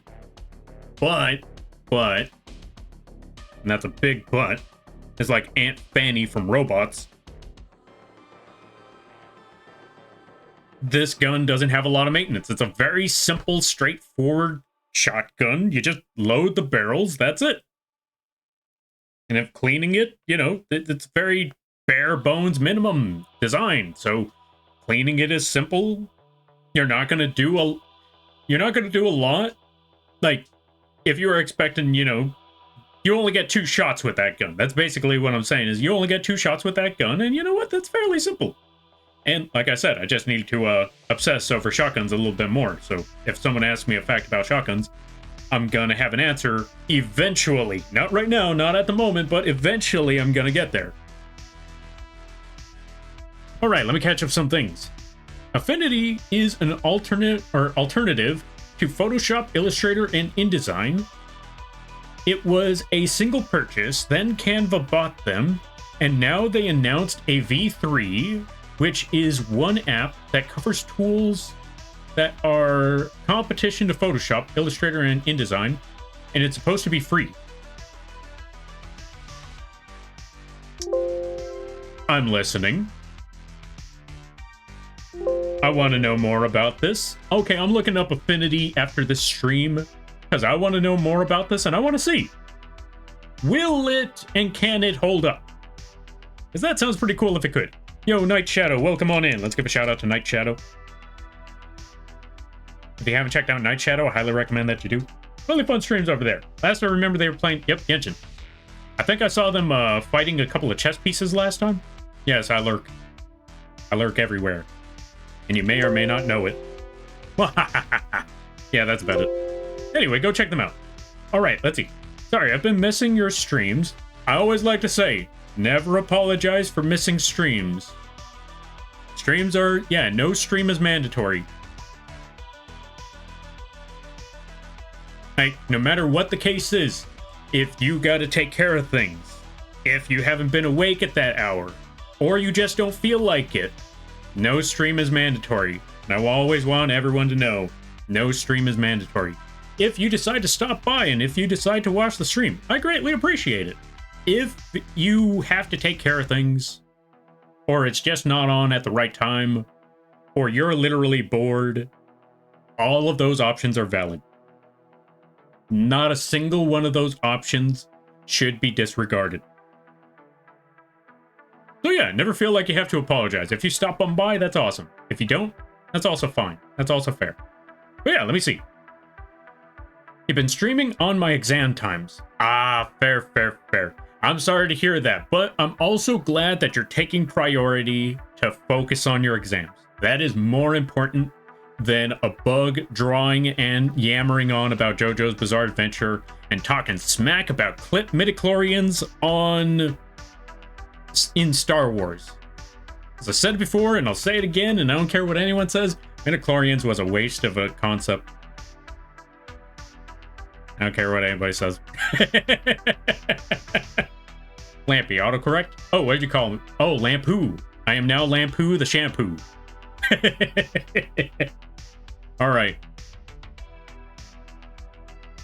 You know what? Maybe I should just make Lampoo the shampoo. I need to talk to a shampoo company and just make moth shampoo. The Lampoo. All right. Is that... Oh, let's see. Is that the gun that people shot random test shells out of? Possibly. Honestly, possibly. Again, that's why I need to look more into... shotgun facts. Because the only thing I remember was that there was that shotgun that doesn't jam because, well, there's literally no loading other than the manual loading, so gun can't really jam. But at the same time, reloading speed is not the best for obvious reasons, because you have to pull out the shells, put 2 new shells in, lock it up, lock and load. That's about it. Welcome back, Quee. They can't drag me away from CSP and its asset store. Fair enough, fair enough. But yeah, I want to look more into that. The other shotgun I remember hearing was the Remington, and I think there was another one. It might have been the Remington. I know it was a military-grade shotgun. Like, they started using that one a lot more. I don't remember what it was called, though. I didn't know you lurked in my streams. I lurk everywhere whenever I can. I can't lurk all the time, but I lurk. I lurk everywhere when I get the chance. Because you always got to learn everybody's weak. No, I'm kidding. I just wanted to support. Anyway. Can just go and download it and check it out. I'm not sure how I feel about it yet, so just asking everyone who uses Adobe if they checked it out yet. I haven't checked it out yet, but now that you mention it, it might be worth looking into. That I want to do a stream where I work on it. I work on an art piece on both Krita and Now that you brought up Affinity, maybe I should make a stream about working on Affinity, see if I can figure it out. Because I want to try those ones. It might be a good alternative. I honestly want to give it a try. From what I've seen, Clip Studio, or like I said before, what I've seen, Clip Studio, from what I've tested, is a really, really good option. Especially since they got like the vector line art where you draw with your brush and it still turns whatever brush stroke you made into a vector line art. For those of you that don't know what a vector line art is, it's one of those lines where it barely has any pixels. No matter how large or how small you make it, no matter how much you increase the size or decrease the size, it's going to be pristine, it's going to be precise, and it's mostly seen in Adobe Illustrator. But if I'm correct, they also have it in Clip Studio as well, and that looked really, really good. And you're probably wondering, Lampy, if they had all of those features in Clip Studio, why haven't you just stuck with Clip Studio? I don't have a good excuse for that. I'm stuck in my ways. I've had this Photoshop program for so long, I can't really put it down. I don't know what to tell you. That's basically it. I wish I could, I wish I could change. I'm looking at Photoshop and I'm just looking at it like, I wish I knew how to quit you. Maybe someday I'll switch. It's probably for the best, and yet I haven't done it. Alright. I like hopping into your streams, though. It feels like hanging out whenever I'm listening to your streams. Oh, thank you. I'm glad to hear it. Yeah. I honestly don't know what I try to do in these streams. I just yammer on. Like I said, sometimes I draw, sometimes I yammer on. Like, earlier today, I was,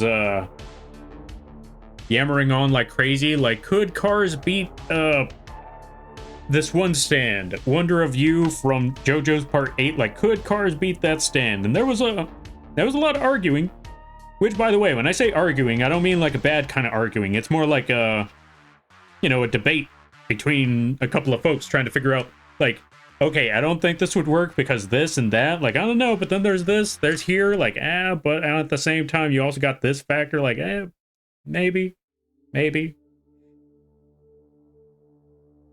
The main consensus on that one was, yeah, no, cars cannot take out Wonder of You. Like, even if the rare chance, like, he was just brain dead as a meteor and landed on the stand user, yeah, no, it's still not going to work. Surprisingly. We were also talking about, could Dio beat Alucard, and though we never really got to a consensus on that one, though we didn't get to a mutual agreement on this one, I still think that Dio has a shot. Not guaranteed, but there's a possibility. Even with all the armies that Alucard has, I think Dio has a possibility. It's not a good possibility, but a possibility nonetheless. Alright. No, not mandatory, but highly encouraged. For illegal purposes, this is a joke. Oh, for legal purposes. I heard for illegal purposes. Hydrate, thank you for the hydrate. I greatly appreciate that.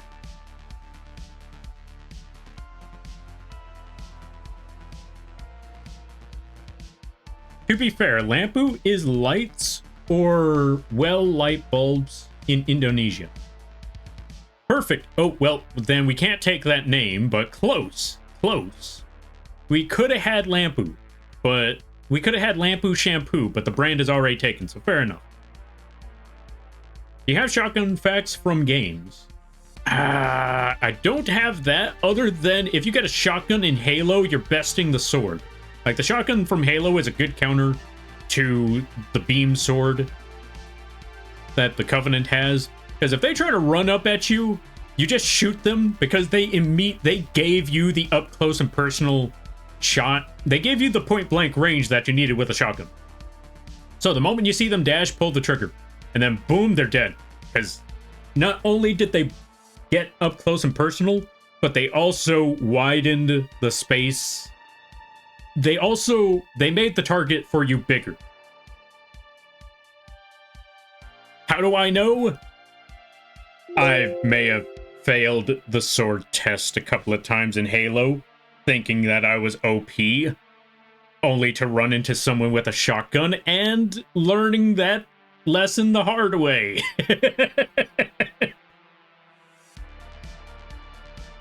Balampy, what about... Oh, let's see. Balampy, what about my stream streak? I'll lose it if I miss stream. That is also true. That is also true.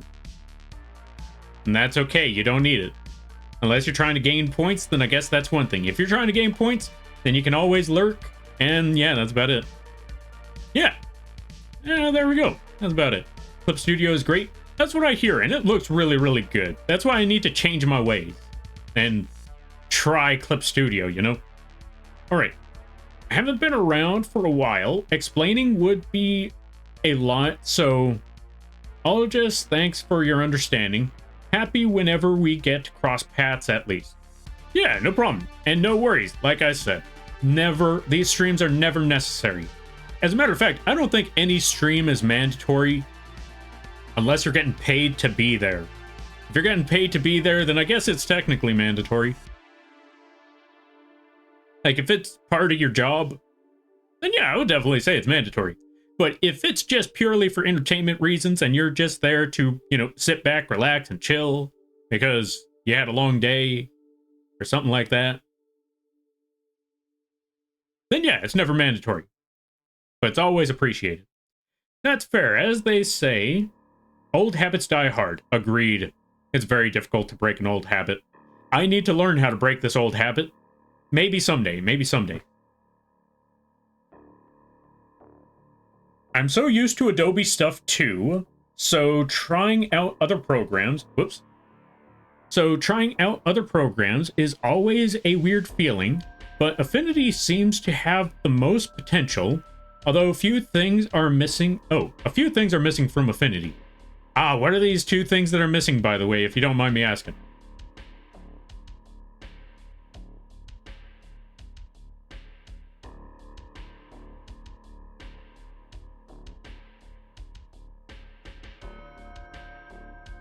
Remnant 2 has a fun shotgun called the Sparkfire. Ooh.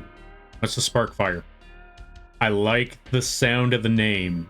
Now I want to know what it does. Also, shotguns remind me of Buckshot Roulette. Oh yeah, Buckshot Roulette. You know, part of me feels like I need to pick up that game, but it also feels like... Does Buckshot Roulette have a solo mode? I don't know if it has a solo mode. I kind of want to try if it has a solo mode. Only Barry streams are mandatory, and they are like sunshine therapy.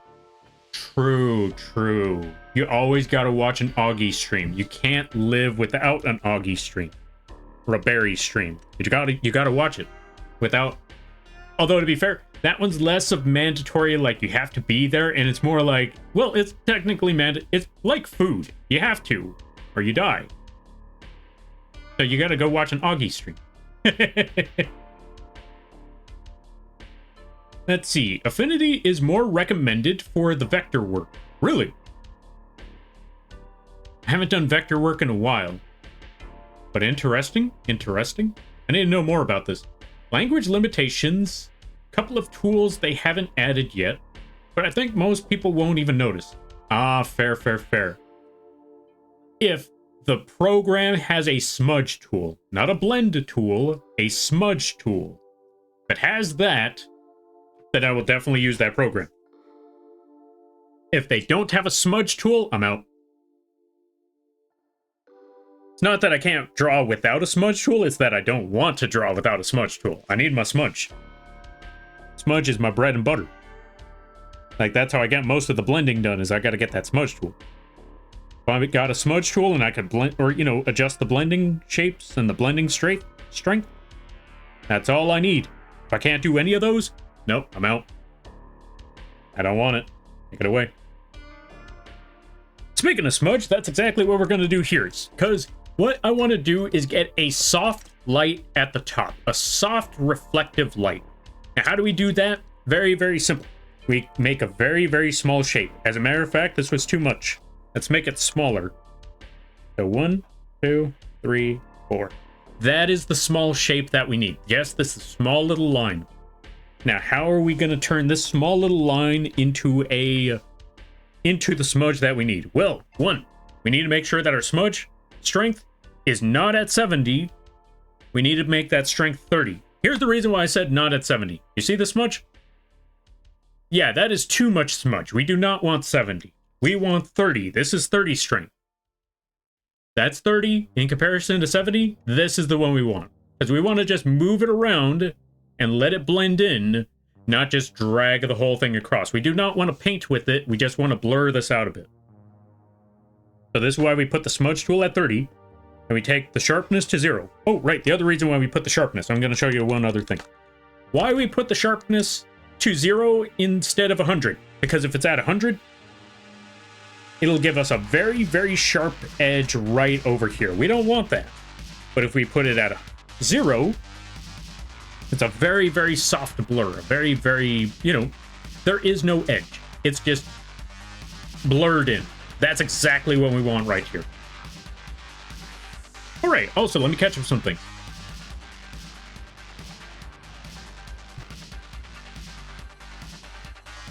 Language limitations. Isn't Buckshot Roulette a solo game, though? It might be. I know originally it was, but I know a lot of people have been playing the multiplayer, so I don't know if the solo mode is still there. If the solo mode is still there, I would definitely want to play that. If the multiplayer is only there, I mean, I guess it's not too bad, but I know I'm not going to be playing it all the time if it's only multiplayer. I want that solo mode. So if solo mode is there, I'm definitely going to give it a shot. Alright, affinity is how I made... Oh, let's see. Slides Pop-Tart towards Lampert. Thank you, I greatly appreciate it. What flavor is this Pop-Tart?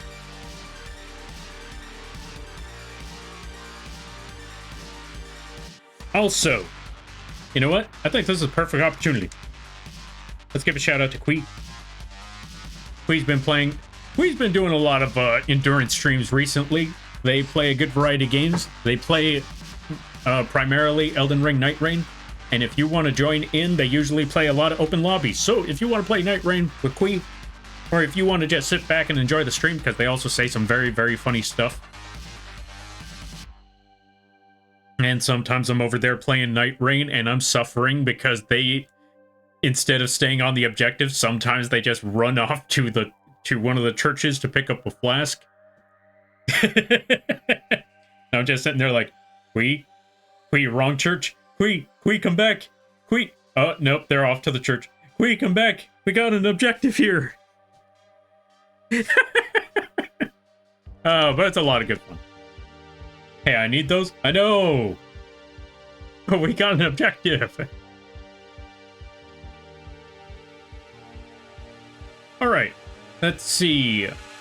Affinity is how I made my logo and overlay commissions, all vector. Ooh, very nice. I see the logo. I could see... You know what? That's actually a pretty good logo. I like that one. The more you know. Indeed. Let's see. I would like to test out and compare since I still have V2, and they did mention V2 would be given updates. I just unfortunately haven't had the time to sit down and test it. True. Having time is tough nowadays.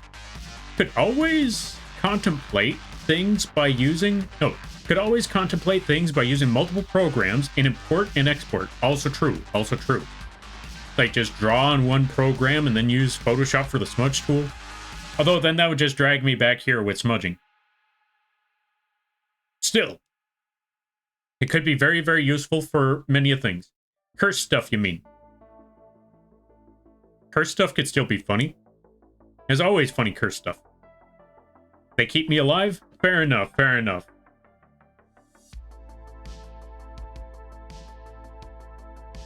I too haven't had the chance to test it out to see if it works for me. Language stuff I felt right away because I work in different languages, etc.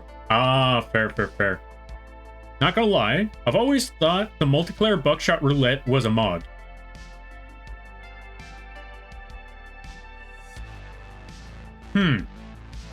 Now I'm having second thoughts. I feel like the multiplayer is like, I know it's the primary selling point nowadays, but I remember originally it was definitely originally it was a solo game, but I think it's just that the multiplayer just became such a primary selling point that the main game kind of got lost in the annals of history.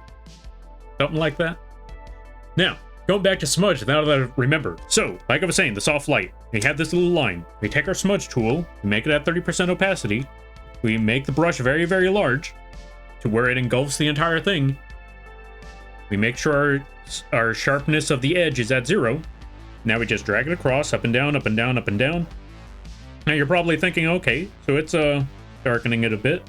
But now we need to blur it in just a little bit more. Just a little bit more. Okay, that should be... Yeah, that should actually be okay. We could actually pull it out pull the edges about a bit more just to get more of a lighting at the top. Like so. Perfect. Yo, Spicy. Or Noobles. Wait, why did I say Spicy? Noobles, welcome on in. How you be? I hope you're having a good day there, buddy. Let's give a shout out to Noobles. If you haven't checked them out, I highly recommend that you do. They play a good variety of games. They got a very, very unique model. You'll never see it anywhere else. And if you want to know, it's literally just a head with a hair of noodles in a noodle pot or a bowl. Yeah, that's the one. In a bowl with a lot of food. If you're a fan of food, this is a good place to go. Go check them out. I highly recommend that you do. And it's a very funny stream over there. Really awesome people. Very welcoming as well. Go check them out when you get the chance. I highly recommend it. And how you be? I hope things are well. I hope things are good.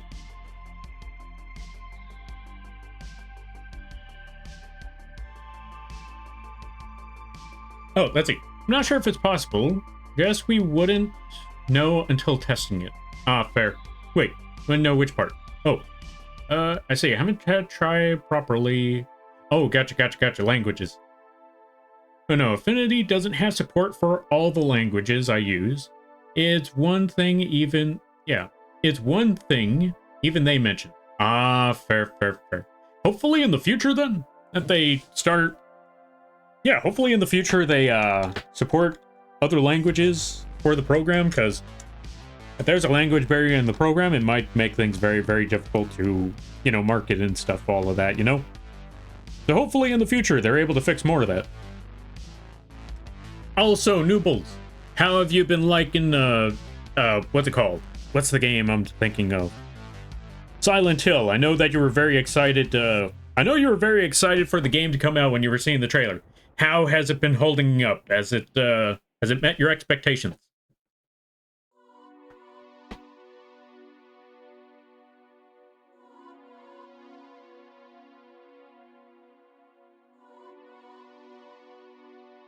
Also, what on earth is that peach?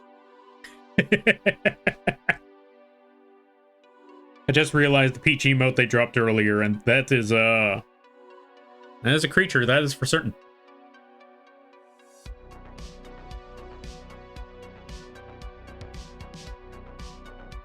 But yeah, I need to see what this affinity is all about later. I need someone remind me to look this up after stream is over. Also, what time is it? It's almost 1. I might have to call it soon.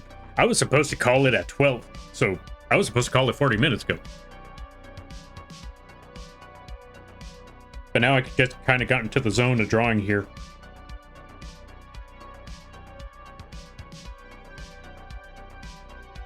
Nice tunes? Yeah, it's from White Bat Audio. Let me drop the YouTube link.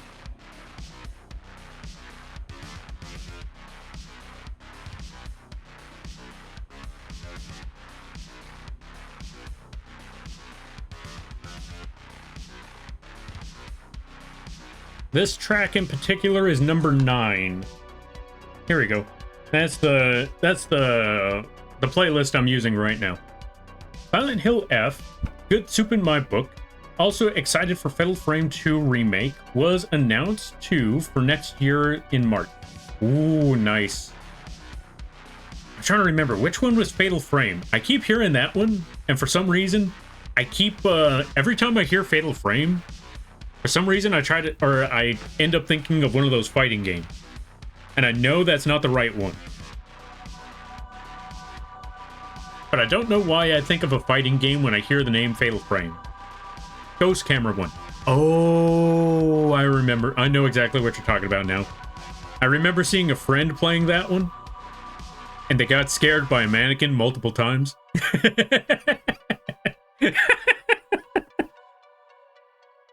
I gotta catch that friend stream again. That was some hilarious stuff.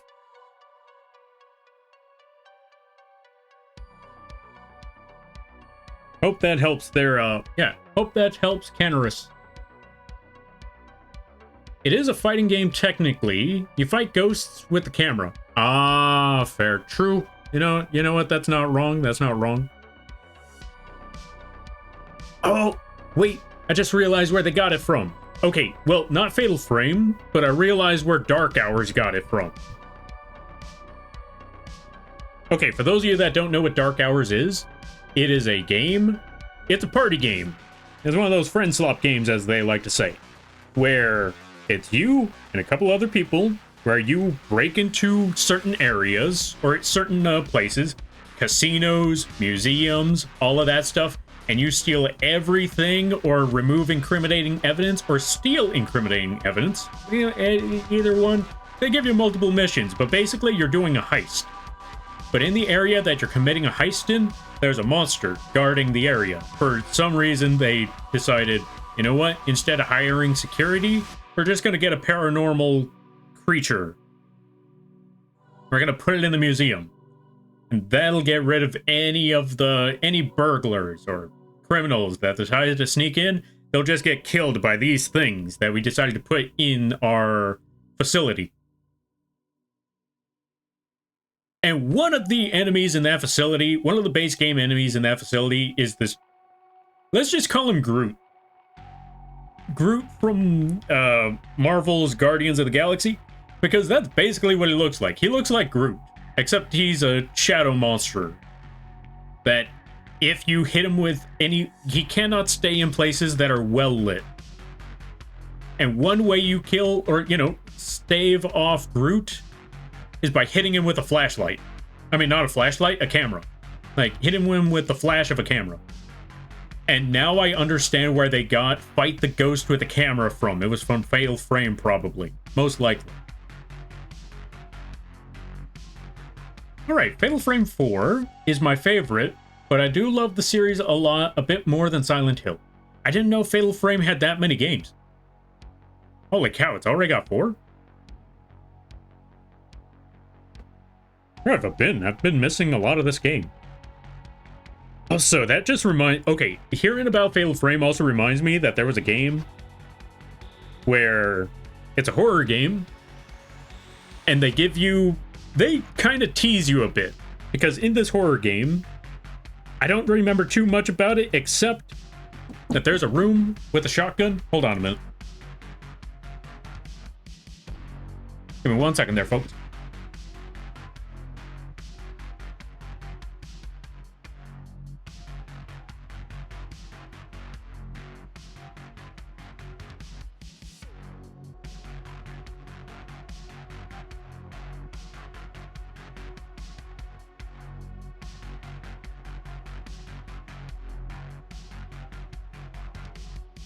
Alright, and I'm back. So, about that horror game that I heard about, I didn't play it, but I remember seeing a lot of people playing this part where the game kind of teases you a bit, because under most circumstances, you don't really have a lot of weapons, you don't really have a lot of items, and then out of nowhere, in this one dark closet, there's this box. You walk closer to that box, and what do you find? You find a double-barrel shotgun, and then some heavy metal music starts playing. As you load up the gun, you pump the shotgun, and then as you pull the trigger, you just hear confetti, and you just see like a little, you see the classic bang pop out of the gun, and then you realize it's a hoax. And then your character, out of frustration, just throws the gun down. I don't blame them, because, like, imagine seeing that for your first experience, like, seeing that moment fresh, like, just thinking, oh, it's real time now, and then you find out, like, oh. I would be upset, too. Also, Werewolf Yeet, welcome on in. How you be? I hope you're having a good day there, buddy.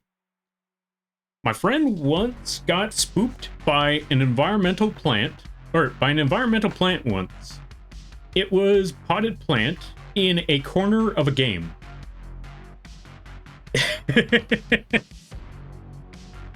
You know what?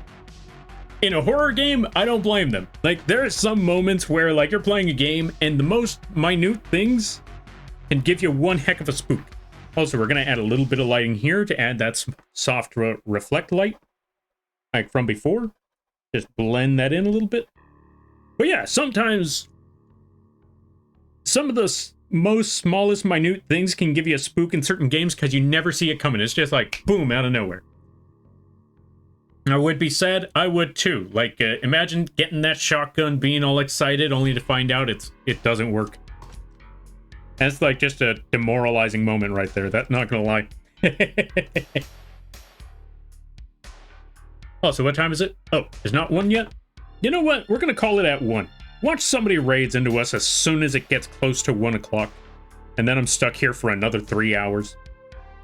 Another hour. Maybe not 3. Maybe 3 is... 3 is definitely too much. I know I'm not going to be here for a good 3 hours, but watch, I'm going to be here for a little bit, or as soon as it gets close to 1 o'clock, boom. I'm here for another God knows how long. Is there something to spin? Karibo can spin. Actually, you know what? Hold on a minute. Let's have Karibo spin right quick. If I'm correct, it's this button. I gotta push button number 3. There he goes. Go, Karibo, go. Look at that sucker go. Look at that sucker spin. Look at him roll. Also, flashbang. Thank you for redeeming, pen spin. I guess the Karibo will do for now. Alright, you can go back, Karibo. And is that the right button? Is it not the right button? We gotta push that. Oh, right, it does that. Oh, I got an idea. There we go. Perfect. Okay, now let's get this model. Put that back over there. Move the mech. Actually, you know what? How long has the mech been on the screen? Mech has been 15 minutes. Okay, we could actually switch back.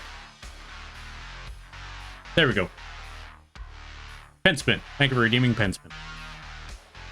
Alright. I never seen anyone jump looking at a plant. Honestly, I would have loved to see that reaction, like just seeing someone see a plant and then just immediately jump. That actually sounds hilarious. 8-hour Lampy stream? No, not again. Tell you what, maybe December, maybe Christmas, I don't know. Maybe this coming December, I'll do an 8-hour plus stream. It's not the first time I've done a stream that has been going on for that long. I want to say the longest stream I've ever done was about 10 hours? 9 to 10 hours. That's the longest I've ever done as a stream, and those were special events. This is why I also commend people for doing really, really big event streams, or even just casually streaming on God knows how many hours on end. Like Kui over here. If you haven't seen Kui streams, sometimes they just go on for like 11, 12 hours for no reason other than Night Rain is addictive. Back? Welcome back. Good to see you there, Rim. That flashbang was not cool. Sorry there. I had to push a button. Weak sauce. Look, I ain't doing multiple hours. You can't make me. I jump if somebody bursts into my room. You know what? Honestly, I think anyone would jump if someone just bursted into their room. A potted plant is an entirely different story, though. I'd share my streamer endurance if I could. Yeah, if I could get some of that streamer endurance, I would definitely take it. But at the same time, I also gotta take care of a lot of things. Well, I know you also got to take care of a lot of things, so that's also how I'm like, I don't know how you do it, but that's amazing. That's phenomenal.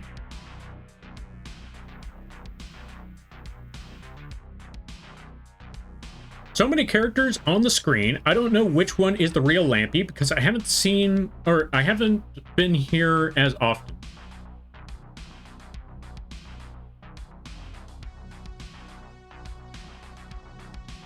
It could be anything. It could be anyone. It could even be the sandwich. As far as we know, it might just be that sandwich. They're all Lampy. Okay, yeah, funny enough, yes, they're all Lampy because they are all models used by the same tracking, but secretly it's the sandwich.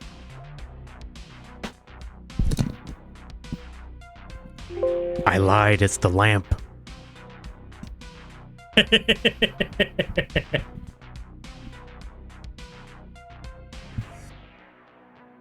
All right, let's see.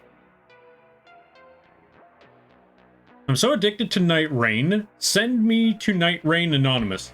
Yeah. I mean, I would send you to Night Rain Anonymous, but I'd be too busy playing Night Rain as well. So, yeah. He's the sandwich. Dude, imagine if the sandwich had tracking. About that. Hold on a minute.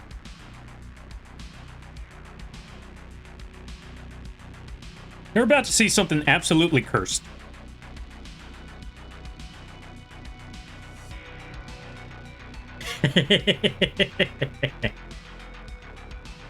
So, fun fact. Someone said it would be funny if the sandwich was a live 2D model. And I said, I wish I could, but that would be very difficult to pull off because it's a PNG. I did not future-proof this to turn it into a live 2D model because it's only one layer. And then I realized, wait.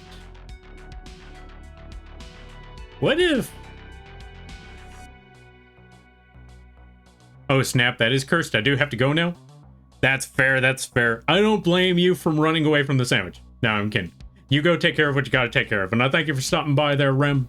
And I hope you have a good night, a better tomorrow, and a great week. You take care now there, buddy.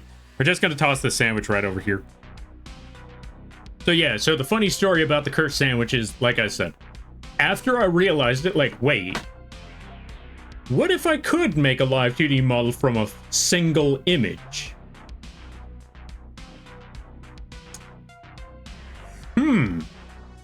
And so I tested it out. I literally made an entire stream where I thought, I made an entire stream where I tested myself to see, can I make a live 2D model based off of a single image? The results were shocking. I even gave it a flip. Check it out. It was a fun idea. Anyway, I'm gonna eat the sandwich now. Ow. And sandwich gone. I love this. Thank you. I'm glad that you like it. Flasks Anonymous. Yes, you definitely need to go to Flasks Anonymous. Breaking bread indeed. That'd be so creepy. Well, funny that you mentioned it there, Quee. All right, let's see. I came back just to head back. Oh, I came back just to head back out. My daughter had a nightmare and sort of had an accident, so I'm off. Much love. Hopefully get her to sleep and maybe myself. That's completely fair, completely understandable. You go take care of what you gotta take care of. I'm wishing you the best of luck. And yeah, I hope your daughter gets a good rest. I hope you also get a good rest. And I hope you have a good night, a better tomorrow, and a great week. You take care now there, friend. Eat it? Well, there we go. Sandwich eaten. One of the peeps I watched was playing Expedition 33 and throwing out random theories as he was learning the game. And one of the theories was everyone is Gustav. Every time someone says they are all X person, I think of everyone is Gustav. Now I want to make a Lampy plushie dressed up as Gustav. Why you want to make a Lampy plushie dressed as Gustav? Right. Okay, understandable. Have a nice day. I need to play Expedition 30. Wait. Okay. So I mentioned how I want to play Expedition 33. And I think I know what sort of PNG assets I need to make now. I think I know what PNG assets I need to make for the game.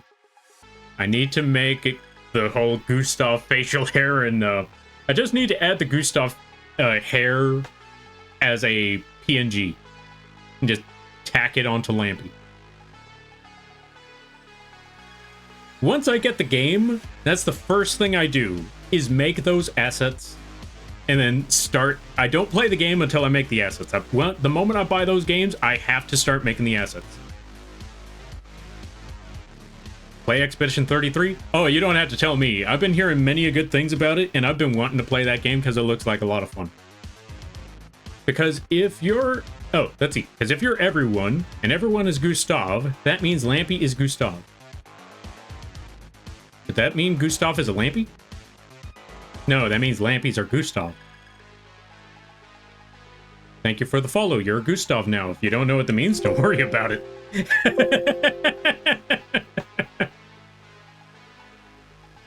Dude, if you made Expedition 33 assets, I would snatch them up.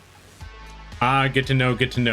Like I said, I haven't played enough Expedition 33 to know what sort of assets I should be making for that game. What should I make for that game?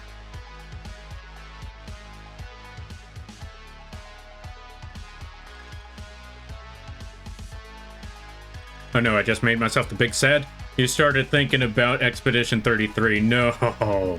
Don't worry about it. We just making lore over here. Also fair. Also, what time is it? Oh, it's about to be 1 o'clock. Okay, so we're just going to render this and then we're going to call it a night. Because I think now is about the right time. I think this is the best of opportunities to call it a night. Because it is 2 more minutes before 1 o'clock. And I need to take care of things. Oh, speaking of taking care of things. All right, so, fun fact. Well, not so much fun fact, but I will tell you this.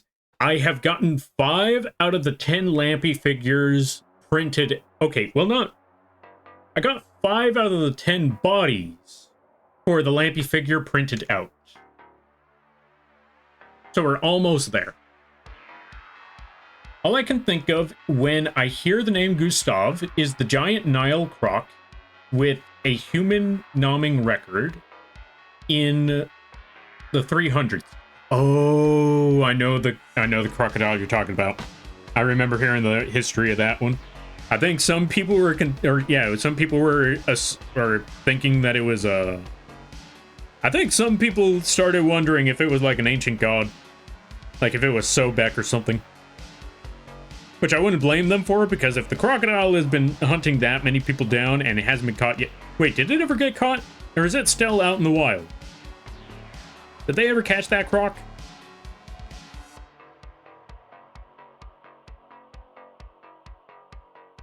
Let's see. Headless Lampy? Wait, why are we talking about Headless Lampy? Oh, I'm still going to eventually crochet a Gustav plushie, since I may be obsessed with it. You should look at the official cosplay guides. They all have the details. I'm going to literally foam at the mouth over it. Oh, wait, which one? Wait, which part did I miss?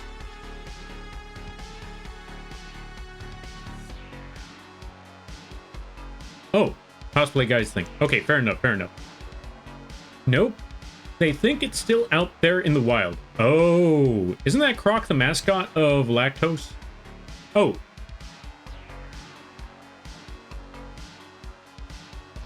Okay, good. Okay, so the music didn't catch. All right. Isn't that Croc the mascot of Lacoste? Oh, Lacoste. I don't know why I thought Lactose. That's on me. You know what? Don't worry about it. I need to find out more about this Gustav crocodile. Anyway, why were we talking about Headless Lampy? Were we talking about Night Rain? Gonna make a Headless Lampy asset for Night Rain? No, not Night Rain. Elden Ring. Because I was thinking about the Mausoleum Knights as soon as I heard Headless.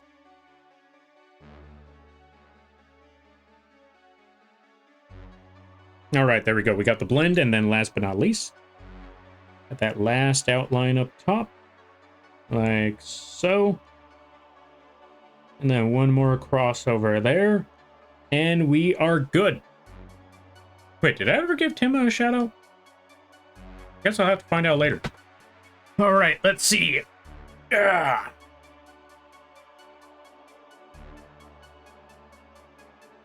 But I must say, this has been another random animal crypt fact brought to you by Toshi.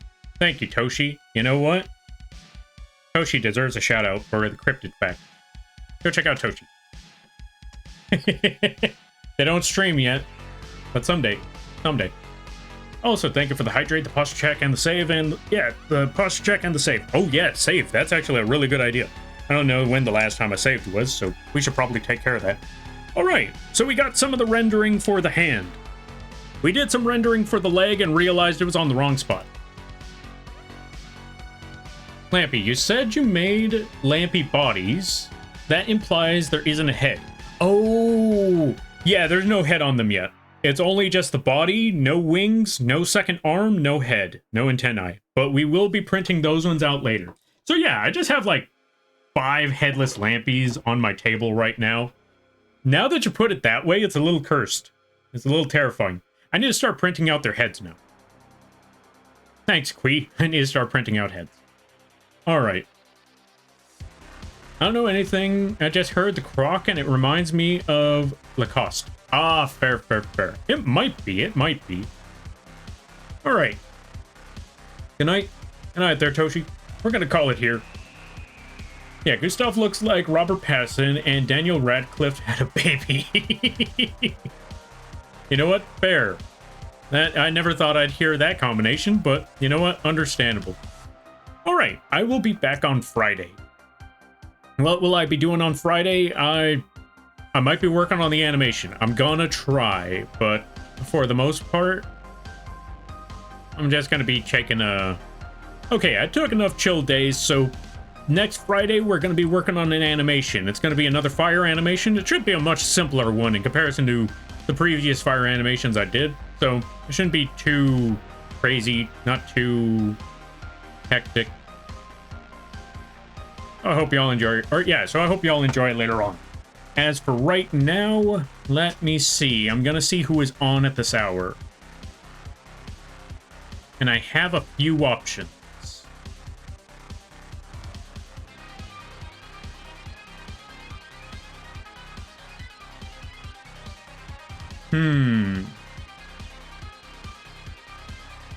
You know what? I don't remember the last time. I don't even know if I raided here before, but let's raid here now. Since they're on at this hour, I'm gonna drop you folks off over with a Mofu Sofu.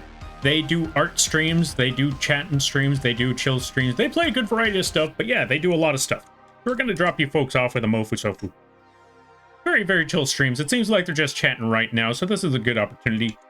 But like I said, I'll be back on Friday, 7 p.m. PST to work on some animation stuff. I'll be working on this one later on in the week as well, or later on next week as well, so look forward to that. And here is the link page. I also keep forgetting to do this.